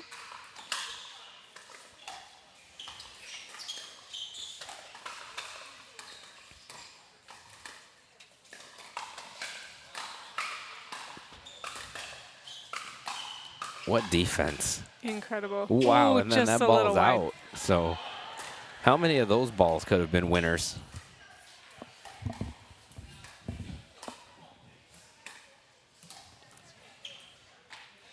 (10-7) on the 2. Second look at a game point.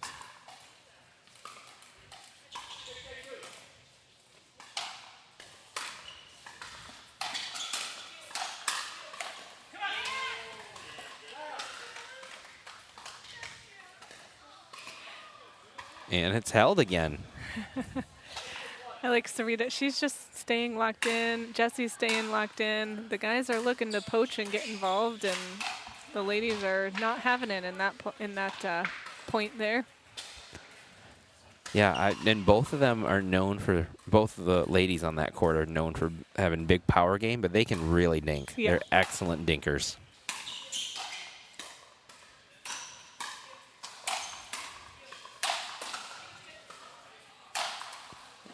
Oh, what defense, but Connor finally finds the one to put away down the middle. Still serving, though. It's 9-6. They were stuck Still at 7 for a while, yeah. and still going to stay odd. 9-6.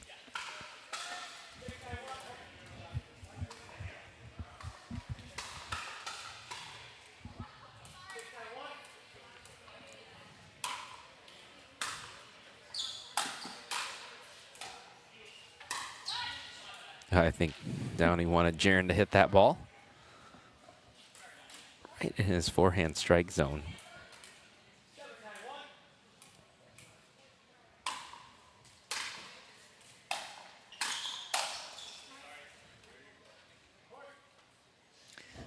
It's a well-placed drive to set that up as Downey's unwinding the stack and kind of got caught out of the turn there. Yep. Now 8-9 still on the 1.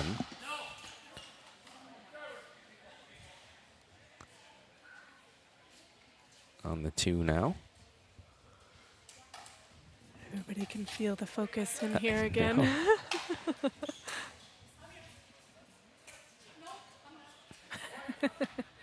Downey says, I'm here. Nope, I'm not when she sailed it long. She's going to take a timeout, though. That's 3 quick points to make it 9-9. And yeah, we're playing for $5,000 of total prizes tonight. So there's a little more focus in this There's a little building. more focus, I think yep. it's noticeably, there's more intensity. And yeah, I mean, somebody could win $4,000. This is true. Or I guess 2,000, but if they win both.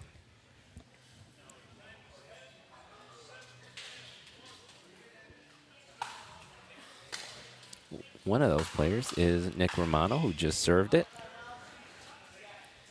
Though down 7-10, this will now be on the 2. Don't know if they purposefully matched in green, but we do have a team in black and a team in green. They got a point there, so it looks like we're going to be at 8-10-2 on court 2. Yep. But they've held at 10 a couple of times. I do not, to have to do that again, going to be tough. So you want to try to get 2 more points here and get yourself to 10, which they're now at 9.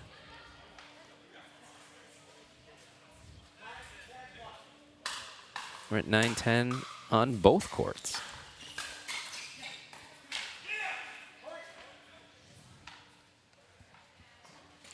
Missed third leads to the side out, so Samari and Cullen now going to serve for game 2. It's 10-9, not 10-7.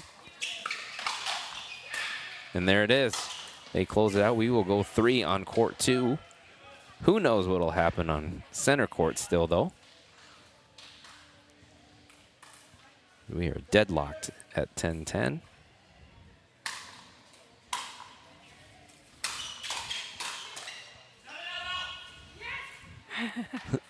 Downey, that's up. Just in case you were going to hit that. He can get loud, see. He gets loud. He just doesn't. It's never directed at anybody on the other side of the court. There it is. He gave a come on. That's as fired up as he gets. And then he walks up and very politely paddle taps. So it's 12-10 Fernberg and Feltenhaus. You take it. We're going 3 on both courts. Why not? We've been moving so quickly up to this point. So why not play more pickleball? Why not play more pickleball? And this crowd not going anywhere. It's 8:49 on a Thursday, but they don't look like they're in a hurry. Once again, while we have a moment, we want to mention the You Go Girl All-Women's Tournament. That will be happening at Belknap Park on May 10th. Registration is now open. Medals and cash prizes for all divisions. Don't get that a lot, but that's been a great addition to the tournament scene here in Grand Rapids. Having an all-women's tournament. Wonderful turnout last year, and looking for it again this year. So May 10th at Belknap. All proceeds, and it's sponsored by Elders Helpers, who, as we mentioned, just an incredible supporter of pickleball here. And all proceeds will go to the Grand Rapids Pickleball Club Belknap Enhancement Fund. So keeps those courts nice, gives us great amenities like that deck, the areas we hang out in. That deck is sweet. That turned out really nice. Yeah, really, that's the owner's deck for BCO, but open to non-owners the other weeks of the year. So keeping Belknap the pickleball mecca that it is. So come out, play, have a good time, and help out the cause. And if you happen to be a guy like myself, come on out and help support or volunteer. Do something. I like it. Put on your pink. Put on your pink. Get out there. Fill up some waters. Run some scorecards. Or just cheer. Come support.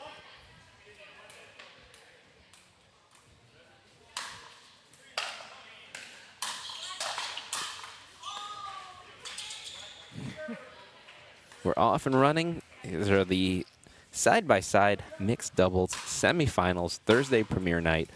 One of these teams will win $2,000 in the final. Coming up, we have the men's final, which will be $2,000, and the women's final, $1,000. So $5,000 total dollars on the line tonight, and lots of pride and good feelings. Lots of dopamine included in that money. Do you think whoever wins tonight is going to be up till probably 1 in the morning? It's riding the pickleball high. If I play late pickleball, I'm up till 1 in the morning, whether I win or play terrible. So This is it's true. really hard to go to sleep afterwards. This is true.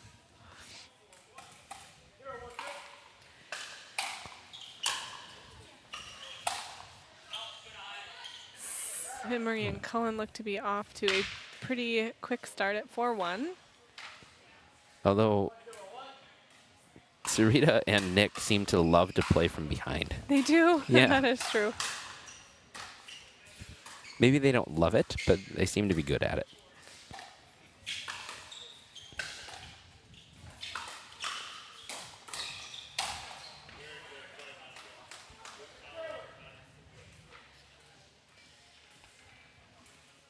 Darren tried for the lob, but Monica got to it, made a good play on it, but ended up setting up Connor's winner.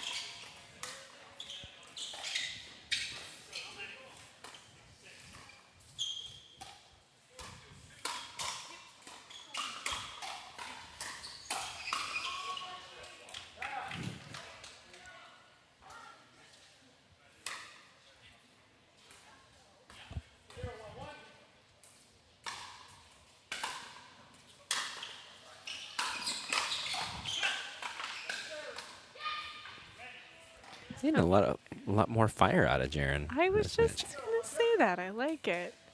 I think we're encouraging it. We'll take responsibility for it, right? I think Downey brings it out of him a little bit. I think he really wants to win in mixed because he wants to win with Downey. Aw. He seems like he enjoys himself playing with her. Not that he's not enjoying himself in the other draws, but He is in his element, I would say.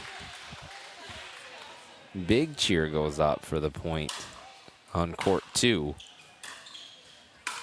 that Schoenbeck and Romano win.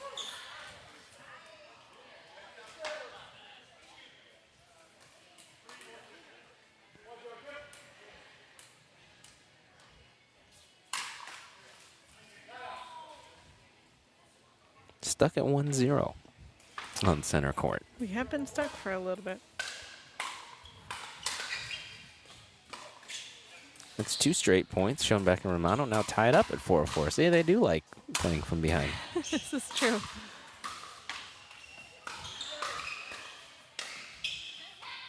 What an angle there, though, from Casey Cullen. Ends that little run, but Schoenbeck and Romano get 3 points and tie it back up at 4-4.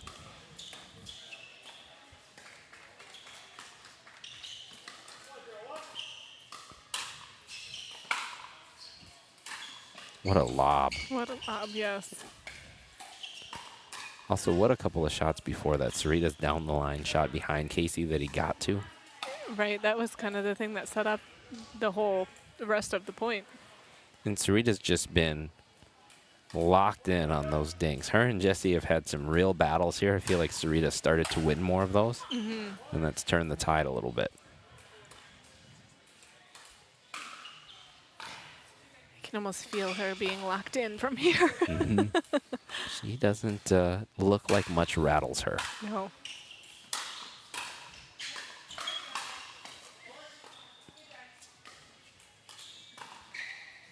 Wow. Nick was able to get to that, get around the post.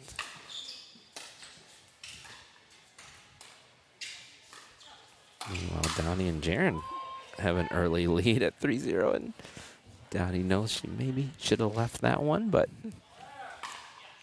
they got some things done there, up 3-0.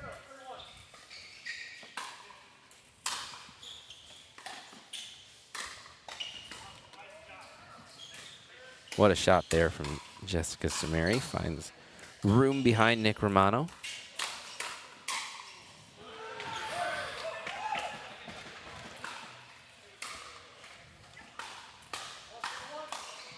Wow. Wow. From there, you're talking about Sarita's shot, right? Mm-hmm.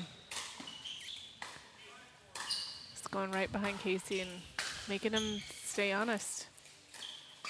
He still comes way over for the next one, though. Somehow does. they've defended it. Whoa, that one, yeah. I was going to say that one was very in. Wait, what did they, okay. Switching at 6. Yes, probably. switching.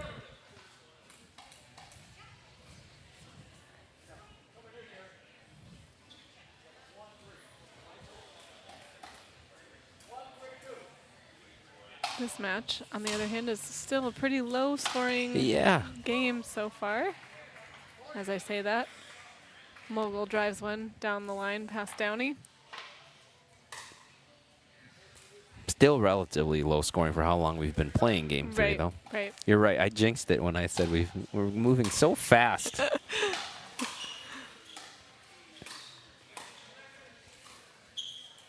It's all right. I have nowhere to be. I have an injured leg, and I can't do anything. Glad you made it up the stairs, Alan.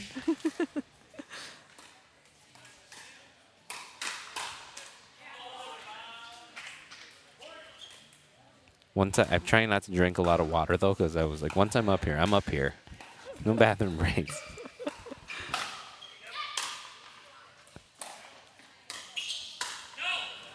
Coming off of the side switch, Samiri and Cullen get a hold, so they will now serve at 4-6.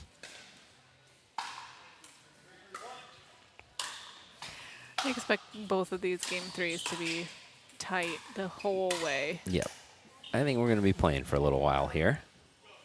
Once again, Sarita on that dinking. She is so locked in, and they're so low and so much cut on her backhand. She's really fantastic over there. She can go out actually wider than most because of her left forehand is in the middle, and that gives her space to move out so that those aggressive topspin dinks aren't quite as difficult for her than maybe they would be for me, you know? Absolutely.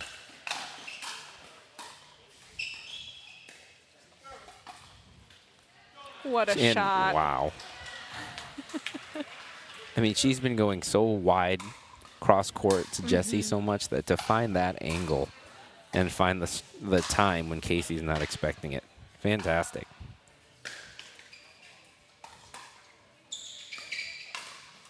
Again. And again. You know what? University of Michigan, you may have to find yourself a new professor of data science or whatever it is, because she might have a shot at this pickleball thing.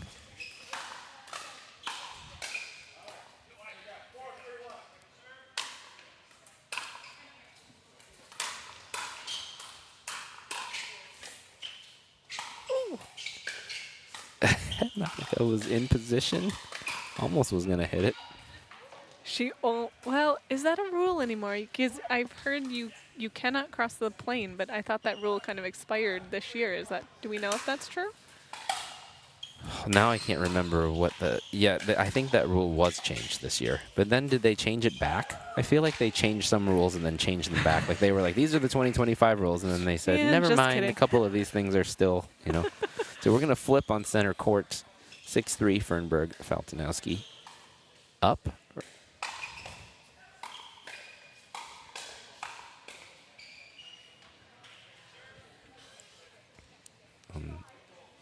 In this match, it's 5-7 on the 2. Mary and Cullen serving.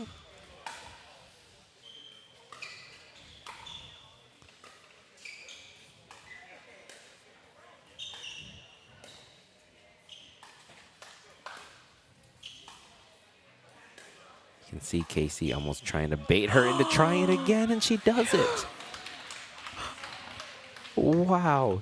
That whole point was trying to make her do that so he could jump on it. And she said, here you go. Oh, here you go.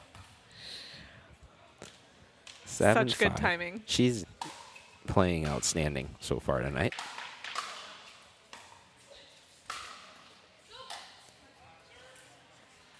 Tough spot. Tough spot, yeah. Not getting that one. So, yeah, for as well as they've played, Still only 7-5.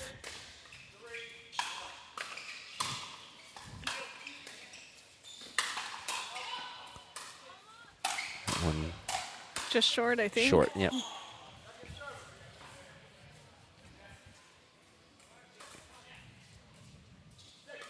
You just know Casey and Jesse are going to go on a run at some point. So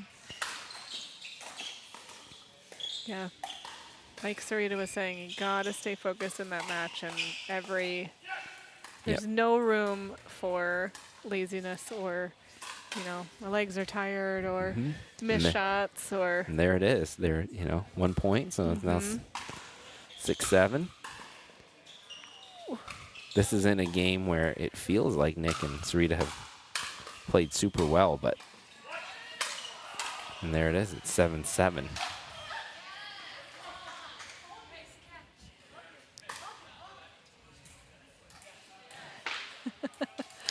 Timeout on court 2.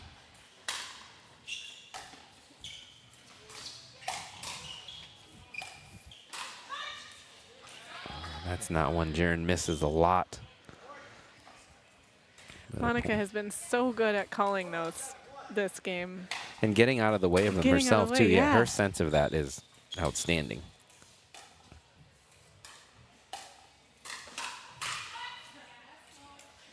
Jaren doesn't miss that one, though. We had a very polite "let's go" from Downey.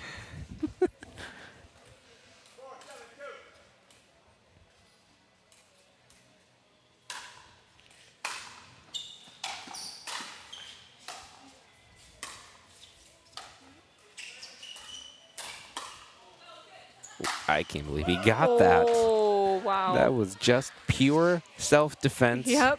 Throw a paddle at it. Yes, get the paddle up so it Close your doesn't hit my eyes. face. And he saves it. It's 7-4. And meanwhile, on court 2, it's 7-7. Samari and Cullen are on a little bit of a run here.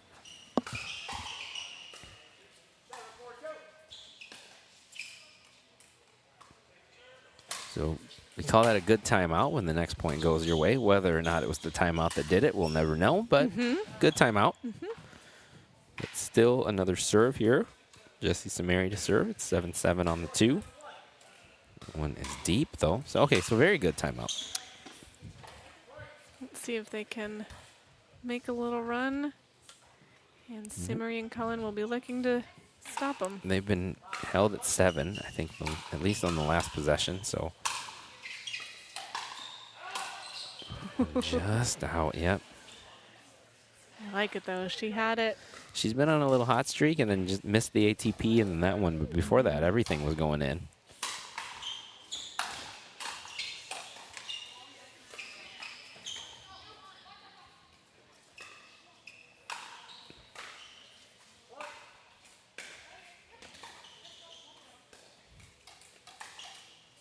Again. She just is so good at finding that space. Although they were in that point because of a really great track down from Nick Romano. And then it's like her timing on when to go down the line behind Casey has been outstanding. That one was deep. It looked deep from up here, too, but. Yep.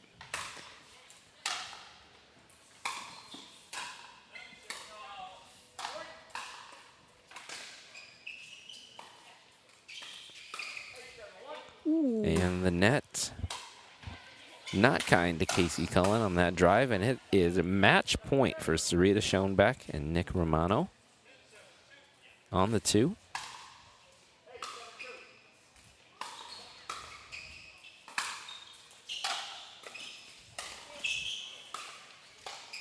Net again, and that is it.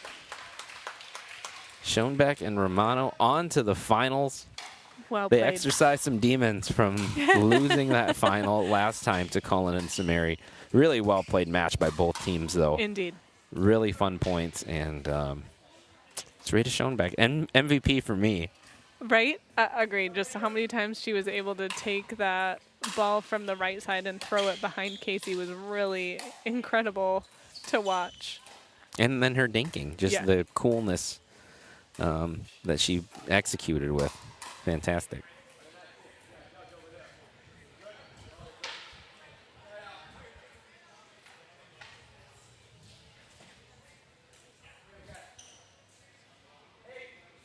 So that when Connor stopped playing, thought it was out, He thought it was out. and it was overruled. I actually thought it Far was side. out from this angle, but I could. I thought so too, but From the other side of things, it probably looked in based on just the very short distance that I Right. saw of Gray. So in that case, it probably was in. but a quick hold. This is where people would say ball don't lie.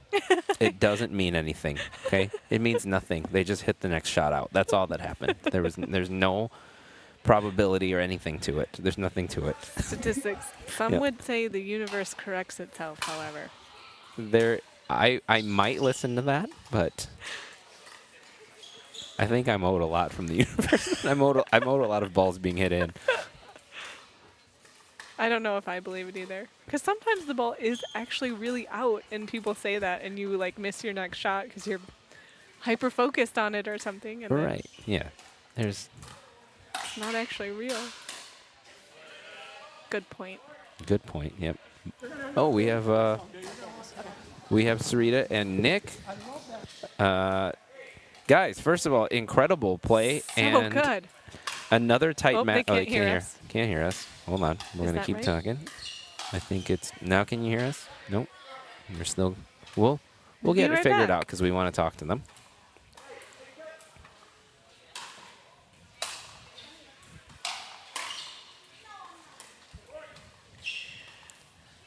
We're back. Now can you hear us? Yes, we can hear you. All right. First of all, incredible match, and you guys come out on top. It was similar to the last time you played Casey and Jesse, but you came out on top this time. So I guess first, just how does it feel to pull that one out? It feels pretty good, I gotta say. I mean, it's close again, so feels good to come out on top. Was there what is the key to you guys look so calm out there? Maybe you weren't as internally calm as you appeared to us, but you looked very composed. What is the key to staying composed in such a tight match against such a good team in a tournament where there's a lot on the line? I mean, yeah, I don't know if there's a secret formula or anything, but we were really looking forward to playing that team again. I mean, yeah, they're a tough team, and we were excited to play them, and we just battled. Sarita had a few great shots, backdoor on Casey, and I think we had it at 7-all, and yeah, Sarita came up with a few huge shots. So yeah, we were excited to be there. Sarita, we were commenting about that up here. The amount of times that you were able to go behind Casey or backdoor, as Nick just said. I like that term. That was pretty incredible to watch. So kudos on you, and I also applaud you for daring to do that so many times. Yeah, thanks. So yeah, strategy-wise, why quit when something's working? And so I don't know. I just enjoyed seeing that. Yeah, thank you. Nick, as a partner, what is it like when you see her hit those shots behind him all the time? Oh, I love it. Yeah, fires the squad up, gets us going, and yeah, I love to see it. She did it 3, 4, 5 times. I don't know how many. I lost track, but we love it. At least. All right, well, you guys are on to the final. It's still yet to be determined. Very tight match over here, but congratulations on the victory. That was a joy to watch. Thank you. Congrats, guys. Thanks. Thanks. We are locked in at 9-9-2 here on center court. Both teams want to make it to the championships. And whoa, what a couple of shots defended there. And we are at a match point. 10-9. Monica Wynn here to serve for the match and a spot in the championships.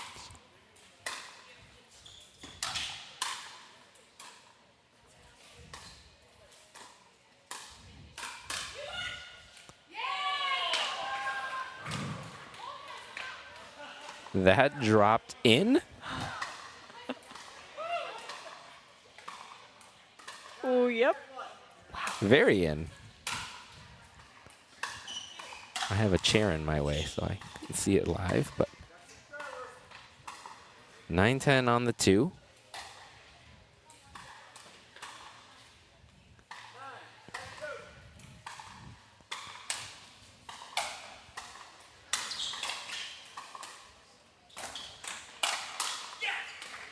But it's held, and 2 more looks here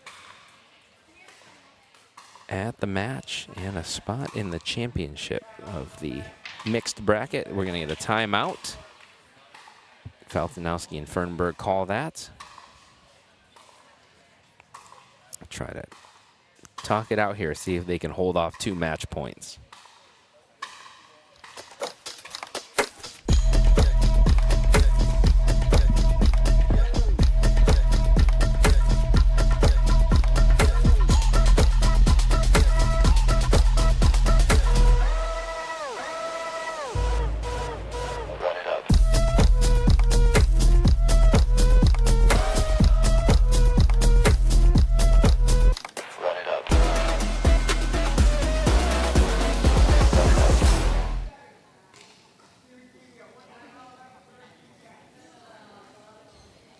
And we are back. Monica Wynn on your screen there is about to serve at 10-9-1 for a spot in the mixed doubles final of the Thursday Premier Night Finals.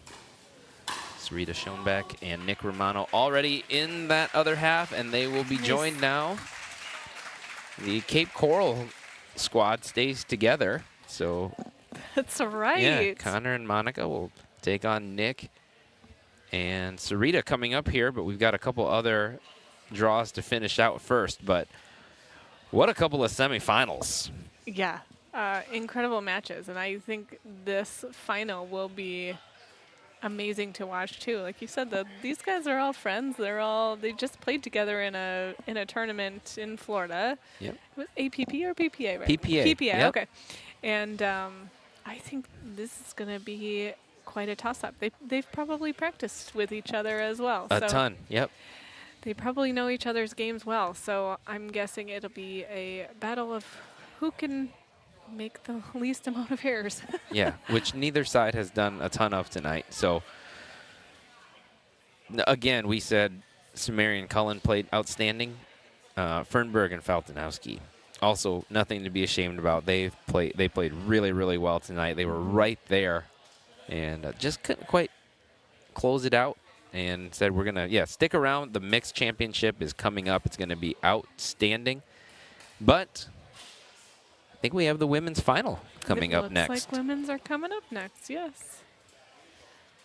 There's the men's bracket. So following this, we will have, following the women's final, we will have the men's final. Jaren Faltinowski and Casey Cullen against Nick Romano and Connor Mogul.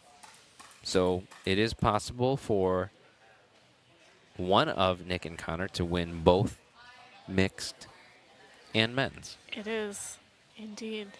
So that would be $2,000 for them. It's $2,000 per team. And we have Connor and Monica ready, standing by. Congratulations. That was a really tough match, tight match. What was it like there at the end to be on the courts in some of those tight moments? Yeah, I think, when you play lots of high-level matches like we've done in the past, few weeks here, it makes it a little bit easier. But it's a really good team, and, yeah, you just got to fight really hard to win every point against them. So whatever you did in Cape Coral seems to have worked because you're going to play Sarita and Nick. What's it like when you play a team that knows you so well and knows your kind of ins and outs, and also theirs? So what is that match going to be like? Honestly, you can probably answer better. You play with Nick all the time. Yeah, I mean, they both are really crafty. Nick is especially. Sarita's got a really big backhand, so I really got to watch out for that. But yeah, it's a really solid team. I'm thankful that we get to digest that one a little bit before we go into it. Monica, how proud are you of me that it's 9:16? We've been here since before 6 o'clock, and I've not mentioned your dance background one time.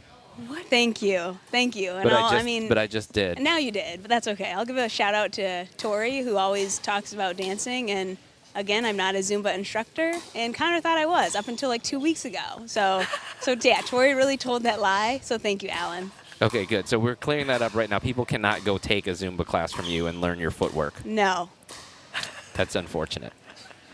Is there any class they can take from you? Any dancing? Any pickleball? I do not teach anything. I am just a learner right now in You're life. just hoarding all of your talents Correct. to yourself. Yep, I love knowledge, and I'm not sharing it. That's very fair. I don't know that we could duplicate it anyway, even if we had the knowledge. So anyway, we're going to let you go digest. You're going to play Nick and Sarita. It's going to be super fun. We're looking forward to it. Cool. Thank you. Thanks. Congrats, guys. Newsweek says that my Tamika is America's best customer service representative. My whole team at Priority Health won Newsweek's America's Best Customer Service Award. And I told everyone. In those exact words.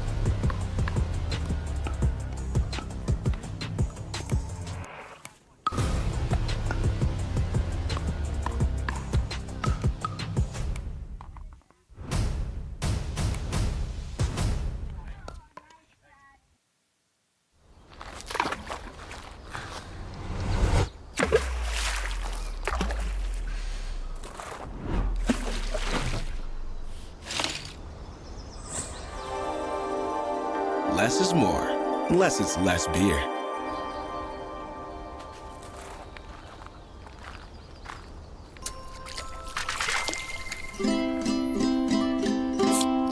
Fat tire.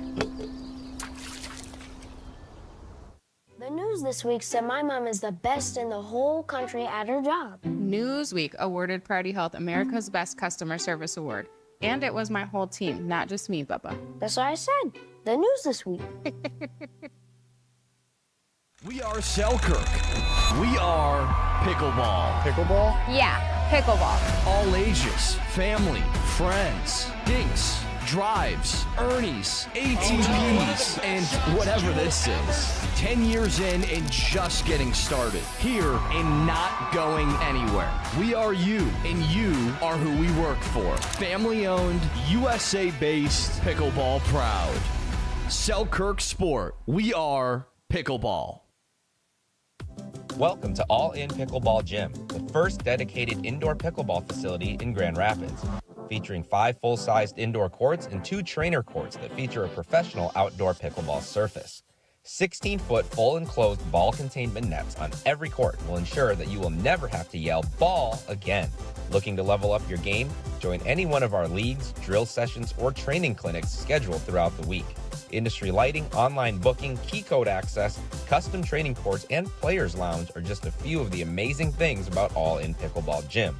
Come check out our facility in Byron Center, Michigan at 400 76th Street, Byron Center, or visit our website at allinpickleballgym.com.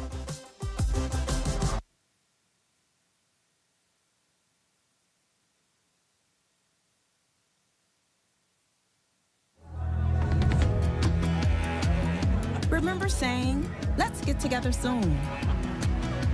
For nights on the town, days full of play,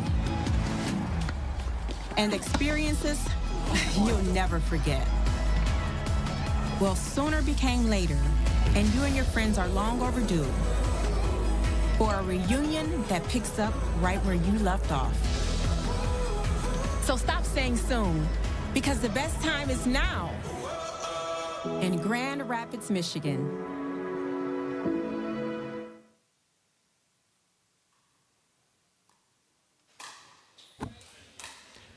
And we are back and ready to get going here with the women's final.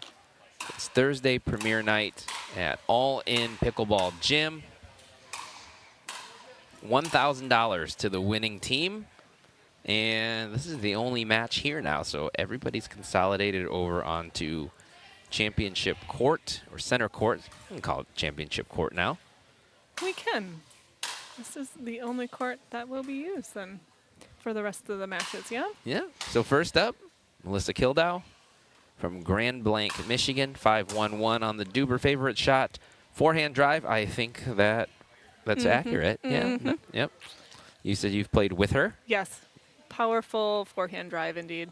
Yep. But again, she's fun to play with from a right side perspective, because if she can drive from the left, I can come crash and or she can come and crash on her own. It's awesome. Yeah. Monica Wynn from Holland, Michigan, and then played tennis at Spring Arbor. Favorite shot, the Scorpion. She does like that. 5-2-2. Duber just played in PPA Cape Coral with Sarita Schoenbeck, and then also with Connor Mogul in the pro draws. Has really climbed up the ranks pretty quickly here. Their opponents first. This is Kristen Reinhardt. She is from East Lansing, Michigan. I think played basketball at Central Michigan. I think you're right. Yep. 5-1-3 Duper. Favorite shot reset. Very good resetter, dinker, drop shots. And her partner, Downie Fernberg, hometown of South Korea, now living in Lansing, though. Run some tournaments out of the MAC there. Likes her serve and drive. Very, very good serve. 5-4-7 Duper. We were talking earlier about the guys being able to double dip, and she has the chance to dually win as well. Oh no, Downie, they. Oh, they're out. Are they out? Yeah. My bad. Monica can. Yes, that's right. Monica can double dip. She's the only one on the court that has that chance. This is true. And so Downie and Kristen have played together a lot. I think they won season 1 in women's. They played in the open division because they won women's and played in essentially what was the men's draw. In season 1? Yeah. Wow, good for them.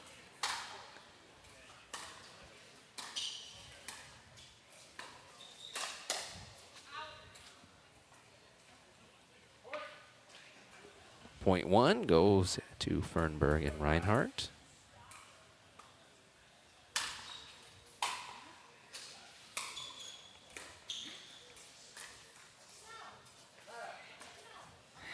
No, she says. Just saw Downie on court playing mixed with Jaron Falsanowski against Monica. They face each other again now.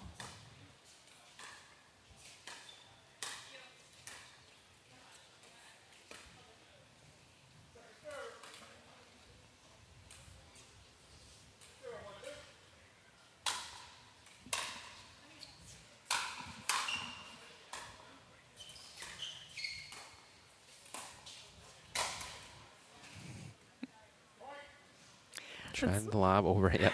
That's one where you go, whoopsies. Yep.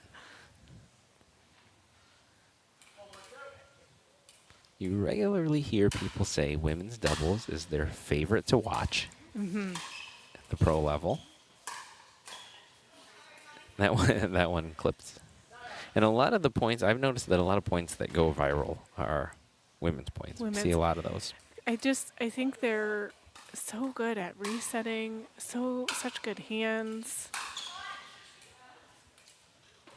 There's just, like, if you watch Annalie and Catherine Parento, their ability to get the ball back over the net is just crazy. Mm-hmm. Crazy good. Yep.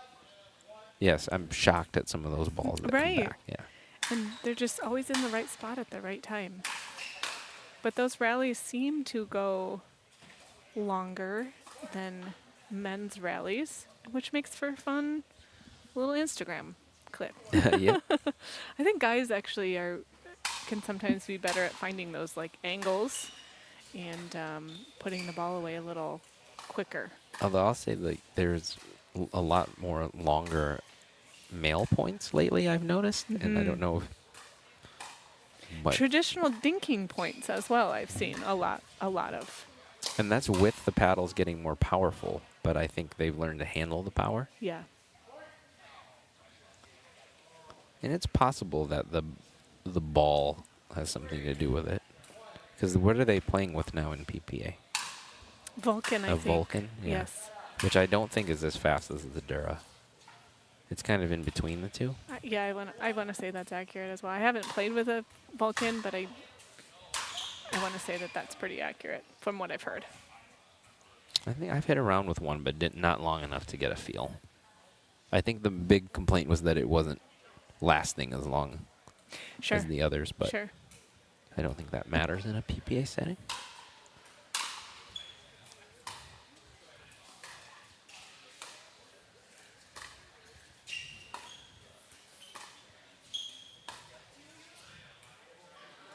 That one was good. Yeah. Good shot. Beautiful lob from the backhand side, too. Yep, right on the line. Just watching Monica, Kristen, and Downey dink reminded me that they have a point that went really viral just from Belknap. They did, yes. Yeah, it looked just like that one. And it was with Monica, yes, Monica and Adeline. Yep.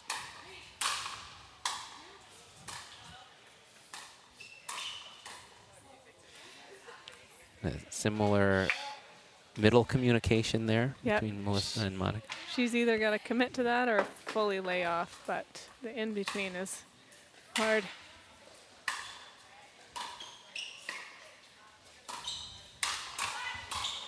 Woo. I think Kristen might have hit a out ball that was going wide there, but attacked it and the next one in the net.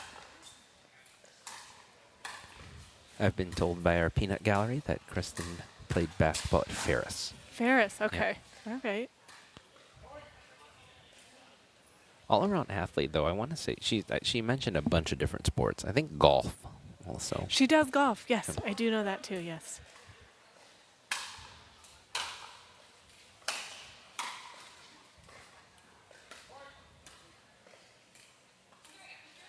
Big drive, and it's 5-3. So, again, Downey is 5. Yeah, Downey's on left. They started opposite again.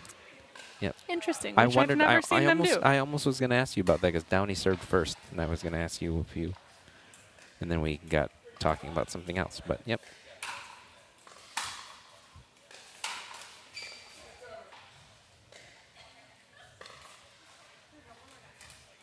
And they're stacking, right? They were stacking with Kristen on the right, yes, for the last couple of points.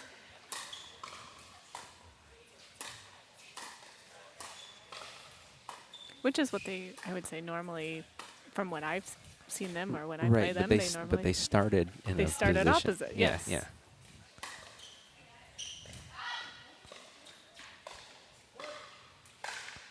Well, Downey's got a big serve. You think sometimes you get a point, and then you're where you want to be. I have actually seen that once where I think it was a mixed team, but they started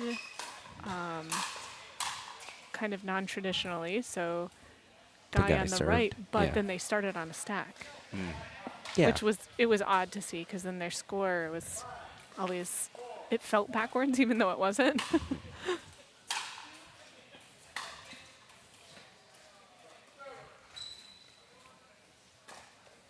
So yeah, they are. Well, now they're not. Now they're not stacked. Oh yeah, because they're on 5. I'm confused. It's funny how we get used to certain players on certain sides that we know, and that'd be like me starting on the left. I feel like, right? Like that would be. I rarely start on the left side, no matter who I'm playing with. Coming up next, men's and mixed finals. So don't go anywhere. Don't go anywhere. Stay with us for the late night. Keep us company. If you need something to help you keep you up, pour yourself some amplifier vodka. I don't know if that actually works for that, but I'm going to just say so for the sake of those two things being on the screen.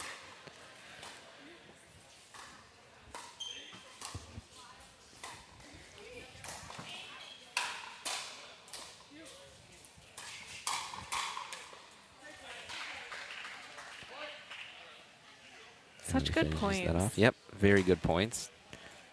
To our point about why women's doubles is fun to watch, they've been just well-constructed, well-played points.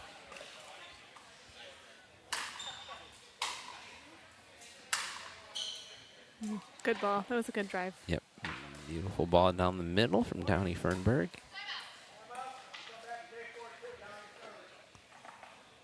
And 8-4, good timeout probably for Wynn and Kildow.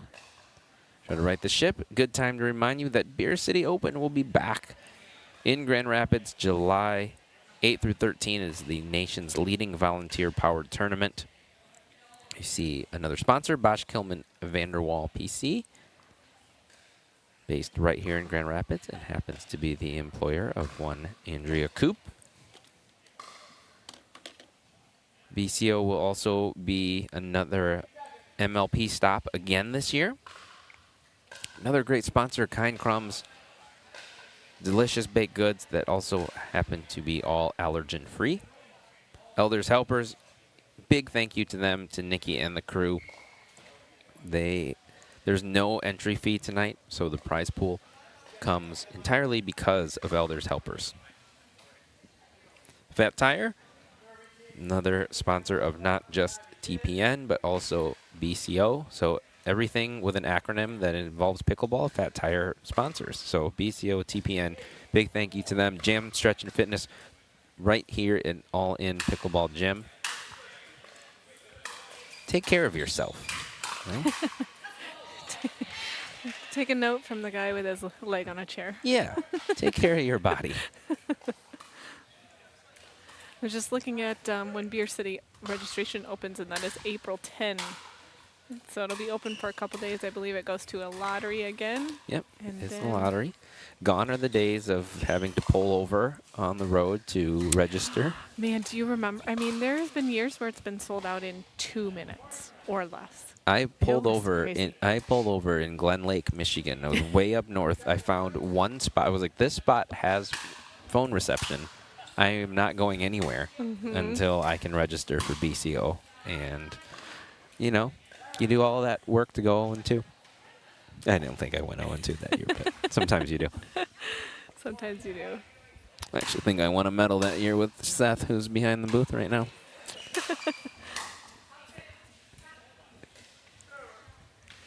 So Melissa and Monica are looking to get off of their 4 here and go on a little run.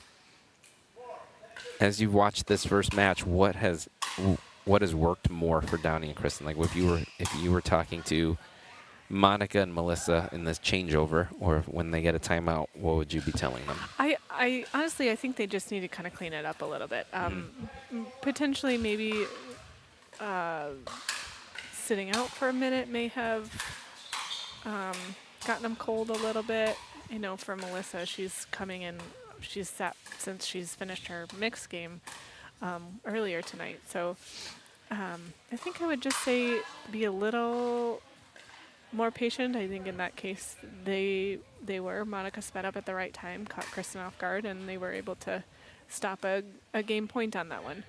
So I think they just have to clean it up just a little bit and make less errors. And yeah, I think, you know, it's funny, we asked them all this, like, what worked for you, what was the strategy, this and that. A lot of the time it does kind of just come to keeping the ball in the court, right? Yeah. And keeping it low enough. There's not, you know, I think strategy is important, but strategy doesn't matter if you aren't keeping the ball in play. Right.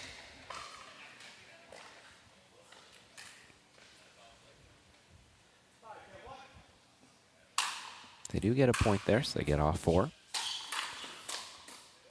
And another one, so still on the 1. Making a little headway. I do think this kind of a game does have the potential to work for them. Driving, crashing, putting pressure on. But again, as long as they continue to do that well.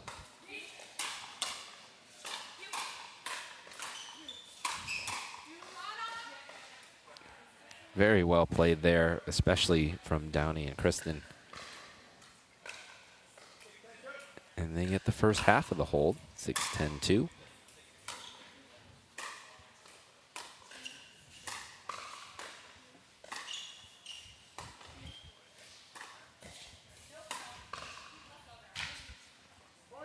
Dink is out. 7-10 now. So they took over at 4-10. Cut down half the lead. Melissa says, let's go, girl. I don't think she knows we've been talking about the Go Girl tournament. So No. a little head nod to Go May, Girl. yeah, May 10th. Belknap Park. Register now. Side out, but they cut into the lead a little bit. This is Downey Fernberg serving. 10-7 on the 1. That one drops in.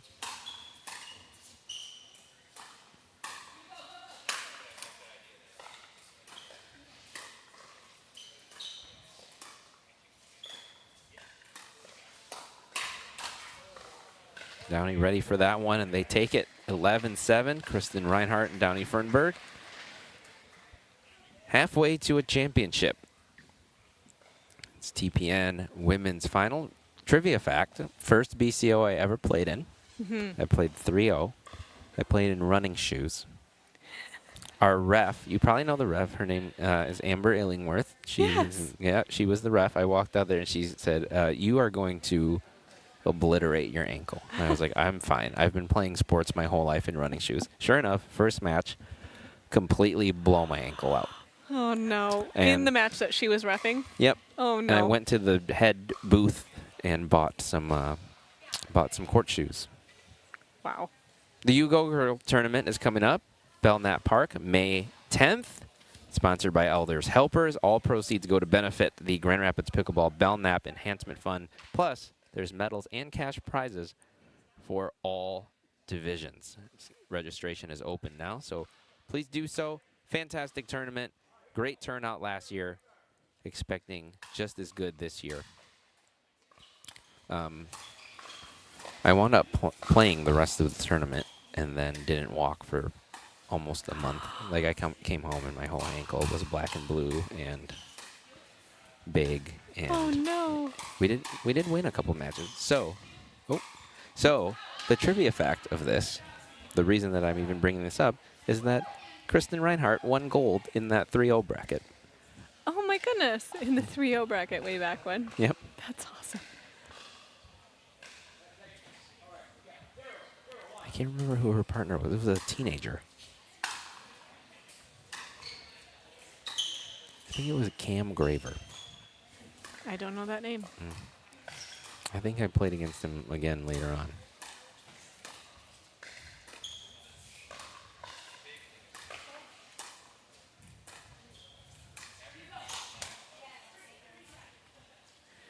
Good take by Melissa there to put that ball away. Yep. I think that's the kind of point they need to get themselves back in this match, trying to force game 3.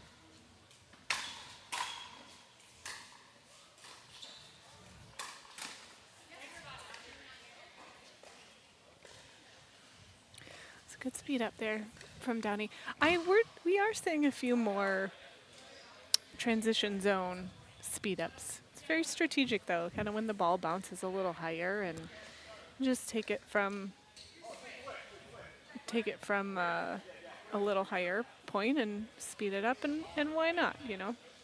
I think there's a little bit of confusion on court as to who is serving, if this is correct. Yep. Now they're back to traditional stacking. They're stacked on odd. I think they're just trying to torture Ray Ray. Make sure he's awake at 9:45. Yep. Wouldn't that be funny if that actually was their strategy? Like, there's no actual strategy. We just wanted to confuse Ray Ray.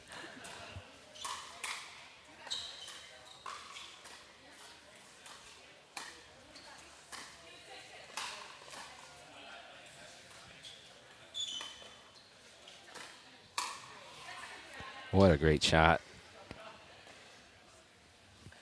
It's tonight's format makes it, you know, we were talking about getting to watch Jaron play men's a certain way with Casey and then play mixed with Downey, and it's a different game for him. You see how Downey plays differently, too, when she's mixed with Jaron, and now she's in the women's final. And you see a little bit more of this aggressiveness and taking over offensively. So it's kind of cool to see the same players play in different draws and with different partners and see how they change it up as a result. Yeah, and just to be able to have that skill and that mindset to be able to do so quickly, you know. Going from one match to another is sometimes hard to do, to play one way one match and another way another match. Downey has played a lot of pickleball, though, so no issues so far, and they are up 5-0 here. Trying to get themselves a championship and $1,000.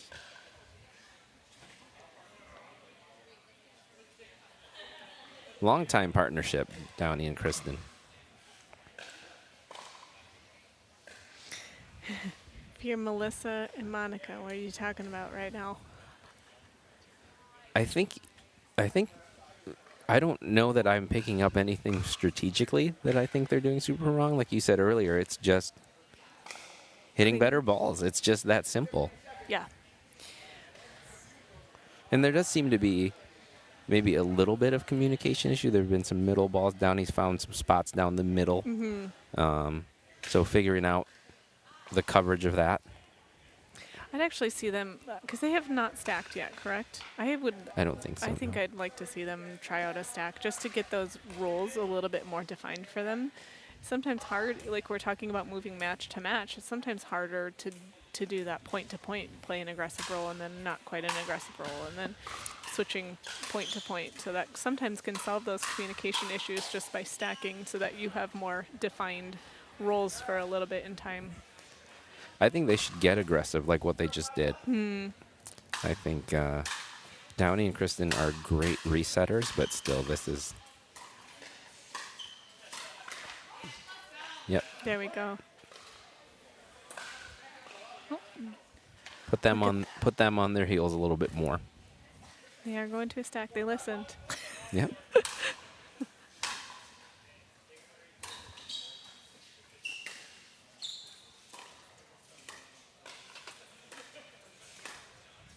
Here's the viral point again. Oh, and except Kristen finds one to finish.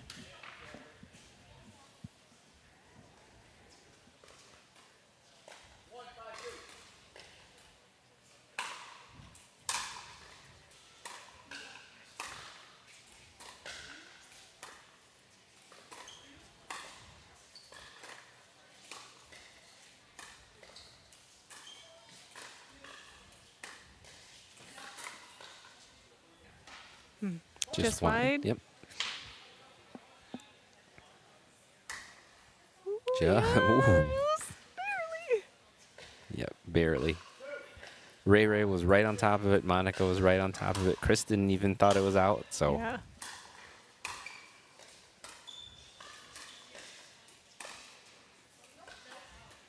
That one is out.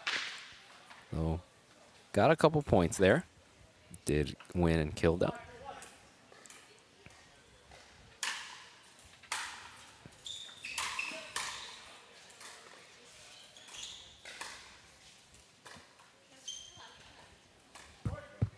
Very well played. Downey's been very steady and consistent in this final. And I think that's the key. And aggressive when she's needed to be. Pick the right spots to drive the ball. That great lob Such a from good yeah. Set herself up. Kristen tracked it down, but Monica found the overhead. 6-2 on the 2.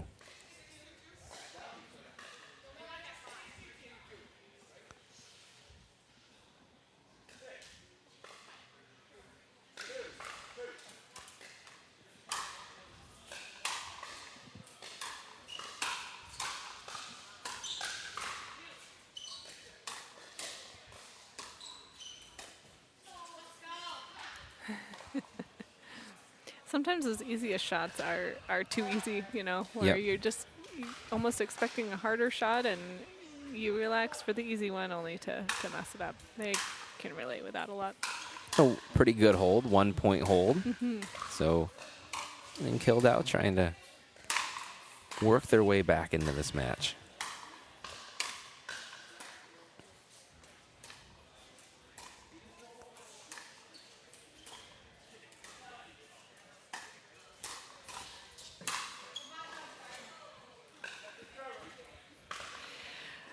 And took one just maybe in the shoulder there. Yep. Yeah.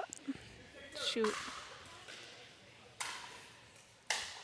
Good aggressive play from Kristen, though. She's not always known as a more aggressive player, but I think she does find the right spots to Mm-hmm.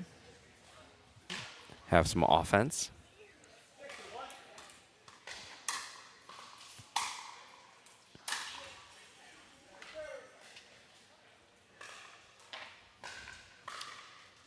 On 6-2-2. Yep.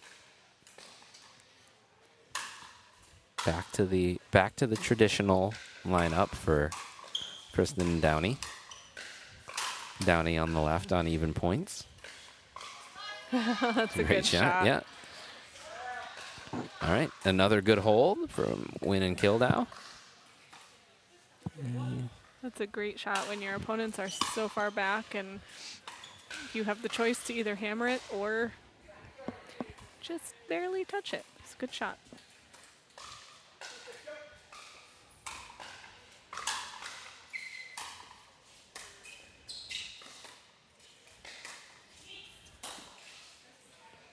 And now the lob goes up from Downey, so you see the importance of using every available piece of court.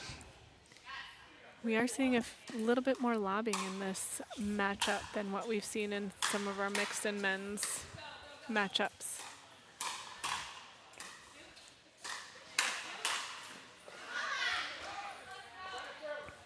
Well played from Melissa Kildau.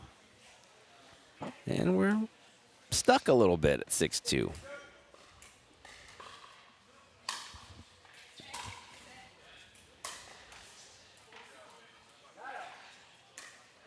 Stalemate. It is. They're gonna revert. They're gonna stack this at 2.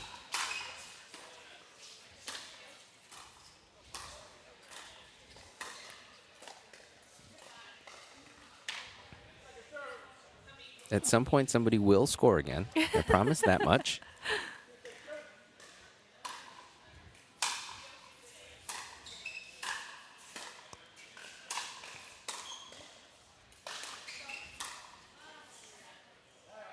That was a great shot from way back there by Melissa to get that one in the kitchen. Got herself up to the net, but couldn't get the next one, and we're still at 6-2. Still 6-2.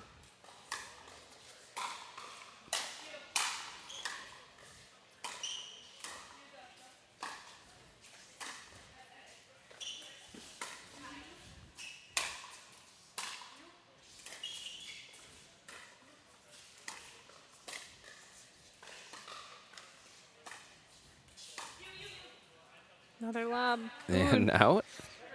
And guess what? It remains 6-2.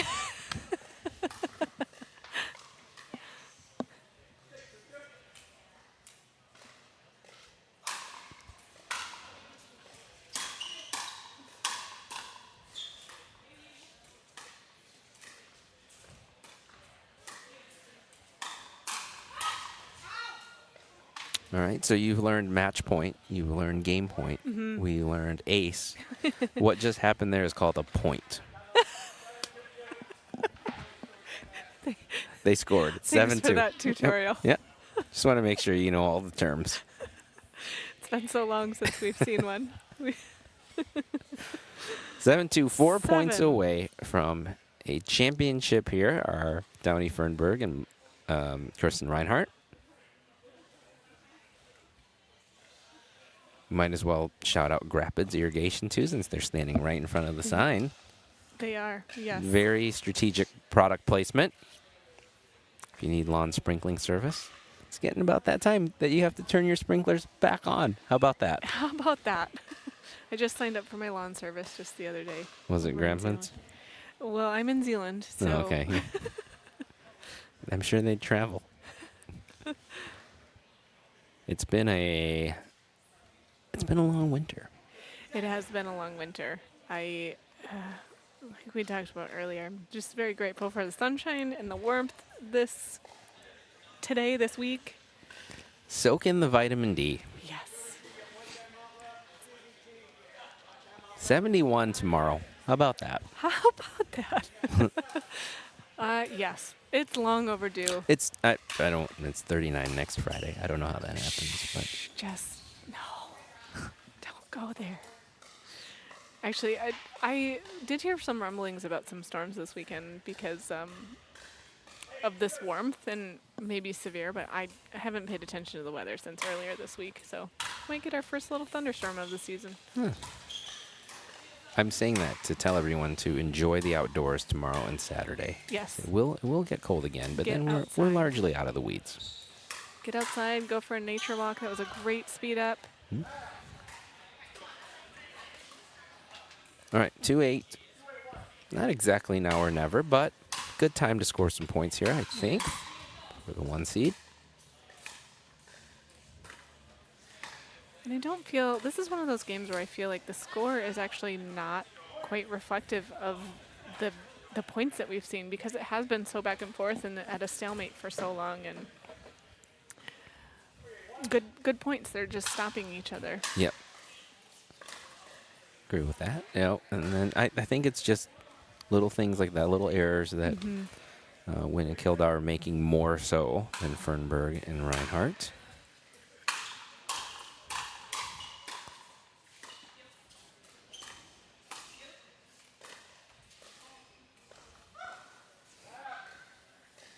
Yeah, same deal. I don't think there's anything strategic to talk about at this point. Yeah.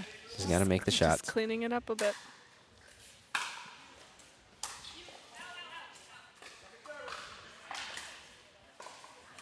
Eight 3 on the 2 now. Downey Fernberg, her serving. 3 points from a championship and a repeat.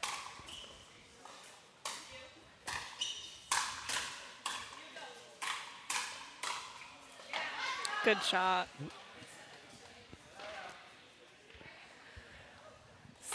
Stuck it on the far left side of Downey there. Yep. Just not quite enough to reach it. They held last time and then got 1 point, so I think they want to make this an even more productive trip.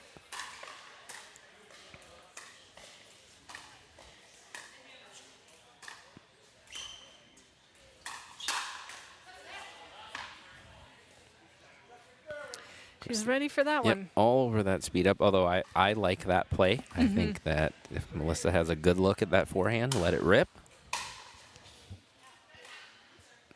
No one's out. Melissa didn't put down her serve, but she's got one of the better serves. She does. In I this agree draw with as that. well. Yep. All right, 2 quick points. A couple of easy ones here, so maybe they can work something out of this one.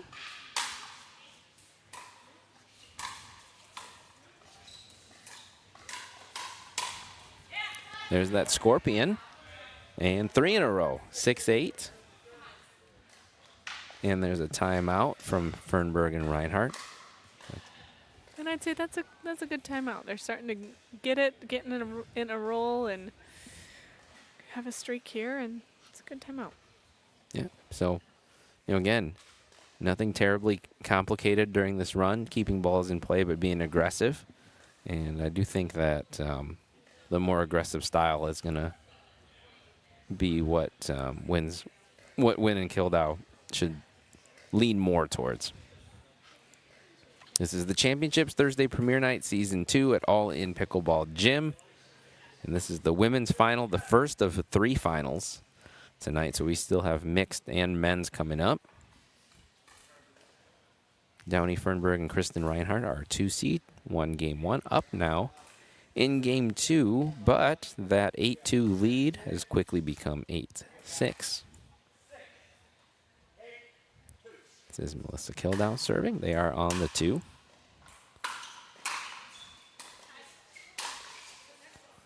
Downey finishes that possession. So good timeout. Good timeout.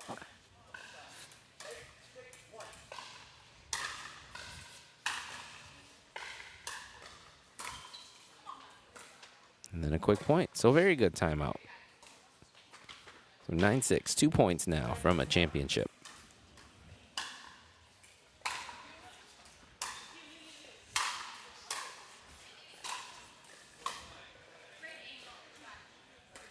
That was a good angle. We heard that Yep. from Melissa complimenting Monica there, and Well, Melissa hit the first angle to the opposite side.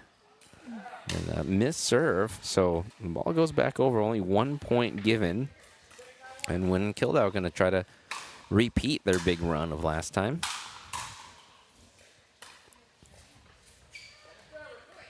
And they'll have to do it on 2, which is what they did last time.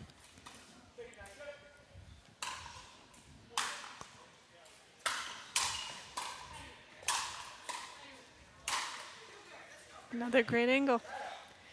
Sometimes that's what it takes to put that ball away.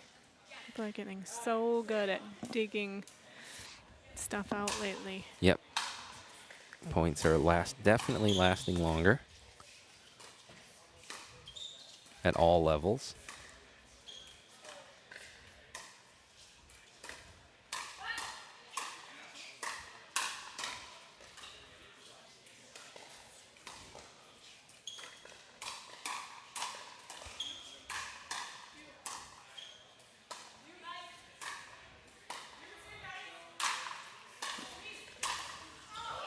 Oh, she wanted to go get it back to the other side of the court and missed it.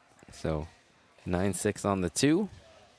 Up till that point, that was quite a well-constructed, well-played point, and had everything she wanted in that overhead. Yeah, but It's too much of an angle. So on Kildow and Wynn's side, I mean, you see the value of just make them hit another ball. Absolutely. And then you get a hold.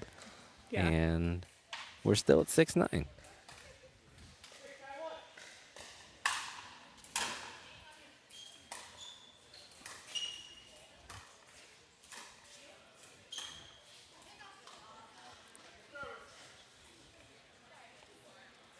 Miss Dink, and now they're gonna stack, which I think they have had more success in this alignment.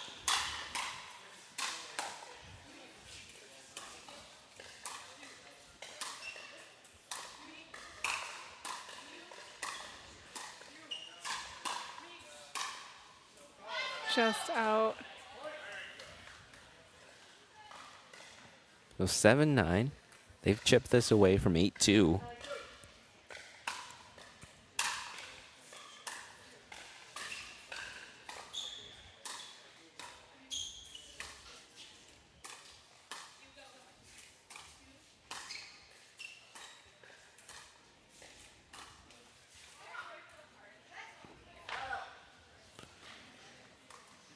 So Wynn and Kildow have held largely here. I mean, they've held at 8 for several possessions, and then at 9 for a couple possessions. Gonna have to do it again. They are slowly creeping their way back. Just creeping. in.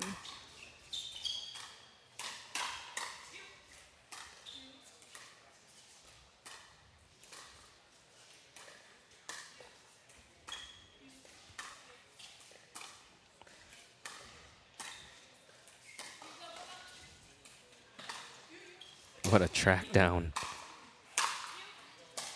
And we're still in it. Oh, wow. Great pickups, though, from Melissa. And I don't mind, when you've gotten that many back, I don't mind taking a swing at this forehand here to see if you can make something different happen at that point. For sure. Yep. Looks like she maybe just mishit it. And it is match point.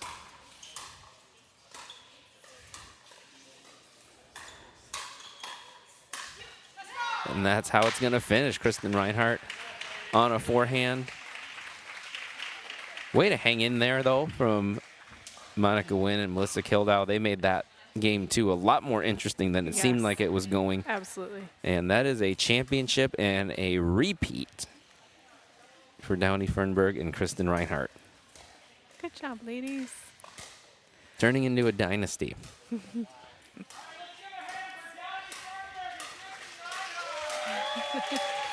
Big cheer goes up for our champions. Looks like men's is up next. Jaron Faltinowski, Casey Cullen against Nick Romano and Connor Mogul. This is going to be a heck of a match. Not a whole lot separating these two teams. No, this is going to be a great one to watch. I think these guys are capable of playing very similar games. So as we talked about before, at this point, it's a matter of who's going to make less errors or who can put just better pressure on the other team more consistently. What do you see a big key in this one, or a big kind of tipping point for either side? I don't know. I think staying patient and speeding up at the right time is going to maybe be a factor, in my opinion. I think both of these teams have incredible hands, and speeding up at the right time, I think it's going to be crucial. So I think Jaron is the key, because I thought in their semifinal, when he was comfortable, they won more points. When he looked uncomfortable, they were losing points. And as we mentioned, it's a different look for him playing with Casey and playing in men's this way than it is for him in mixed. And so I think how he adjusts to that. Sure. Because Nick and Connor don't have those issues. They've played together so much that I think the discomfort or the lack of playing together on Casey and Jaron's part is going to be the difference. And we have our champions, Downey and Kristen. Congratulations. Oh, you don't choke. Yeah. I'm very tired. Yeah. Downey said I had to talk. Yeah. Oh, okay. I'm sure you are. So, first of all, congratulations. And you two have played together so much that at this point, is it just second nature, or what was the difference for you two? Yeah, I think, we have played a lot together.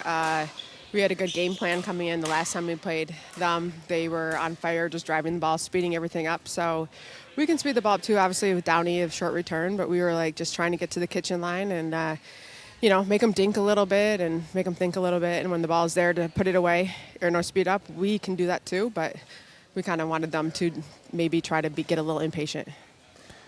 Jenna, do you want to know about their starting strategy? Kristen, so traditionally we see you on starting right side. And so a couple different times today, I think we saw you start left side.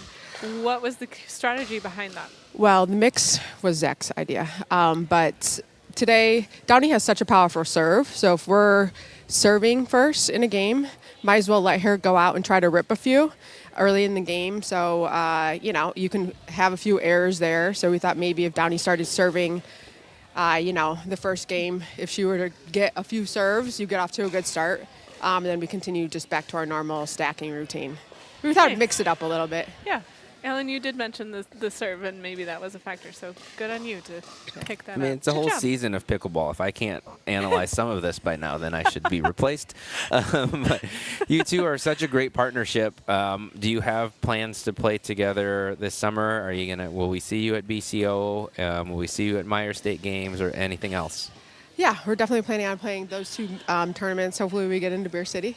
And maybe a few others along the way, but definitely mainly those two. Donnie and I are really good friends too. So, we enjoy playing together and kind of just continuing to improve and work on some strategy stuff. We know our strengths and, maybe our areas where we're not as strong. So trying to kind of build from there.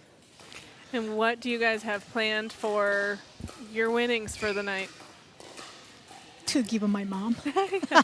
Always. Yeah.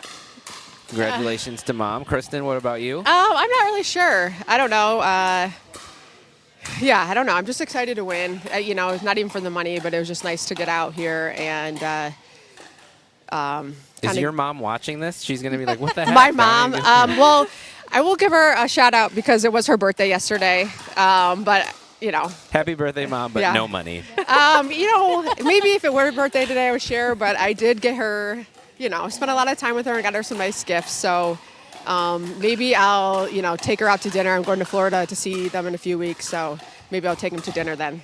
Will you play pickleball in Florida? Yeah, definitely. Both my parents play, so we will definitely get on the court. Is it competitive with the family? Yeah, I mean, anything that we do, I've been told I'm too competitive at times, but we are always competitive, especially with my, dad, sister, whether it's pickleball, golf, any sport. We're always trying to beat each other. All right, well, congratulations. One last time tonight, Downey, can you look in the camera and look really intimidating? Yes. We're all afraid. Good thing this is late at night and the kids are in bed because that's too intimidating. Congratulations. I love it.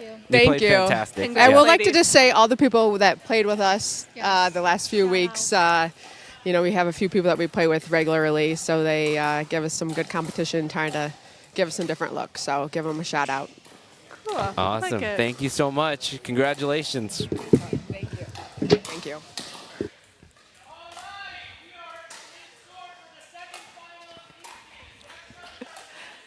Someone texted me during that interview, and he's down there.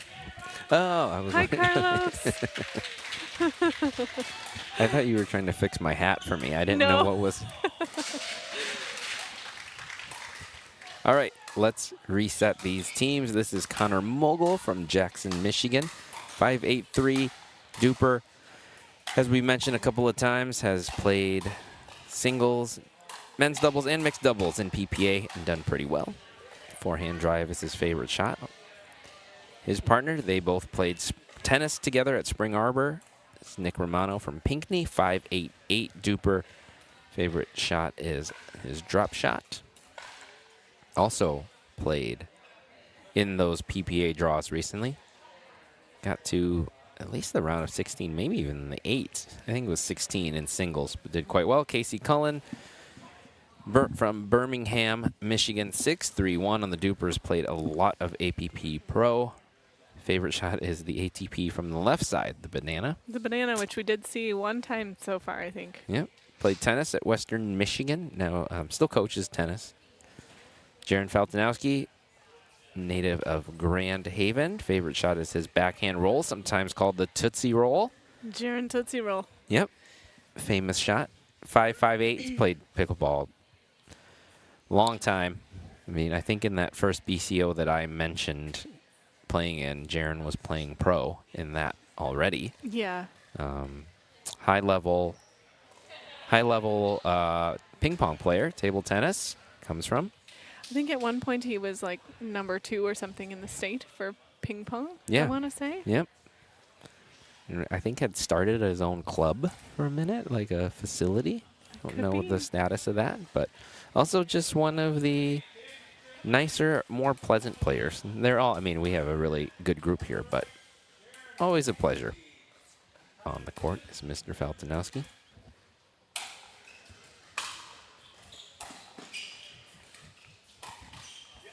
I have one tournament win over Jaron. It was in Glow with all the lights off, but we don't really mention that.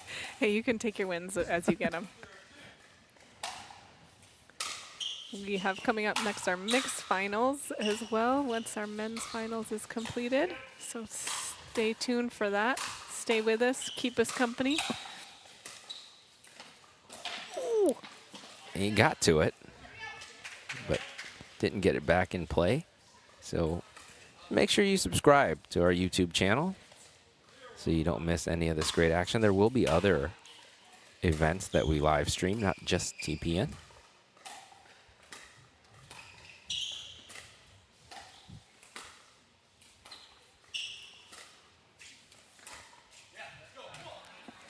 That's a great find down the middle from Nick Romano.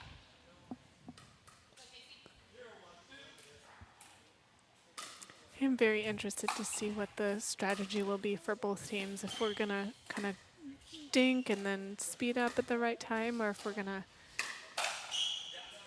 speed up at too quickly, impatient speed ups, or if we're going to do some more driving. And it's going to be an interesting thing to watch unfold. Yeah, like that one there from Jaron. Sped that up. Connor ready with the backhand counter.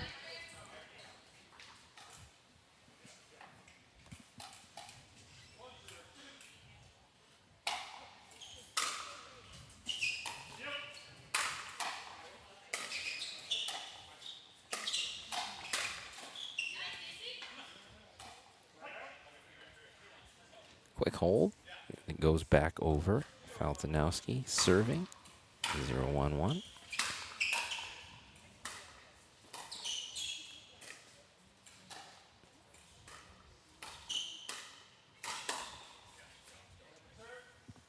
Again, this is the championship match, $2,000 to the winning team.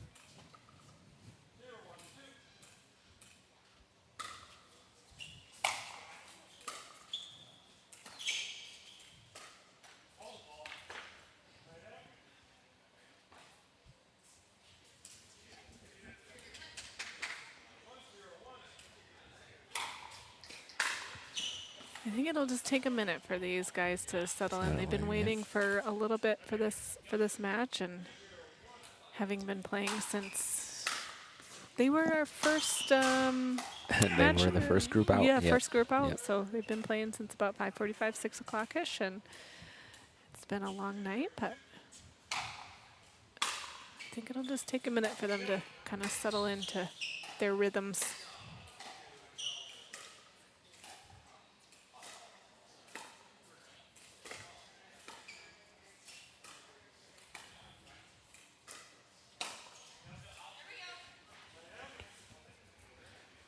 I think that was better from Casey and Jaron. Good communication on who was going to take what ball. Stayed Yes. patient.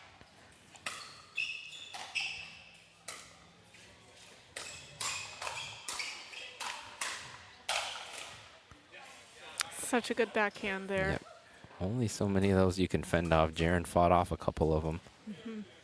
Couldn't get it to the finish line, so still 0-2 here. Nice poach Yep. from Jaron there. Way to step in and take command of that point. Set up by Casey's drop.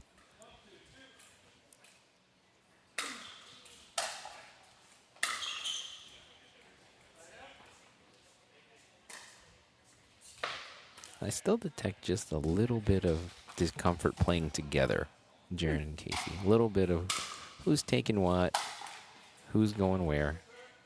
And again, you don't have that on the other side. Nick and Connor have played so much pickleball together. Mhm.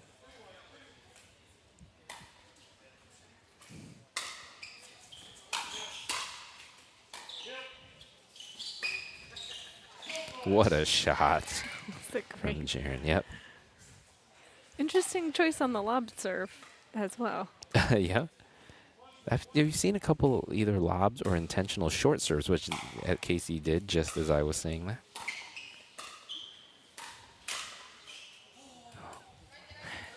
That's one Jaron would love to have again. Sitting up on his forehand side.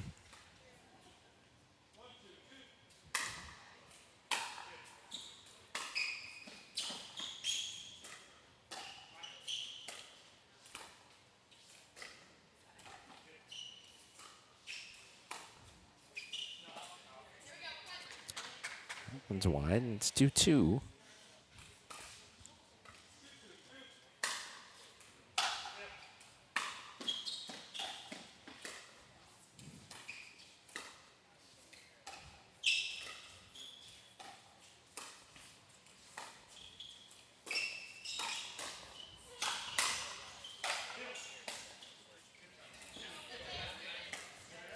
Good point there. Yeah, really good point. Well constructed, put some good pressure on, and finally triggered a pop up, and we're able to put that away after a few And tries. it is 2-2. Yep, we got it right now.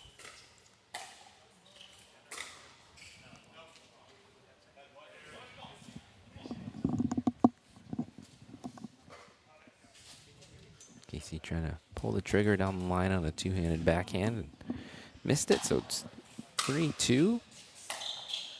Mogul and Romano up, and they almost run into each other there.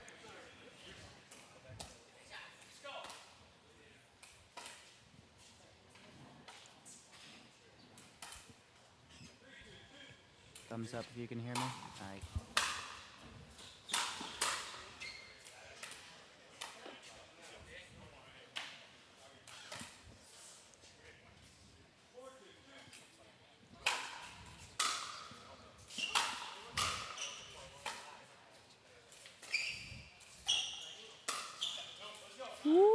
Good duck there. Yep, got out of the way. And it's 5-2. Again, it's seeing like balls that Casey and Jaron don't miss that they're missing. Some of that is being forced by Nick and Connor. Some of it, I think, is just them not playing together before.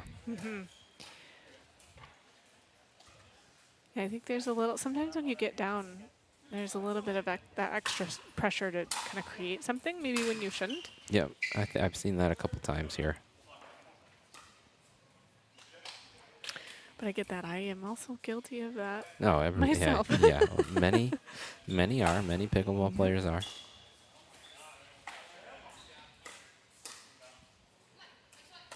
But even stuff like that, that's a well-placed return to put that in that corner pocket there.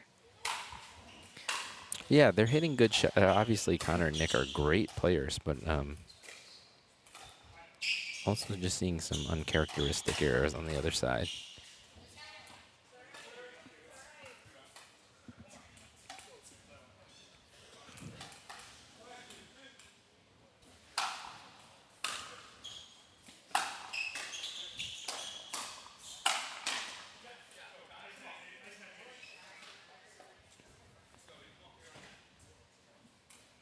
That's well played there from Connor Mogul. They're up 6-2. And they're on the reverse stack. And another serve return error. I believe that's 3. Oh, wow. Connor has a big serve.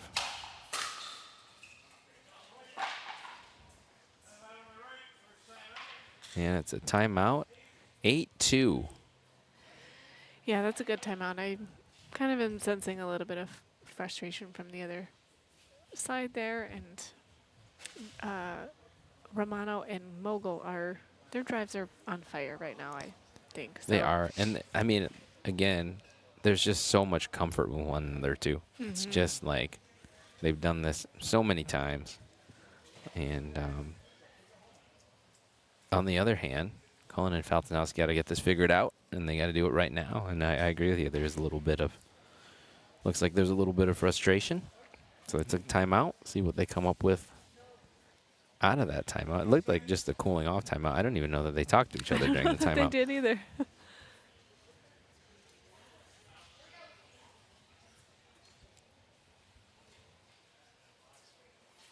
Now they are.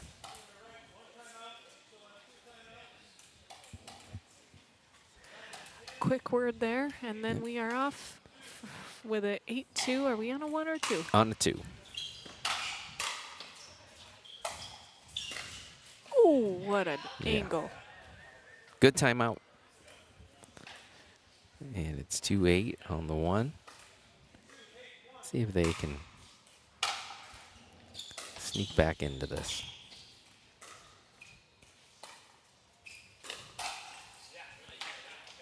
What a counter there, Connor Mogul. He was ready for that one. Yep. And that might be, that was a little bit of what you're talking about too, trying to create something. Trying to find some instant offense.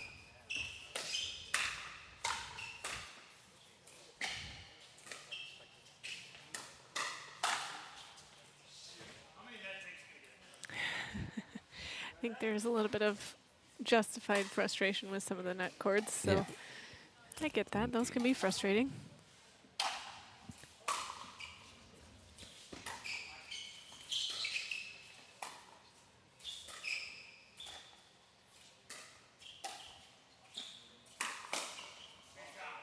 Good ATP. I actually didn't think that was there. I did not see that being there either. He found it, though. Really well hit shot. Yeah, and that was going to be in by a long shot, too. I don't know if Nick thought it was there, because I don't know if that's the shot he expected to come at him. Yeah.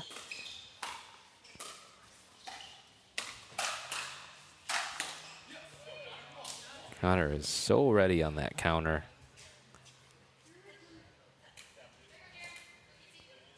He's in the zone a little bit, I think. He is. I'm sensing that as well.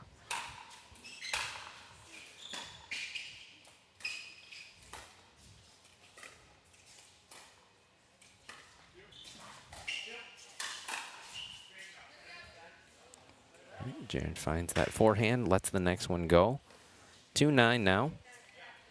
I think that was a good speed up from him timing-wise because Romano was just coming in off of the Ernie attempt there and might have just not had his feet set, so it's a good ball there.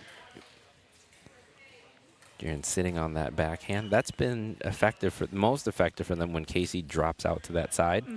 And Jaren's there with his backhand.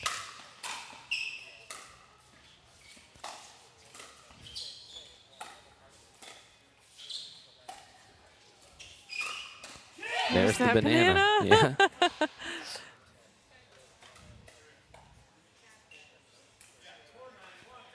So good. To even try that down 9-3 in a championship match, and then to do it successfully.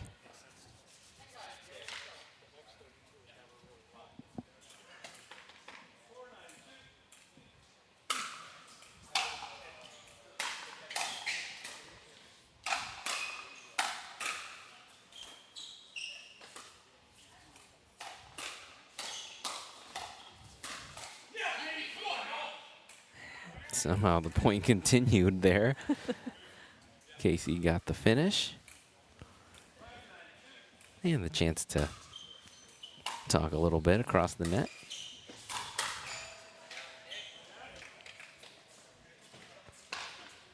So that possession ends, but they did get 3 points. They did.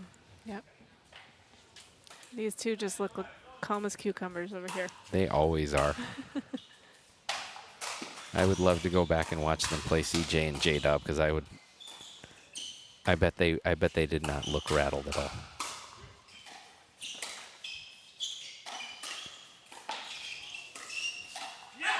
What a point. Couple of shots there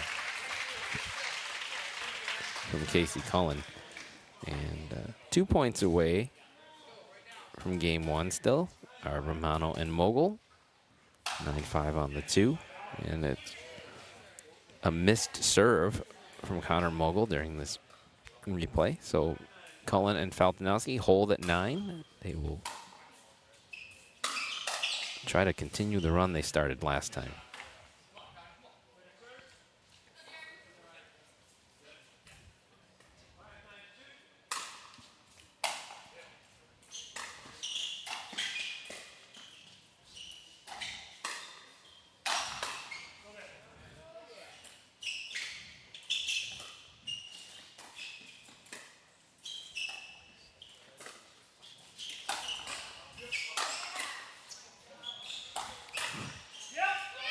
Oh my goodness.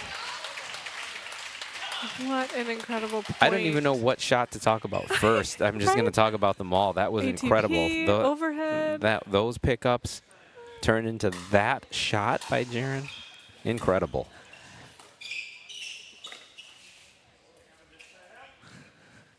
I think I just heard Casey say, and then I missed that. That's what, yeah, I mean, listen. That's usually the expected result when you have a point like that. Is somebody makes an easy error the next time.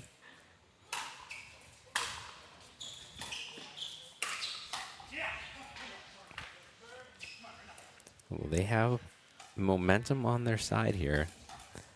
They've been holding, and Captain Obvious. But if I'm Romano and Mogul, I don't want to give this ball back. Yeah, agree. I think they got to get at least one here to get some momentum. Change something? Yeah, feel confident on their side.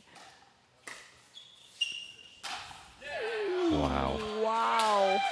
Another shot that I didn't think was there, honestly. He waited so long on it, and it hung up just enough. Wow.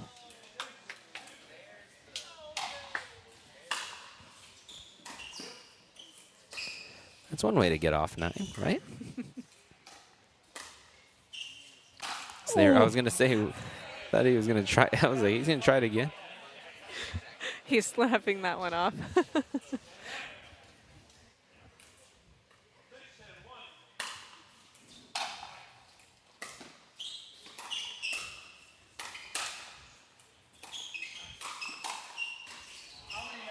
Oh, another net cord. But a great, Jaren had overhead right at Nick's body that he defended off before that net cord even happened. Yeah. So he earned the net cord.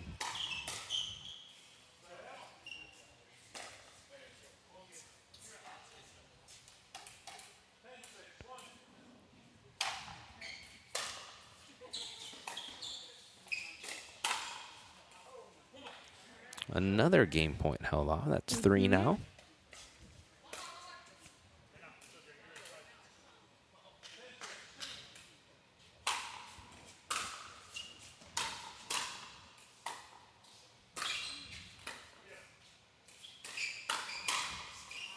Oh, There that it was is. another net court that doesn't go their way. And Romano and Mogul take game 1, 11-6. This is the men's championship match, playing for $2,000. Here's the last point. Just that much. Just a hair. All right, so Coach Jenna, game 2. If you're talking to Casey and Jaron, what's the strategy or what's the talk about?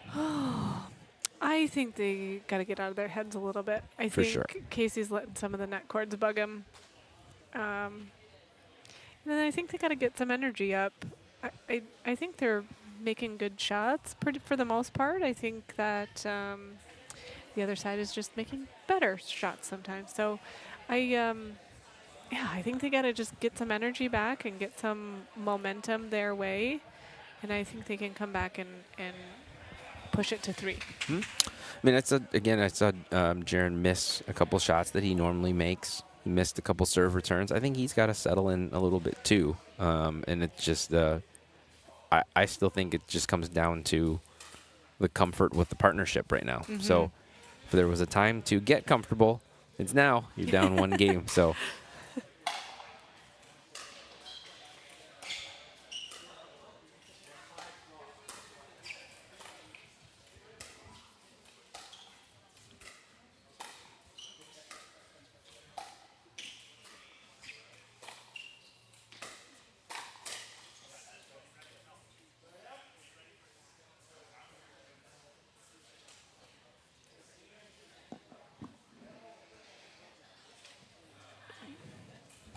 Just a reminder, after this game, we do have mixed Yeah. finals coming up.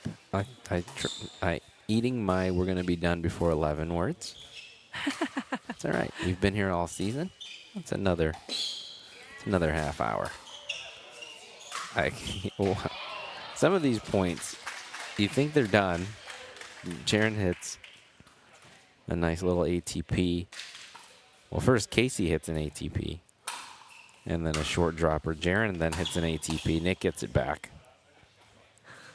And that's an incredible point. That's like the 4th best point in this match so far. Yeah.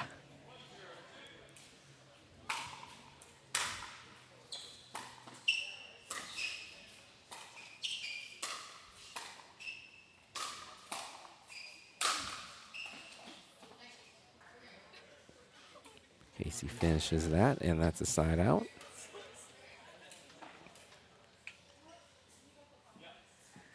0-1. I really think Cullen and Faltinowski need a good start here. Agree. Got to get some points here. I think on if this they possession. get down, or down too far, I think it'll. And shots like that, Jaron just doesn't look. He doesn't look like himself to me. Yeah.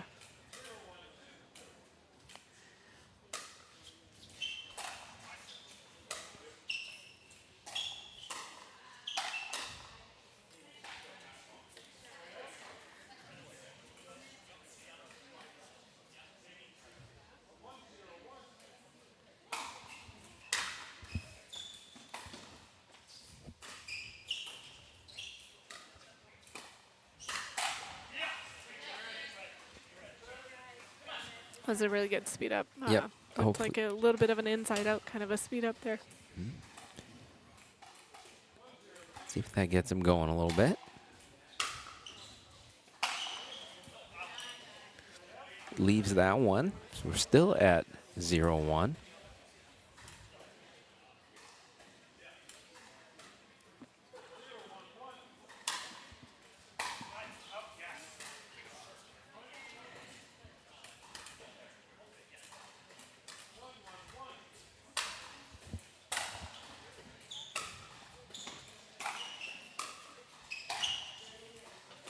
Another net court. That one defended, though. Oh, great leave. It's a lot of discipline right there. Yep. And one of those ones that as it's traveling through the air, you're like, I hope it's out. maybe I should have hit it. Yeah.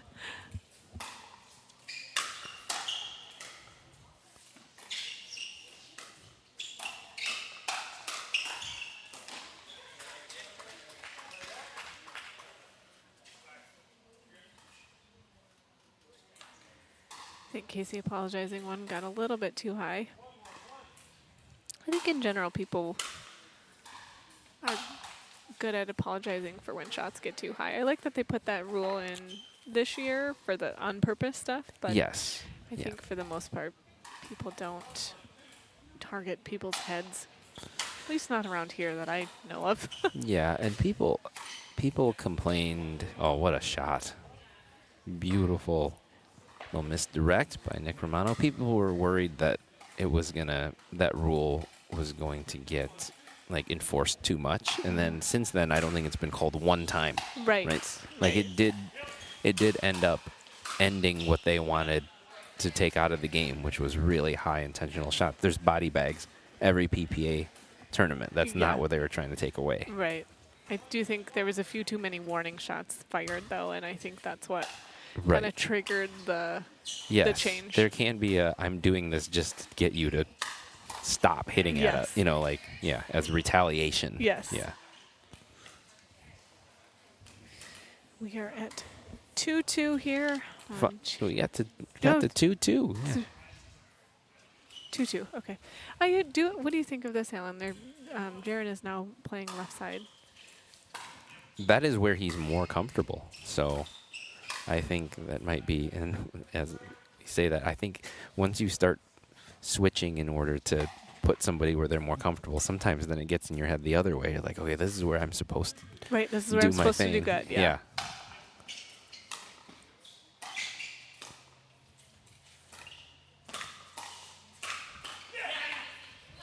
And say, in theory, I like it because Casey can do that still from the right. He can be aggressive from over there. Agree. So put Jaron where he's comfortable. And there it is. 4-2.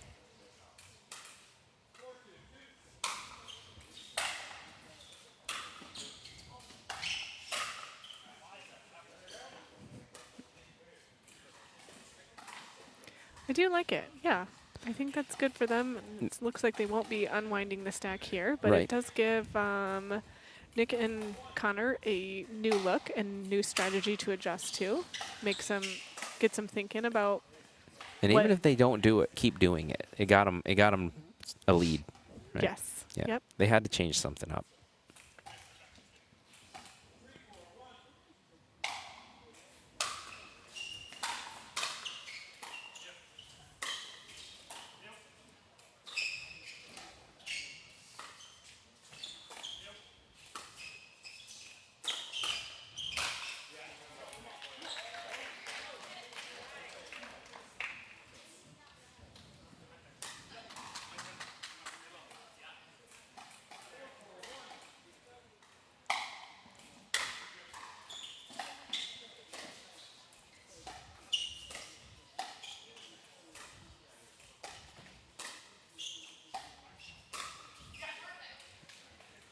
Casey finds that one to put down the middle. 4-4 on the 2 now.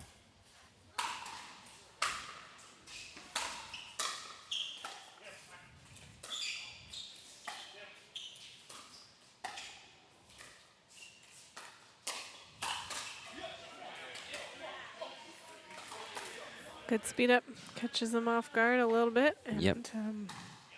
Yeah, well timed. Well placed.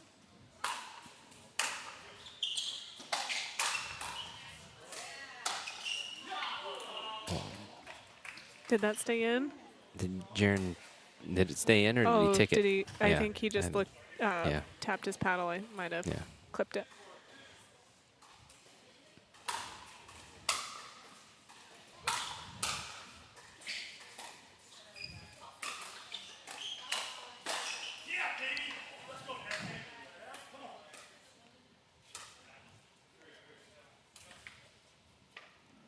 big possession coming up here.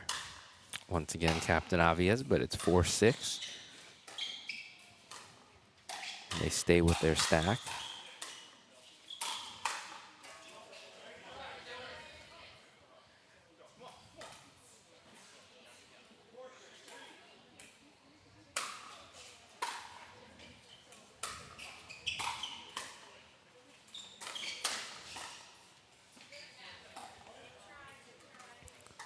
Point there, 5-6. You can feel Casey just trying to will some of these points through. Sometimes it works, sometimes it doesn't. Yep.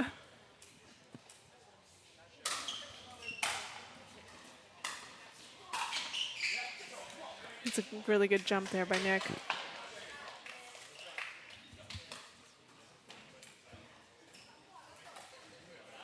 I think these two as well now need to get off 6 and start generating some momentum from their point of view. Yeah, they've played super well to only be up 1 point here. Kind of letting the other team hang around.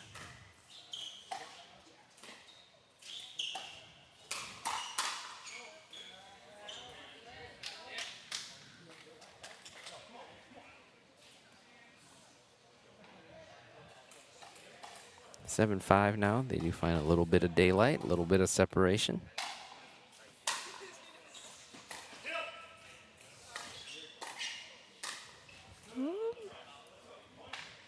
Jaren calls another timeout. I think that's a good timeout. I think they need to maybe talk about their strategy, where they want to put who, maybe when to speed up, and kind of what they're going to change up here. Yeah, I mean, even to be that it was just 6-5, they've still looked pretty uncomfortable to get to do even it being a 1 point game there.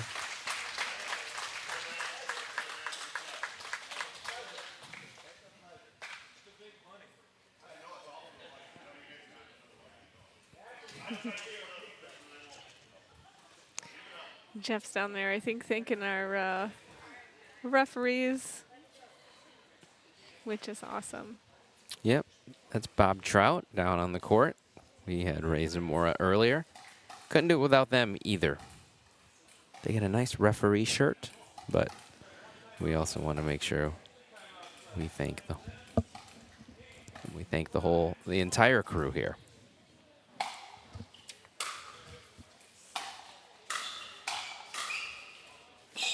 Oh, good get.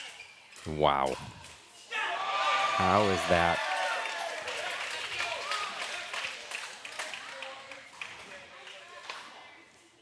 How about that get? Wow. Almost does the splits, and then Nick finishes it off.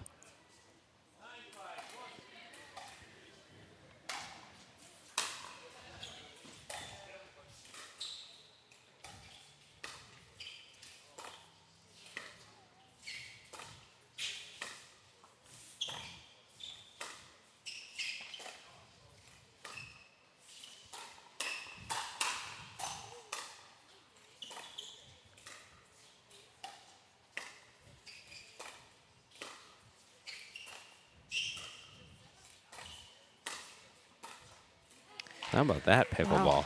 You know what? For Jaren to be in the middle of a little bit of a cold streak right now and stay in that dink like that, incredible. Yes. Like, so well played.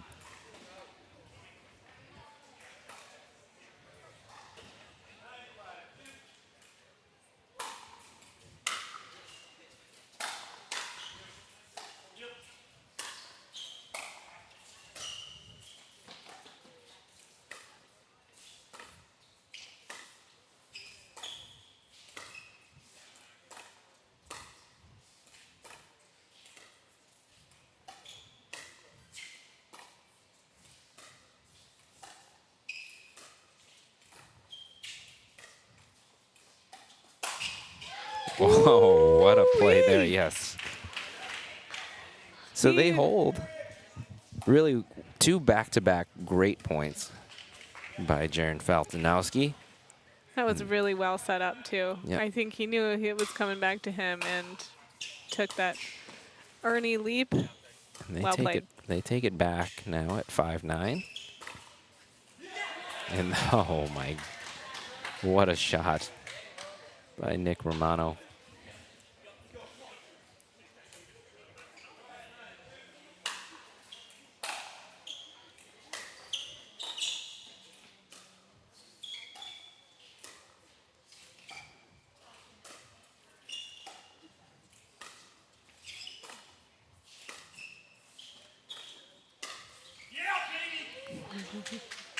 Little inside out behind Nick. So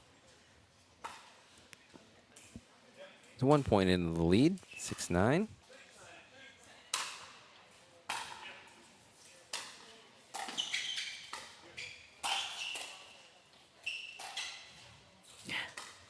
Two net cords in a row. More net cords. Yep. Another one. Yep. Why not? And then a leave. And it's 7-9.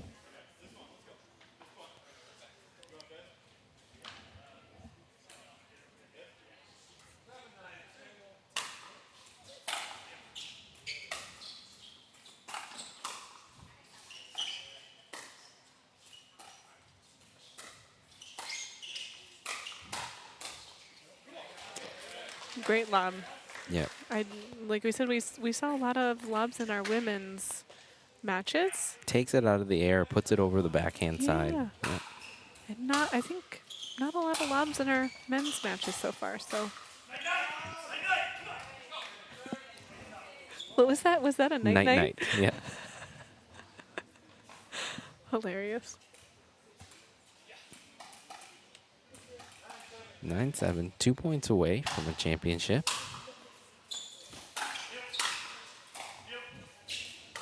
But it's been a little bit of a struggle since getting to 9. Has they got stuck at 6? Now we're stuck at 9.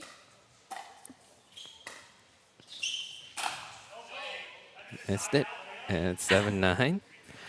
Now you've seen Jaron settle in more on the left, and he looks Agree. entirely more comfortable. Agreed. It's just back to Jaron.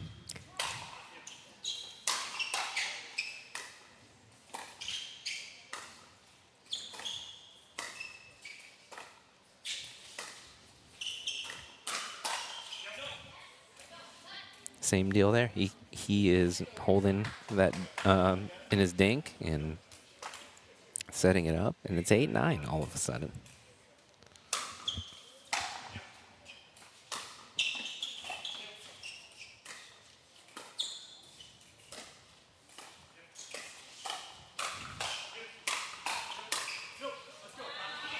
That's a really good look.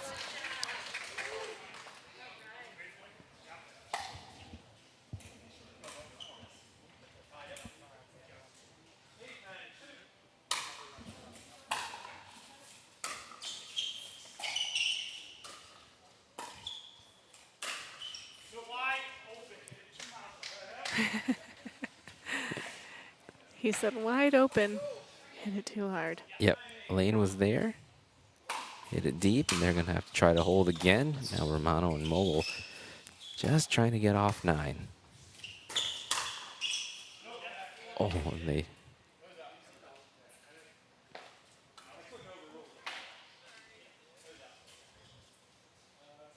What do we think here?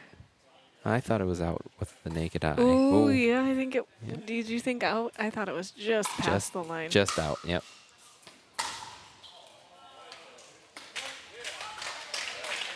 And that's it. That's your men's final. Connor Mogul, Nick Romano, another repeat champion, I believe. So the 2 from last season in women's and men's are again the champions this year, although it wasn't easy sledding. But they got it done and really had to fight through a little bit of up and down there at the end. But like you said, cool as cucumbers. You never would have known it. No, for sure. And it seemed like, although they got a little stuck when, Jaron and Casey changed their strategy by putting Jaron on the left.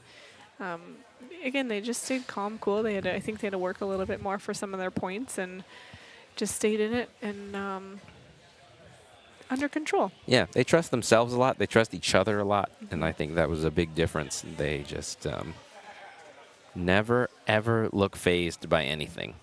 Yeah. And, of course, they're fantastic players who can hit. They can both do everything on the court. Mm-hmm. So, really, really, really well played again. Let's head to commercial. And we're going to head to commercial. We're going to talk to these guys on the other side and have the mixed final. So keep it right here.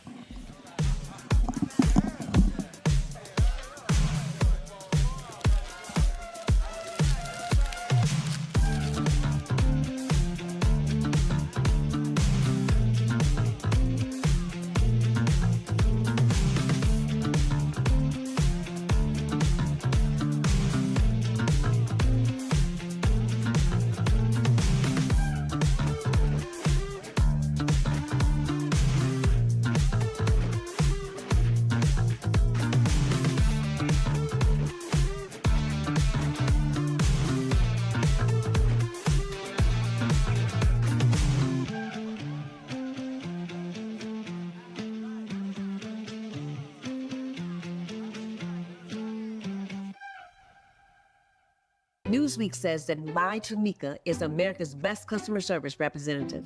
My whole team at Priority Health won Newsweek's America's Best Customer Service Award. And I told everyone. In those exact words.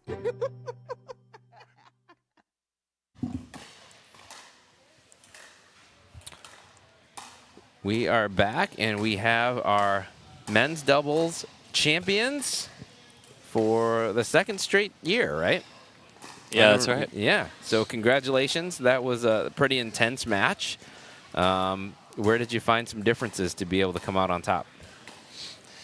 Yeah, I mean, they're a really tough team. There's not one strategy that kind of is going to win you the match. Kind of got to play each point by point. Both those guys are used to being on the left, so one of our strategies was to hit to who's ever on the right, really. Those guys are both really good on the left side, so that was one. But yeah, you gotta play a lot of different points to win a match like that. So coming off that point, or the point that you just made, I mean, with hitting whoever's on the right side, did you guys change anything up when they switched up their strategy to put Jaron on the left? Did that kind of freeze you up a little bit, or were you still able to just kind of stick with that strategy?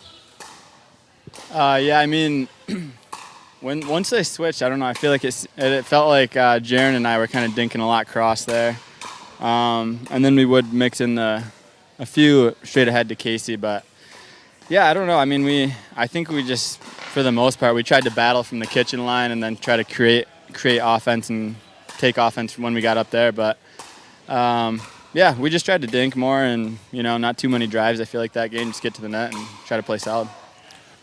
All right, now for the fun stuff. What are you doing with the money? I mean, we're going to be playing a lot of tournaments coming up, so yeah, it's going to be maybe a little gas money, entry fees, all that good stuff. It's probably just going to go right back into pickleball, honestly. That's a lot less fun than hot tub. Yeah, I already tried that. I actually did.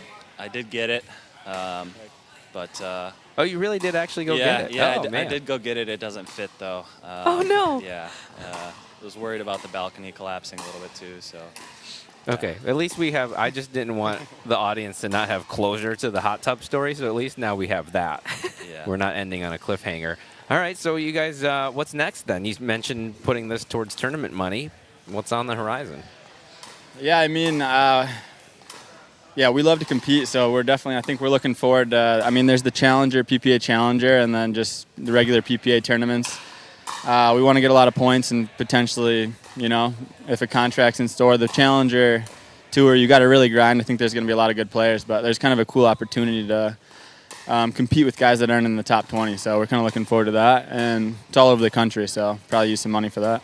Very cool.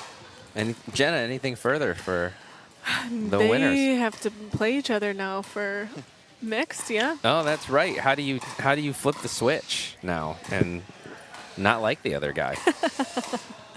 I mean, yeah, we get along pretty well, so it's going to be tough to find some reasons to to hate this guy for a little bit, but I'll try to come up with something. At least you know whoever wins, it's going to your gas money together, That's true. right, to get to the next tournament. So that'll work either way. Yeah, maybe the winner can buy a dinner or something. All right. Well, we're looking forward to it. We'll let you guys go. Let's get this thing started. But great play in the men's draw, and congrats. Congrats, you guys. Thanks. All right. That's going to be a hard changeover to go from, in my mind at least, I don't know, to go from, you know, hey, we just won the men's final to now we have to battle it out for mixed. But Yeah, I tend to think once you get on the court and a ball's coming at you, though, it just goes back to playing pickleball. Yeah, yeah. These two know each other quite well, too. That's Rita Schoenbeck. Top of your screen, Monica Wynn. The bottom, they played together in PPA Cape Coral in women's and are about to face each other in the mixed final. Monica already played in the women's final earlier tonight. Did not come out victorious, but has had a great run in all of her TPN appearances. That is, she is from Holland, Michigan. Favorite shot is the Scorpion 522 Duper. It's actually a 5.267 now. I have it up. Oh. Probably the new results. They, yeah, they had some good results in the qualifier. Ended up losing to Katarina Stewart and Bobby Oshiro. Oh, A lot yes. of people know I do Bobby. know. I know Bobby, yep. Yep. So definitely no shame in that loss. Rita Schoenbeck, originally from Santa Barbara, California, now living in Ann Arbor, Michigan. Professor at the University of Michigan. Favorite shot is a forehand poach. 529 Duper. Favorite shot is the forehand poach. Our favorite shot of hers, though, is undoubtedly that down-the-line shot. Exactly, the down-the-line shot. Yes. Behind the male in mixed. I think her opponent is going to have to watch out for that because that was a wicked weapon last game for her last match. So I think if it's there, she's got to use that. That's an amazing weapon. Yep. Also just a fantastic backhand dinker. Really a fantastic dinker all around because, as you mentioned, she can widen out so much and take her forehand on that right side. So this is how they got here. Both teams, Schoenbeck and Romano, took down the 1 seed, Samiri and Cullen, who they lost to in the previous mixed finals. So got a little revenge tonight. Win and Mogul got through fairly, although Fernberg and Faltinowski did give them a good run. They did, yes. Yep. So they had a tough match there. Nick and Connor taking their sweet time. It's as if they just played a match or something. I don't know what's happening.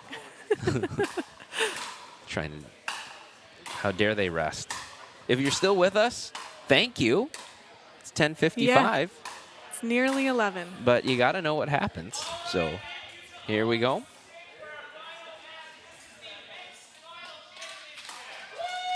Mixed final and the last match of TPN Season 2.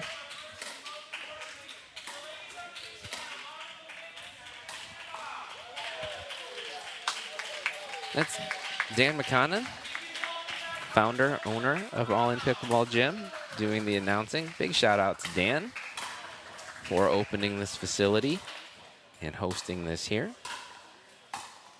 You know, when the idea of this came up, there weren't really a lot of indoor places. They were not, no. And now it's becoming more common, but there's 2 all-ins. There may be some others coming up, right? So we're going to have maybe several all-ins. But for now, 2 locations. We appreciate it. And it's great that all the indoor places can coexist. There is still rarely open slots on the schedules. There's plenty of time, and we're getting pointed at by Ray, head ref. But yeah, still not saturated with indoor space. By any means. It feels like we may get there sometime in the next year or 2. Yeah, I think there's a lot of people talking about it. I think the The trick is going to be the facility that's able to open the large facility, right? Like I think on the other side of the state they're doing a 15-court complex, correct? Yep. Something like that here in Michigan I think would be good. It's just, you know, I get it. We get warm summers as well, and people want to be outside. So even still, I think most of it is like where, how close is it to me? Yeah. And who the people that I want to play with, where do they play? For That's sure. a lot of it. Kind Crumbs is one of our sponsors. Want to make sure we give a great shout out to them. And with All In too, I think what's worked here is there's a lot of open play, a lot of community, a lot of leveled open play. It's not always easy to start that and get people in. Yep. And the open plays here are always full of people. I mean, always full. And it's been a great way for people to get to know each other. There is also a lot of drilling going on here. There's teaching. Beer City Open, back for another year, July 8th through 13th. And who knows, we may end up in here again for some MLP. For the MLP. It's rained. We've ended up indoors for the last 2 BCOs, at least part of them. Yep. Maybe 3. So I think you might be right, because I think the one before that, 3 years ago, I might have been inside for one of the matches too. yeah, I'm pretty sure we've been inside for 3 years, at least part of BCO. No rain this year. No rain. Elders Helpers, big thanks to them. This certainly would not have happened in the same way without them, and they have been strong supporters of the pickleball scene here in Grand Rapids from really the very beginning. From the very early days of Belknap, and then Fat Tire, great sponsor for not just TPN, but BCO as well. Produced by New Belgium. I have their hat on. And Jam Stretch and Fitness, it's right here in the facility. You can get, not just, you know, you can make sure that you're limber. They've also done some HIIT workouts, so you can make sure you're in shape. There's all sorts of different services that are offered right here in the building. You really have no excuse when it's in the same building. This is true. Yes. Take advantage of that. Take care of your bodies so that you don't end up leg up like me. Experience Grand Rapids. Make sure you go there. Make sure you know what events are coming up, especially as it gets warmer outside. Don't want to miss a concert in the park. Paddle Tech, paddle company based in Niles, Michigan. Also one of the first paddle companies that were around, and they have several pros on their roster, including Andrea Koop from right here in West Michigan, and of course, Annalie Waters. And there it is, All In Pickleball Gym. That's where we are, the Byron Center location. There's also a location at Cedar Rock. So again, get online, get into an open play, get into a community open play, get into a drill session. There's a new ball machine. Come hit on the new ball machine. It's a great way to get yourself, like when I hadn't played for a while. Oh, look at it. There's us there with the green screen. I like it. I can touch myself somewhere here. That way. Maybe not. Oh, yeah. Weathermen That's make it awesome. look so easy. I had a point, and now I forget what I was talking about because I magically appeared on the screen. This is the magic of television, It's everybody. only because it's 11 at night and now they're just messing with us. We're all slap happy and ready to get out of this building. Thank you, Seth and Zippy. So funny. We start out on almost a freebie point with a missed serve return. We got a shirt change from Connor.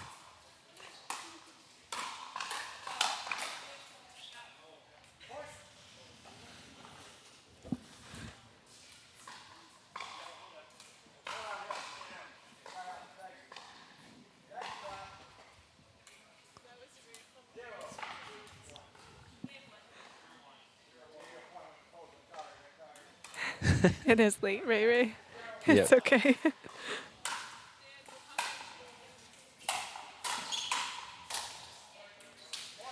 Do you expect this game to be kind of fast-paced, do you think?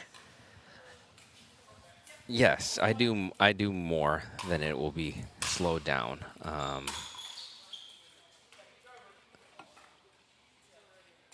I think they're going to try. I think they're going to try to slow it down, but I think inevitably we're going to end up in hands battles.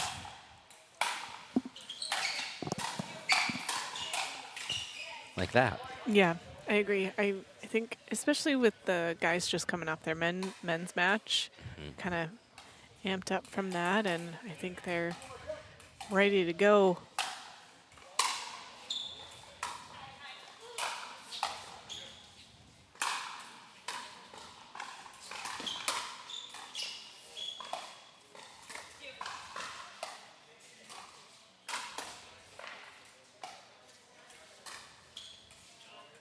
Oh, she tried Almost. for that down the line shot.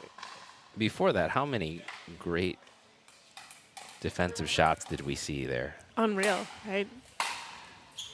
Great hand speed, great ability to reset at this level. So if you're watching at home and you want something to work on, I think the ability to reset is key. Everybody can use that. Everybody can be better at it. Also, if you are watching at home and maybe you're newer and you don't know what a reset is, Jenna, would you enlighten those who... I would say a reset is anything that you can dump back into the kitchen or dig out and dump back into the kitchen. Sometimes it's a matter of getting the ball back over the net and then you reset the next one, right? So sometimes you're kind of setting yourself up for a reset. I think it's particularly important if you're kind of in the transition zone between like 3-5 and 4-0, moving towards 4-5. I think, and remembering what I was like in that thought, it was like either this is a slow point or it's a fast point. And then you watch this level and you realize all points can be both. Right. And so it's taking, I think for me, it's like taking a fast point and making it, slowing it down again until you can find a place to speed it back up again if you need to. For sure. Another way we explain it in our lessons is if there's ever a time where you feel panicked, that's when you should reset. That's what a reset is. Something going back into the kitchen, and instead of engaging in the panic or the surprise, then just dump it back in the kitchen and buy yourself time. Right. It's like a life reset. Sometimes you need those too. Yes, sometimes So you need think those about it too. like in Nintendo when the game wasn't going your way and you would hit the reset button. You do it in pickleball by hitting a soft shot. I like that analogy. Not a lot of dinking so far, so Nope, I think I you didn't- are yeah. on the right track with this being a faster paced game. I also think like I can tell when Connor's like, I just want to go home. So I'm gonna try to blast through some points and make that happen. And Monica is willing to oblige with that strategy, I think. So they've come out just smoking so far. 7-2. I thought there was a rule that after 11 o'clock you couldn't take timeouts, but we're going to still take a timeout here. Really stretching Bob and Ray Ray's bedtimes. It's okay. Oh, no. They're such troopers. They got to be able to wake up and make the early bird breakfast at Denny's.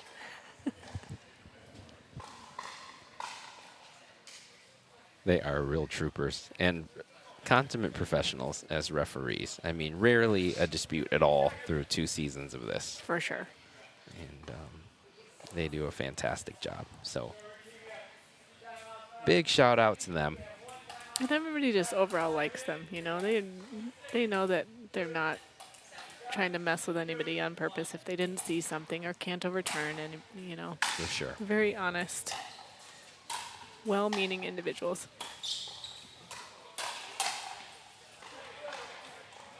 I think that's a good quality to have in a ref, well-meaning. Yes. Yeah. Agree. I don't even know actually if that's a word, but I just sounded good. I made it up. I knew what you meant. I don't think you were here the week I used matriculate. Yes, to find out that was me. Oh, that was you. Only to find out it's not a word. Or it is a word. It is just a word. doesn't mean something. It doesn't mean what I thought it meant. You've made it a word in pickleball. I had my mom texting me. She's sending me a screenshot of like, did you end up looking it up? I got a bunch of texts afterwards too. But yeah, it's nice to know people are looking out for me. Yeah.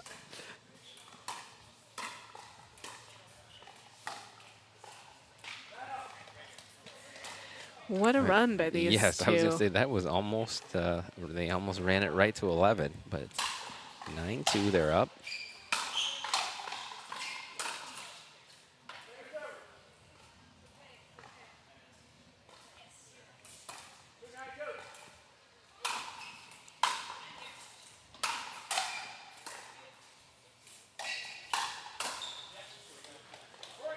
Okay, see if that gets Romano and Schoenbach firing a little bit. 3-9 on the 2.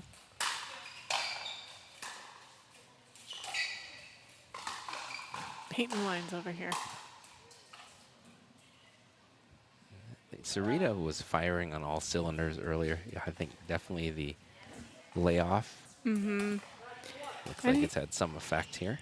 And I think the intensity at which Wynn and Mogul are playing. Yes, Maybe they're bringing it. They are.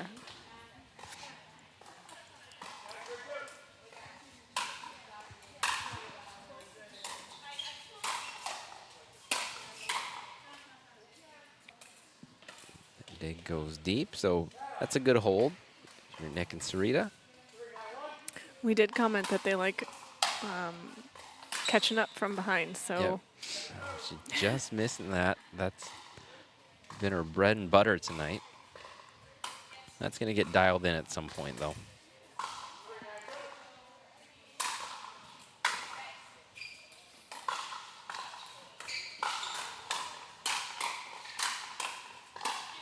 Ooh. What an angle. Tough.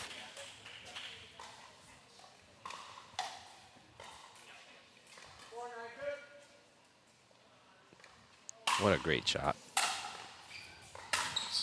You see people take two-handed backhand swings like a tennis shot. You don't see it on the overhead too much. She's done it a couple times tonight like that. Mm-hmm. It's a really, really cool shot. Unique.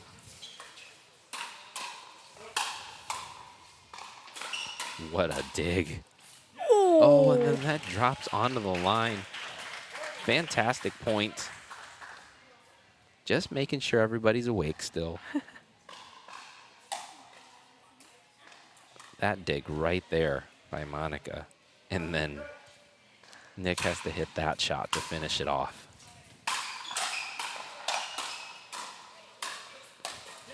More hands battling, and another one where Schoenbach and Romano come out on top, and it's 6-9. 6-9. This is what they do. This is what they do.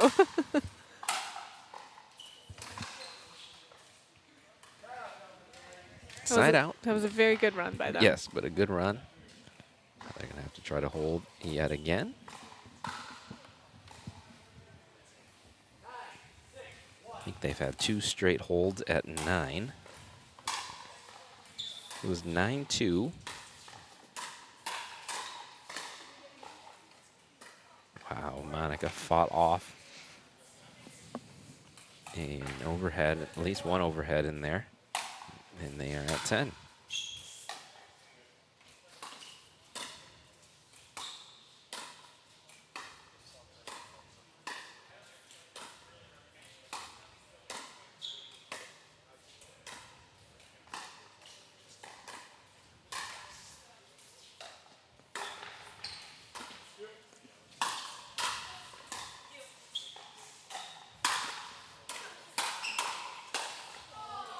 Wow. Fierce points, couple of them. Sarita was hitting some blistering Lasers. shots. Yep. And Connor and Monica fought off all of those. They get to 11. It's 11-6. But I'd say Schoenbach and Romano got themselves together a little bit, settled in. Yeah. And we'll see what happens in game 2. But holy cow, that back quarter of that first game was outstanding. Yeah, and Monica and Connor just kind of came out firing, and I think that maybe caught them off guard a little bit, but good adjustment on Sarita and Nick's part to kind of fight back on that a little bit and get more comfortable in that. So I am curious too what game 2 will end up being. This was, I think, only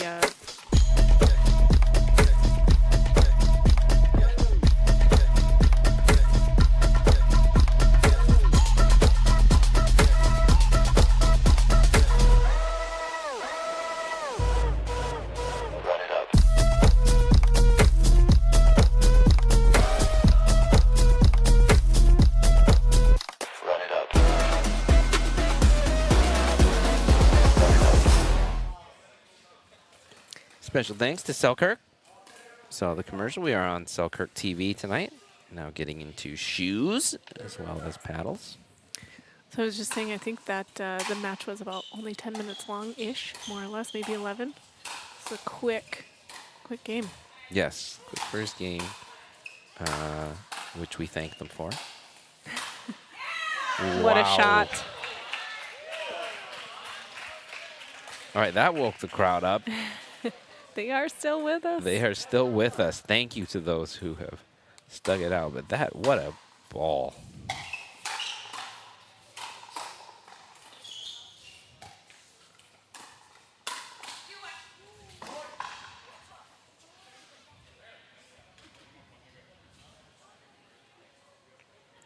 Quick 2-0 lead here for Win and Mogul after taking the first, 11-6.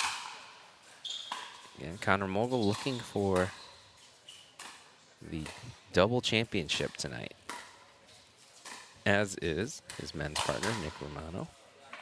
Shots like that will help. Looked like he was sitting on that one.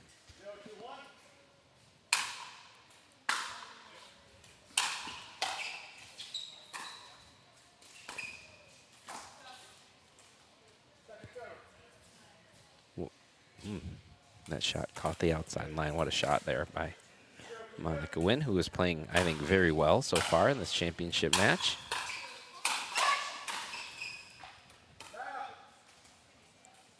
Monica, again, so good at calling those out balls, but it's so hard to get out of the way when a laser beam's coming right at you. Yep.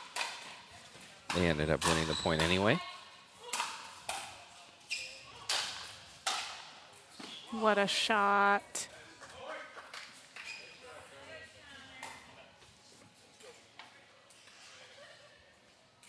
I expected this to be a pretty back and forth match, but Monica and Connor are just playing so well right now.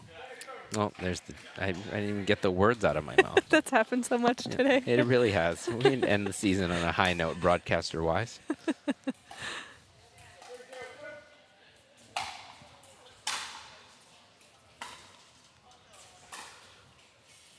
But that drop, though. Perfectly in the corner of the kitchen. And it's 4-0.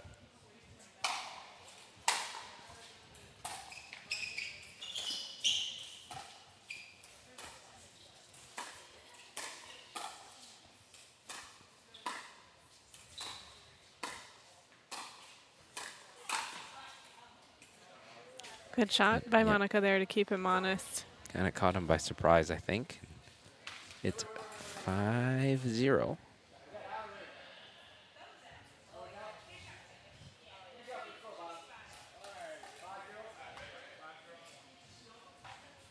I don't think Ray heard an out call there, so just clarifying that it was indeed out.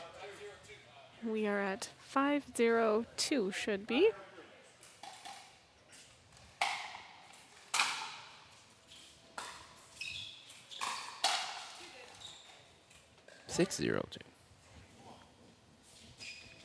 Although, once again, the 4 seed just doesn't like to have early leads. Nope.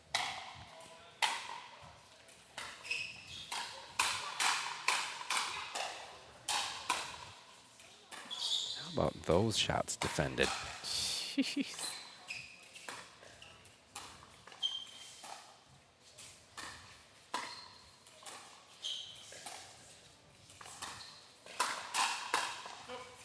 Oh, what a battle Great that hands. point was. Yep. Great resets, great hands. It's 0-6. Let's see if the comeback kids can do it again.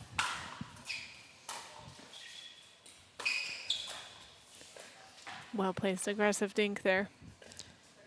Monica is very on so far in this championship match, playing so well.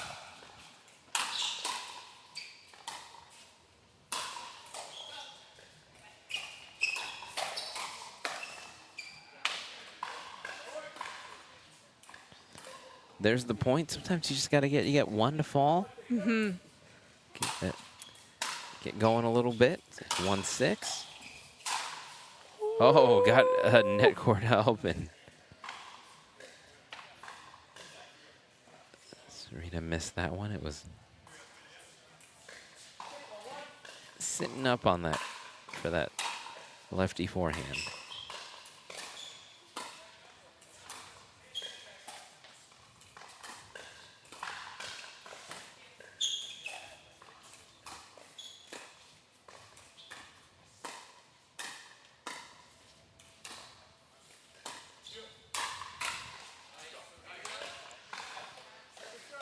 Well played there, as they, as shown back in Romano, try to stay in this championship match. Down 6-1 in the second.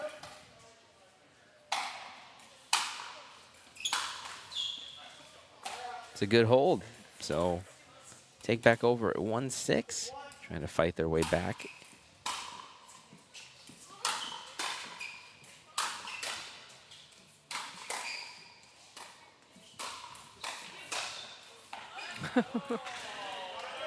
Good combo there.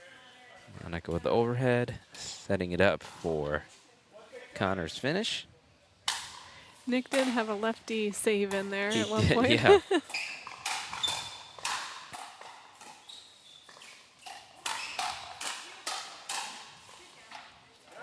Such fast hands. Yes. I love it. They're winning. Monica and Connor are winning every battle right now, and Sarita is firing some absolute rockets at them. Yeah.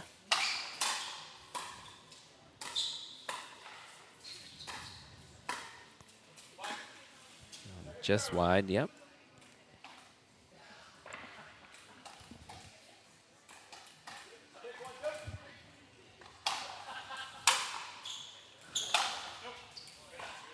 Sailed that one a little bit long. Yep.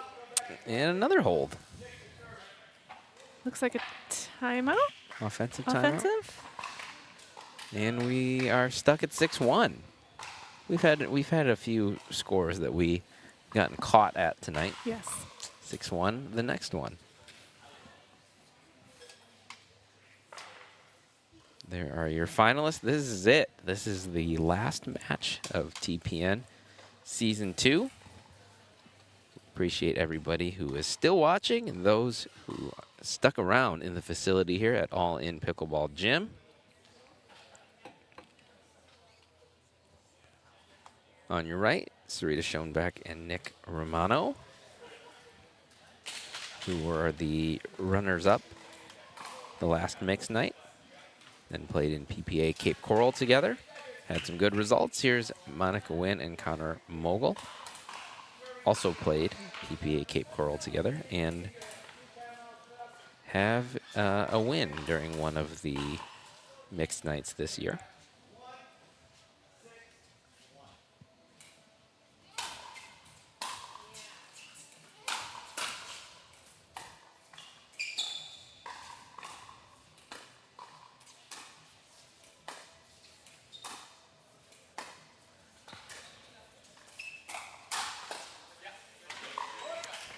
She looks like she was ready for that one. Yes, she was. Although those have been coming back tonight, so I can tell she hit it and was expecting a next shot because they've been doing a great job of defending her offense. I think that counter was just a little bit more well placed, just going more towards the middle instead of going back to Connor.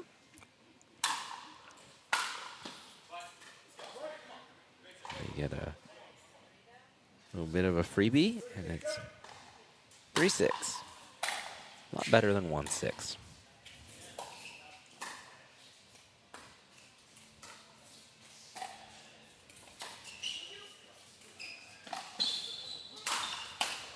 Wow. What a combination there. Perfect lob. Yeah. And then a nasty forehand to finish that off. Connor didn't even start running that down practically until it hit the ground either. So Yep. a good rundown by him as well.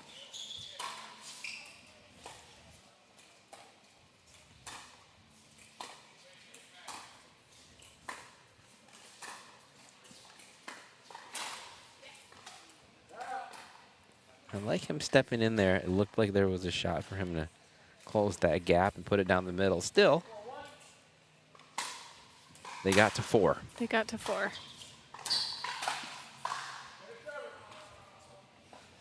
And have another chance to hold right here at 6.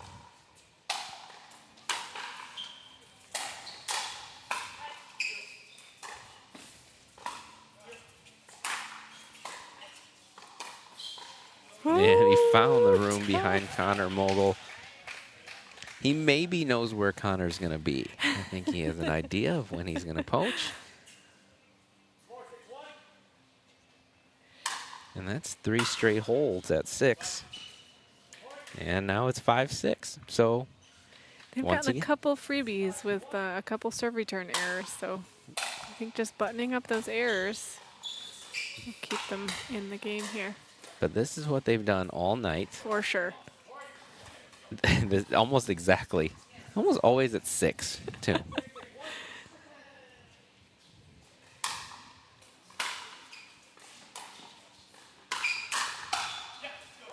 And Now would we're you tied know up. it? They have the lead. Oh, wait. Oh, we are on 7.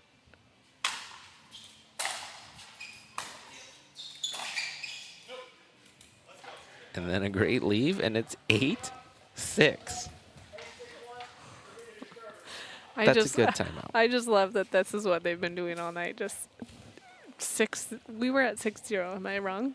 6-0. Yep. And all night they've been coming back from 6-1 for sure. 6-1 for sure. Yeah. Yeah. They have been. It was 6-2 in another one, 6-3 in another one. Mm-hmm. And then they just turn it on. All right. If you're Connor and Monica, what'd you talk about in that timeout? Ooh, Hit the serve back. Yeah, serve. Return I the serve. think they need to button up their errors. I think some of their speed ups are starting to come back, and I think it's time to maybe start being a little bit more patient. I think that worked really well for game 1. Yep. And I think game 2, they may have to start thinking a little bit instead of trying to kind of force a speed up. And they won so many of those early hands battles to get game 1, and then well, there it is. A little bit more patience. A little Slow bit it more down. patience. But still another serve here for Schoenbeck and Romano.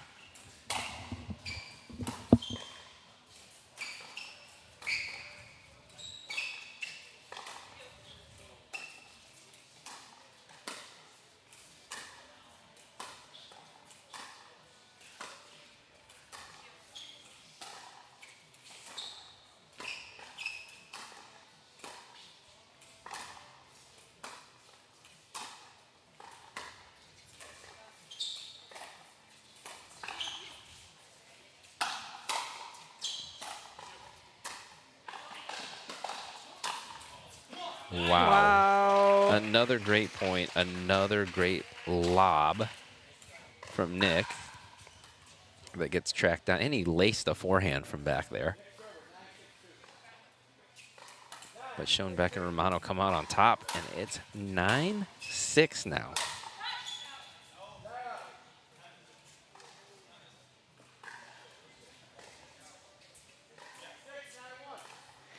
We'll see now if they can get off their dreaded 6 that they've been on for a while, and There it is.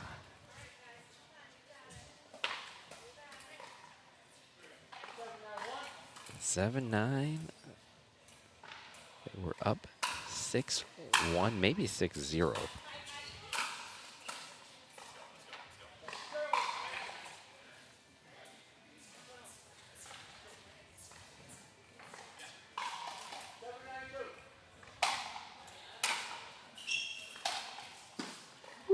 he had the opening He there. did. Yep.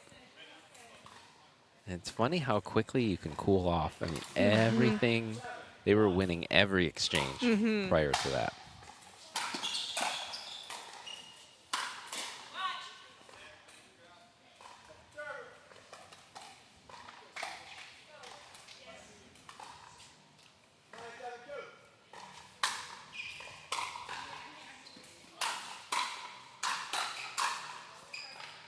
Wow, Zarita crashes in behind that. And they have a game point to get us to a third.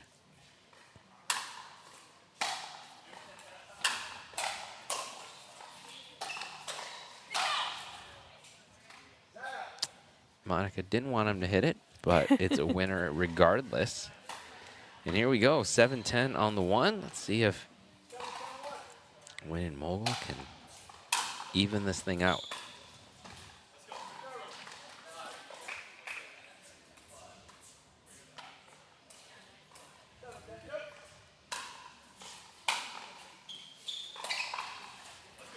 Shoot, 2 missed thirds in the net there. I think they missed, there was a missed third the possession before, so just that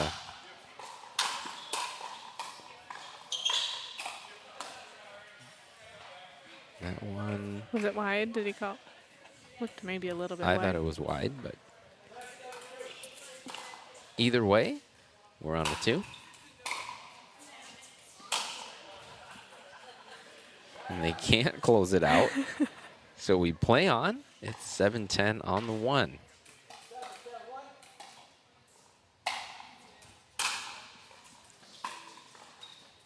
Another one. Another miss there.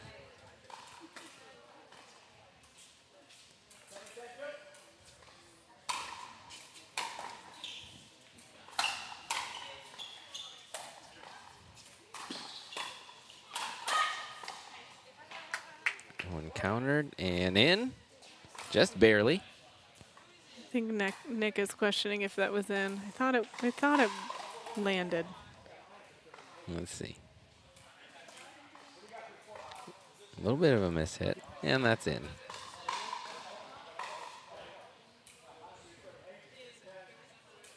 Eight, 10 on the 2.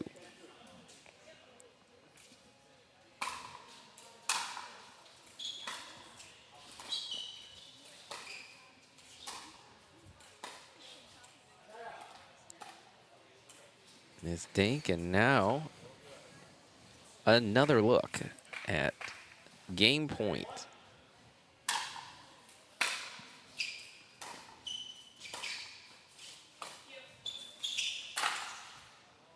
Oh, he's had that ATP a couple times tonight. That one wasn't there.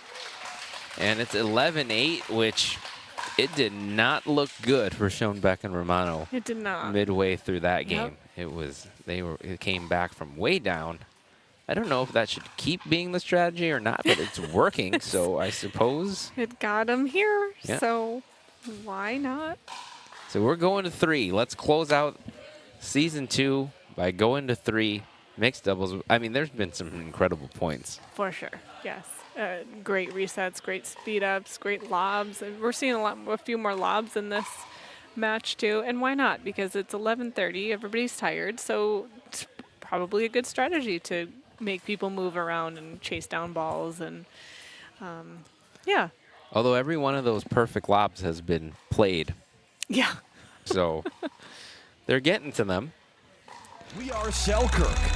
We are pickleball. Pickleball? Yeah, pickleball. All ages, family, friends, dinks, drives, Ernies, ATPs, and whatever this is. 10 years in and just getting started. Here and not going anywhere. We are you, and you are who we work for. Family-owned, USA-based, pickleball proud.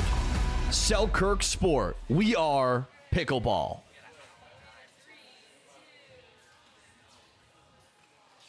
Big thanks to Selkirk, and we are on Selkirk TV. Was that Jack Sock hitting a banana in that video? Pretty sure that's what it was. Was that a band? I think he did the inside out kind of dink thing. Oh, he did the the is Kyle it the Kyle Yates? Yates? Yeah. I think he has also hit a banana in the. I would believe. I Yeah. believe that.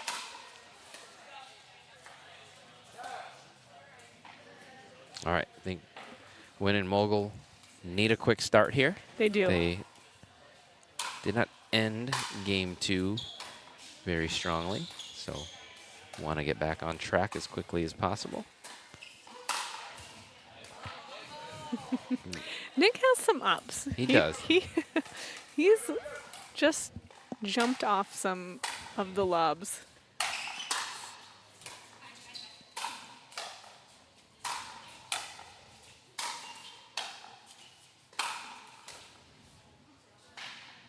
All right. That ball is maybe gone. Ray's got one.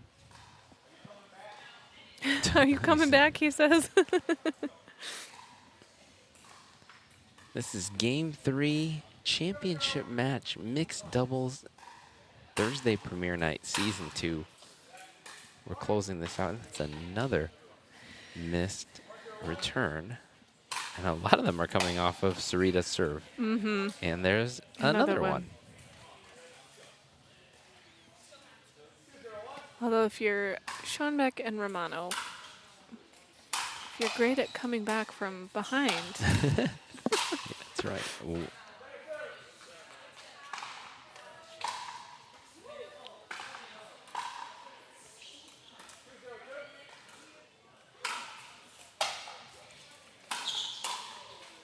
I always think just try to make yourself think that play as if it's 0-0.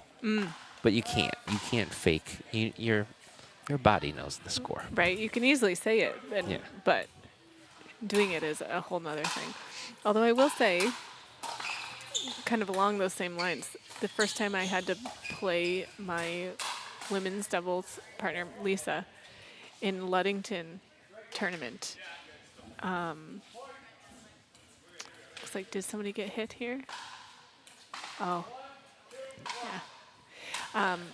I had the hardest time playing her because it was like, I play with you all the time. You're my friend. I can't.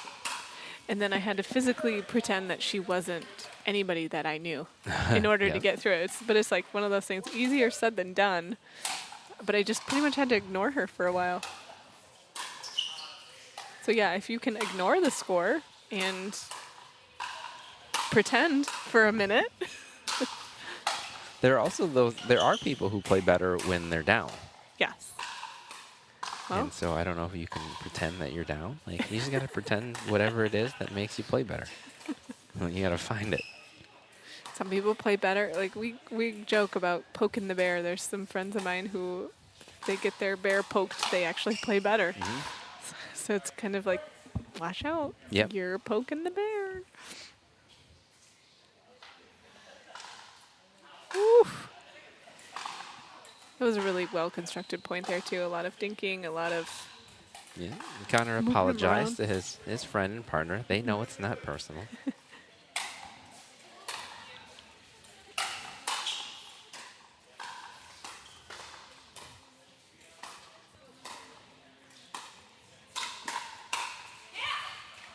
Well played there by Monica Wynn.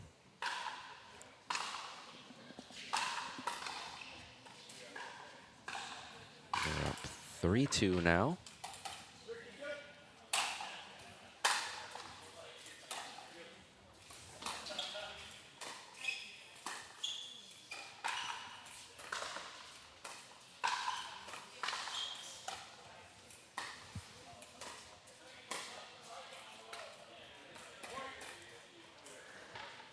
Rare missed ink, I think. Yeah. She's been so consistent and solid. And I don't know if she was expecting a speed up or something there. It looked like she hesitated for just a second. agree. It seemed like she was expecting something different there.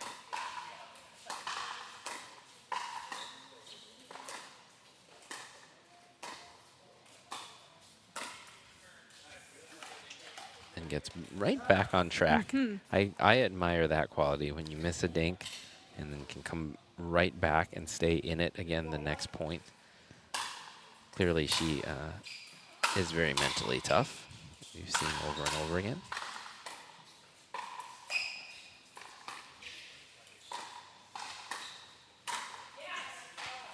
Good shot up the middle. That's hard to do with 2 forehands in the middle, but she threaded the needle there. Yep, and had pulled Sarita out just wide enough the shots before to make that happen.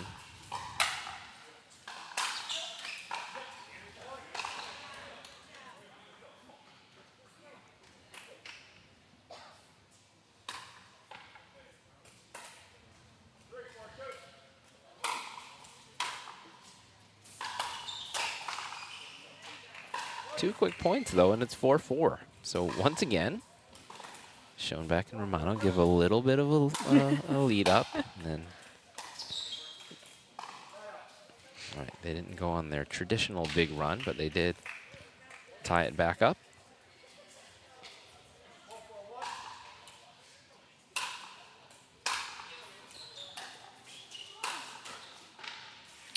Right at the feet. Well placed shot. Remember earlier when I said this is going really fast and we're going to be done well before 11? I think you jinxed it. Yeah, I think I did. Broadcaster jinxed your own self. One. I think that landed in. I thought it was right on the line. Yeah, very close.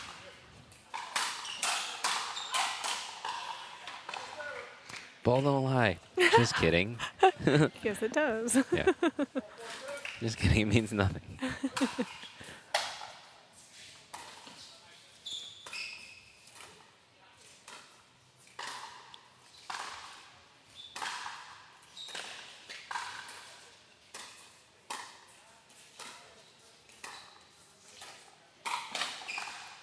What a get. Wow. Oh. What a move by Nick to jump the kitchen there, and it was a perfect response from who hit that? I don't know. One of them.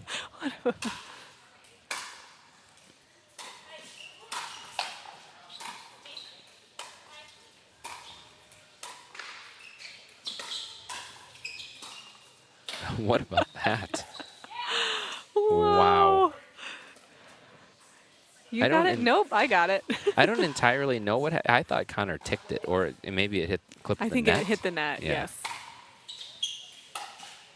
But the hand-eye coordination to stay on that ball.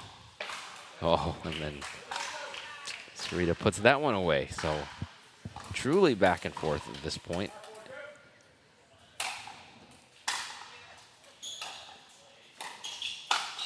Woo. That's tough when you get what you want. Yep, had a pretty good look at it. That was a lot of pickleball to only get to 5-4. Felt like we hit a lot of shots. And 1 point showed up on the scoreboard.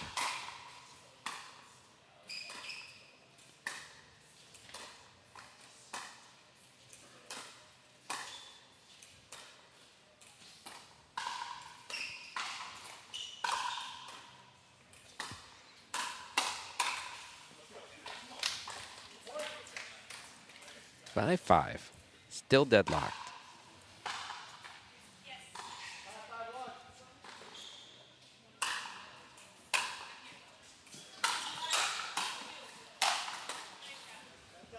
Oh, we almost got it up here. Got it. Yep.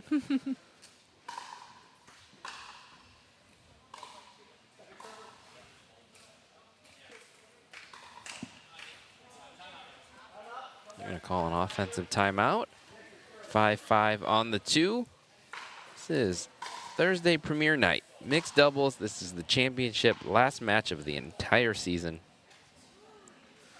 And why not make it 3 and a very tight 3.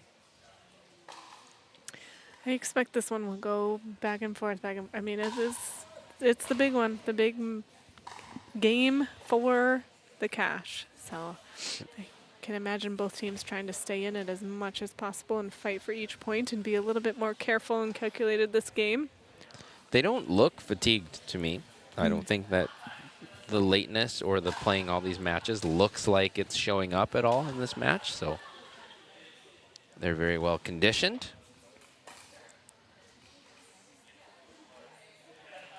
Our refs also looking very fresh.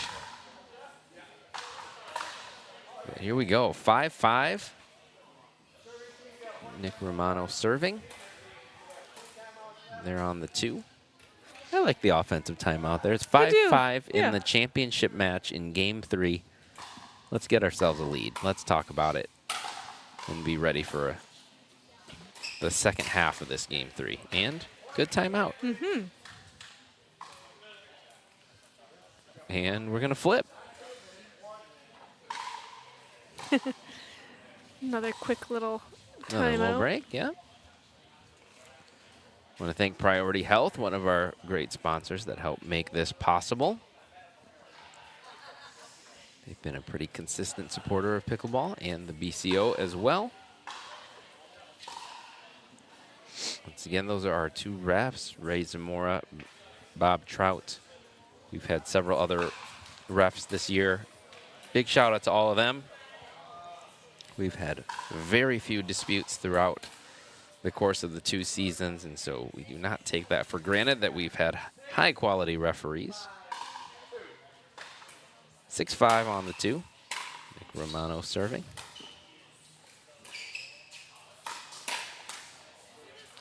Monica's sitting on that one. Yep. She seemed to know that that one was coming. Ready with the Scorpion.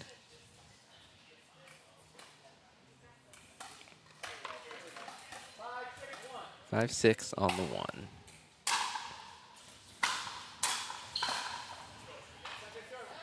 It's a great shot there by Sarita Schoenbeck.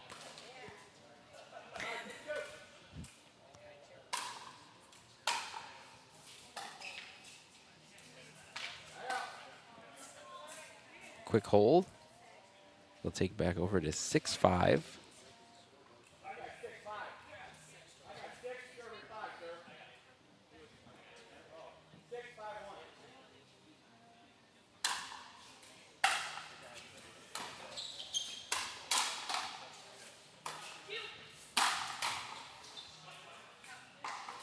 Good leave. Yep. Still 6-5. Our scoreboard says 7-5. Even maybe they'll get to 7 here sometime. I think they're trying to fix it now. Yep. There we go. And then they got to 7. So put the 7 back up.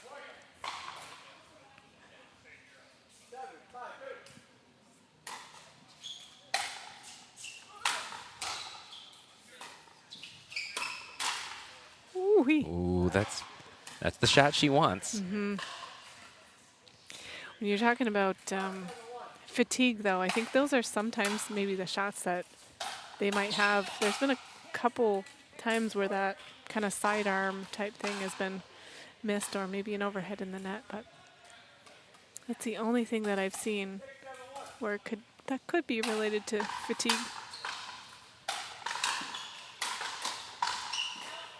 Oh, that one just wide. And it's 7-7. Who wants it? We're 4 points away on either side from a mixed doubles championship and $2,000 to the winning team.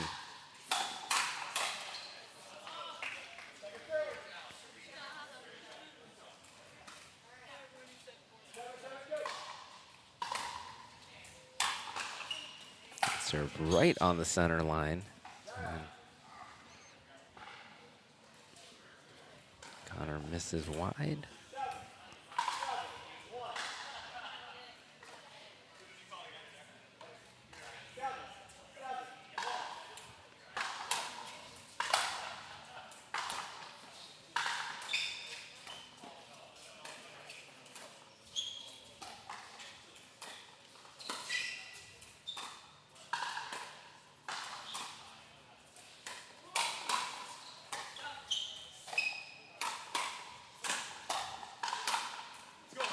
Wow. Such a good point. Great point. Monica very ready for those speed ups and defended them back. And Nick finally able to get one away from them. And they take the 1 point lead. It's 8-7 on the 1. 3 points from a title.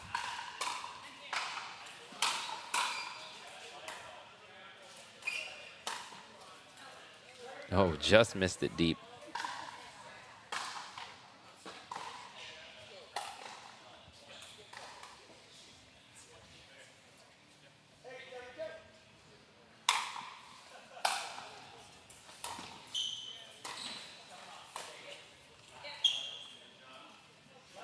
It ends up being a good hold. They give up 1 point to win in mogul.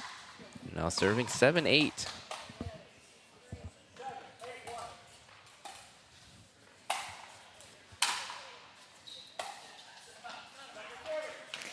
It has been a lot of missed thirds. I think that now the fatigue might be showing up there. And maybe some of the impatience of just wanting to get out of here too.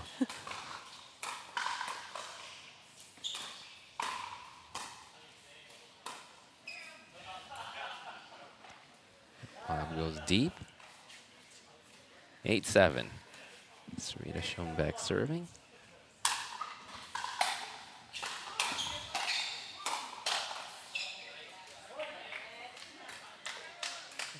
All power on that point. Big serve from Sarita. Nick crashed it with a drive and closes it out. 2 points from a championship.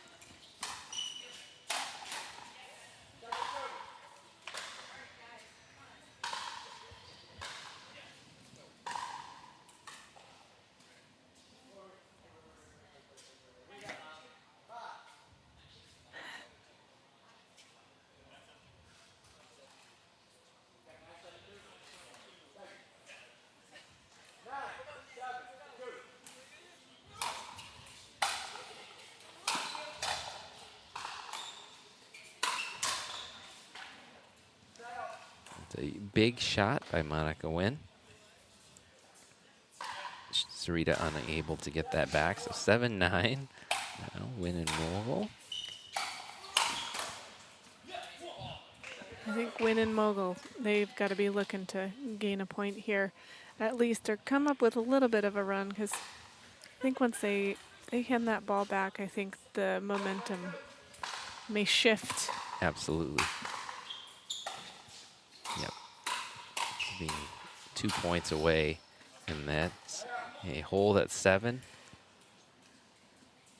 Nick Romano playing big on that point. He seems to be in the groove right now. Yes, he is. I think he's playing a little more aggressive, trying to finish this thing out. And Sarita will play aggressively as well.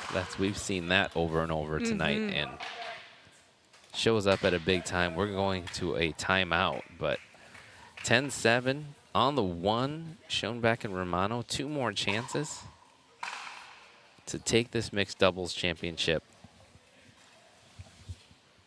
You know, as we get close to ending this broadcast and the season, we had to thank a whole bunch of people. You see Jeff Howlett there. He filled in 1 week. He was our stats guy last year. Also streamed some of Nick and Connor stuff on Facebook Live down at PPA. A lot of people ended up watching that because they're interested in seeing how these guys were doing. Thank you to you for also stepping in after Tori went to Arizona. Tori is watching. Hi, Tori. It's only 8:50 there, yeah, is, or 9:50. I don't know my time zones well enough. But she did the first half of the year, and then you've come in and filled in seamlessly, so thank you. Yeah. Happy to be here. Had a lot of fun with it. And there it is. That is championship point. Nick Romano, Sarita Schoenbeck are your champions. They almost were the champions the last time around. Lost in kind of a heartbreaker, so they're able to come back and get it done this time. Nick Romano is a double champion. Tori texted me that it's 8:52 there. So it's, We are pickleball. Pickleball? Yeah, pickleball. All ages.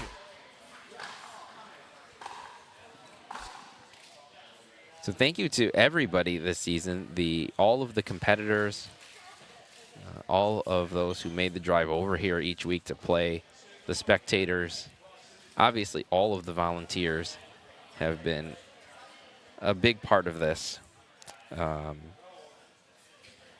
Could not do it without them. Our referees, Ray Zamora, Bob Trout, Fred Brown, and Paul Stowers as well. Ray and Bob, we've been giving them a lot of shine, but Fred and Paul did a great job. Our scorekeepers, Sharon Fredericks, Ben Benting, Ellie Benting, the next generation of Benting pickleballers. Yeah. Brittany Koskowicz, and then our live stream team. Behind the booth, Zipporah Benting, Seth Sherrick did a great job, as always, making sure we were getting to the right courts. Greg Root, fantastic job with cameras and other aspects of the broadcast. And then you and me, of course. You and me. You know what? So let me just say, you've been a very consistent face on and off the camera here. So on behalf of the broadcast team, also thank you to you. And also thank you from me, too, because this is something that I've not done before, and you've made it very seamless and easy to come and just talk about pickleball for 6 hours. So I've said it before. I play right side setup a lot better on the broadcast than I ever do on the court. And so I'm very happy to do so. You stepped in and helped us out a lot. Also, so Greg the camera guy, the Senates also have helped out. Wanted to make sure we thank them. Pam has helped make this happen. So appreciate everybody who has pitched in to make this a success, and obviously everybody who tunes in as well. It's been a great season. yeah, and then our big sponsors, Elders Helpers. Thank you guys so much for sponsoring this. Selkirk TV, and then obviously All In Pickleball Gym for hosting this event as well. And with that, I believe we have our mixed doubles champions. Let's go. You guys look pretty fresh out there. Are you, or are you actually tired? You can tell the truth now. Well, I'm tired, but Nick played twice as much as me. But he's younger than me, so that's my excuse. Nick, how you feeling? I'm pretty gassed right now. I'm feeling it for sure. Are you guys driving back to the other side of the state tonight? Yeah. I may stay over with a friend. It's a little late for me. Okay. Yeah. Okay. Great. Good decision. So what did that look like for you guys to lose game one and then come back and win it? It felt like up here kind of a big momentum switch when you guys started feeling a little bit maybe more comfortable. But what did that look like from your perspective? Yeah, I mean, we were in quite a hole there in game two. I think they were up 6-0, and we kind of just talked. We grabbed one or two in a row, and we were just like, we got to let's just dink a little bit, keep it cross to Monty. And Connor was winning a few hands battles against us, so we were like, let's try to ISO him. And I feel like we kind of found a way there, and then from there we kind of settled in. Sarita, we heard earlier from Nick that he's going to put his winnings towards tournament travel. Do you have any tournament travel plans or something else maybe that you'll put this towards? Yeah, maybe a combination of tournament travel and just vacation travel. Awesome. Yeah. We were very happy to contribute to that. So Thank you. Will you two keep playing together? Oh, yeah. Yeah, definitely. Well, I hope to. I mean, who wouldn't Yeah. want to play with him? But yeah. No, for Good sure. answer. Yeah, for sure. All right. Well, you guys made a great combo. Congratulations, Nick. Congrats on the double victory. Sarita, congratulations on the championship. We look forward to seeing you guys partner together on the court much more. Thank you. Congrats, you guys. Cool. Thanks, guys. Appreciate it. All right. And that is it. We're signing off. So I don't know what. I guess I'm going to play myself on Thursdays now. I imagine you will also. So the weather's getting nice. But once again, huge thank you to everybody involved. Cannot thank you enough. Thank you to everybody who tuned in. Thank you to the players. Thank you to this whole team. Scott McAllister and Dan McConnon from right here at All In Pickleball Gym also deserve a big shout out for their contributions. Would not happen. This is their brainchild. So appreciate it. This was season 2. Look forward to season 3. And we'll see what happens. But we'll see you out on the courts as well. So thank you, everybody. Have a good night.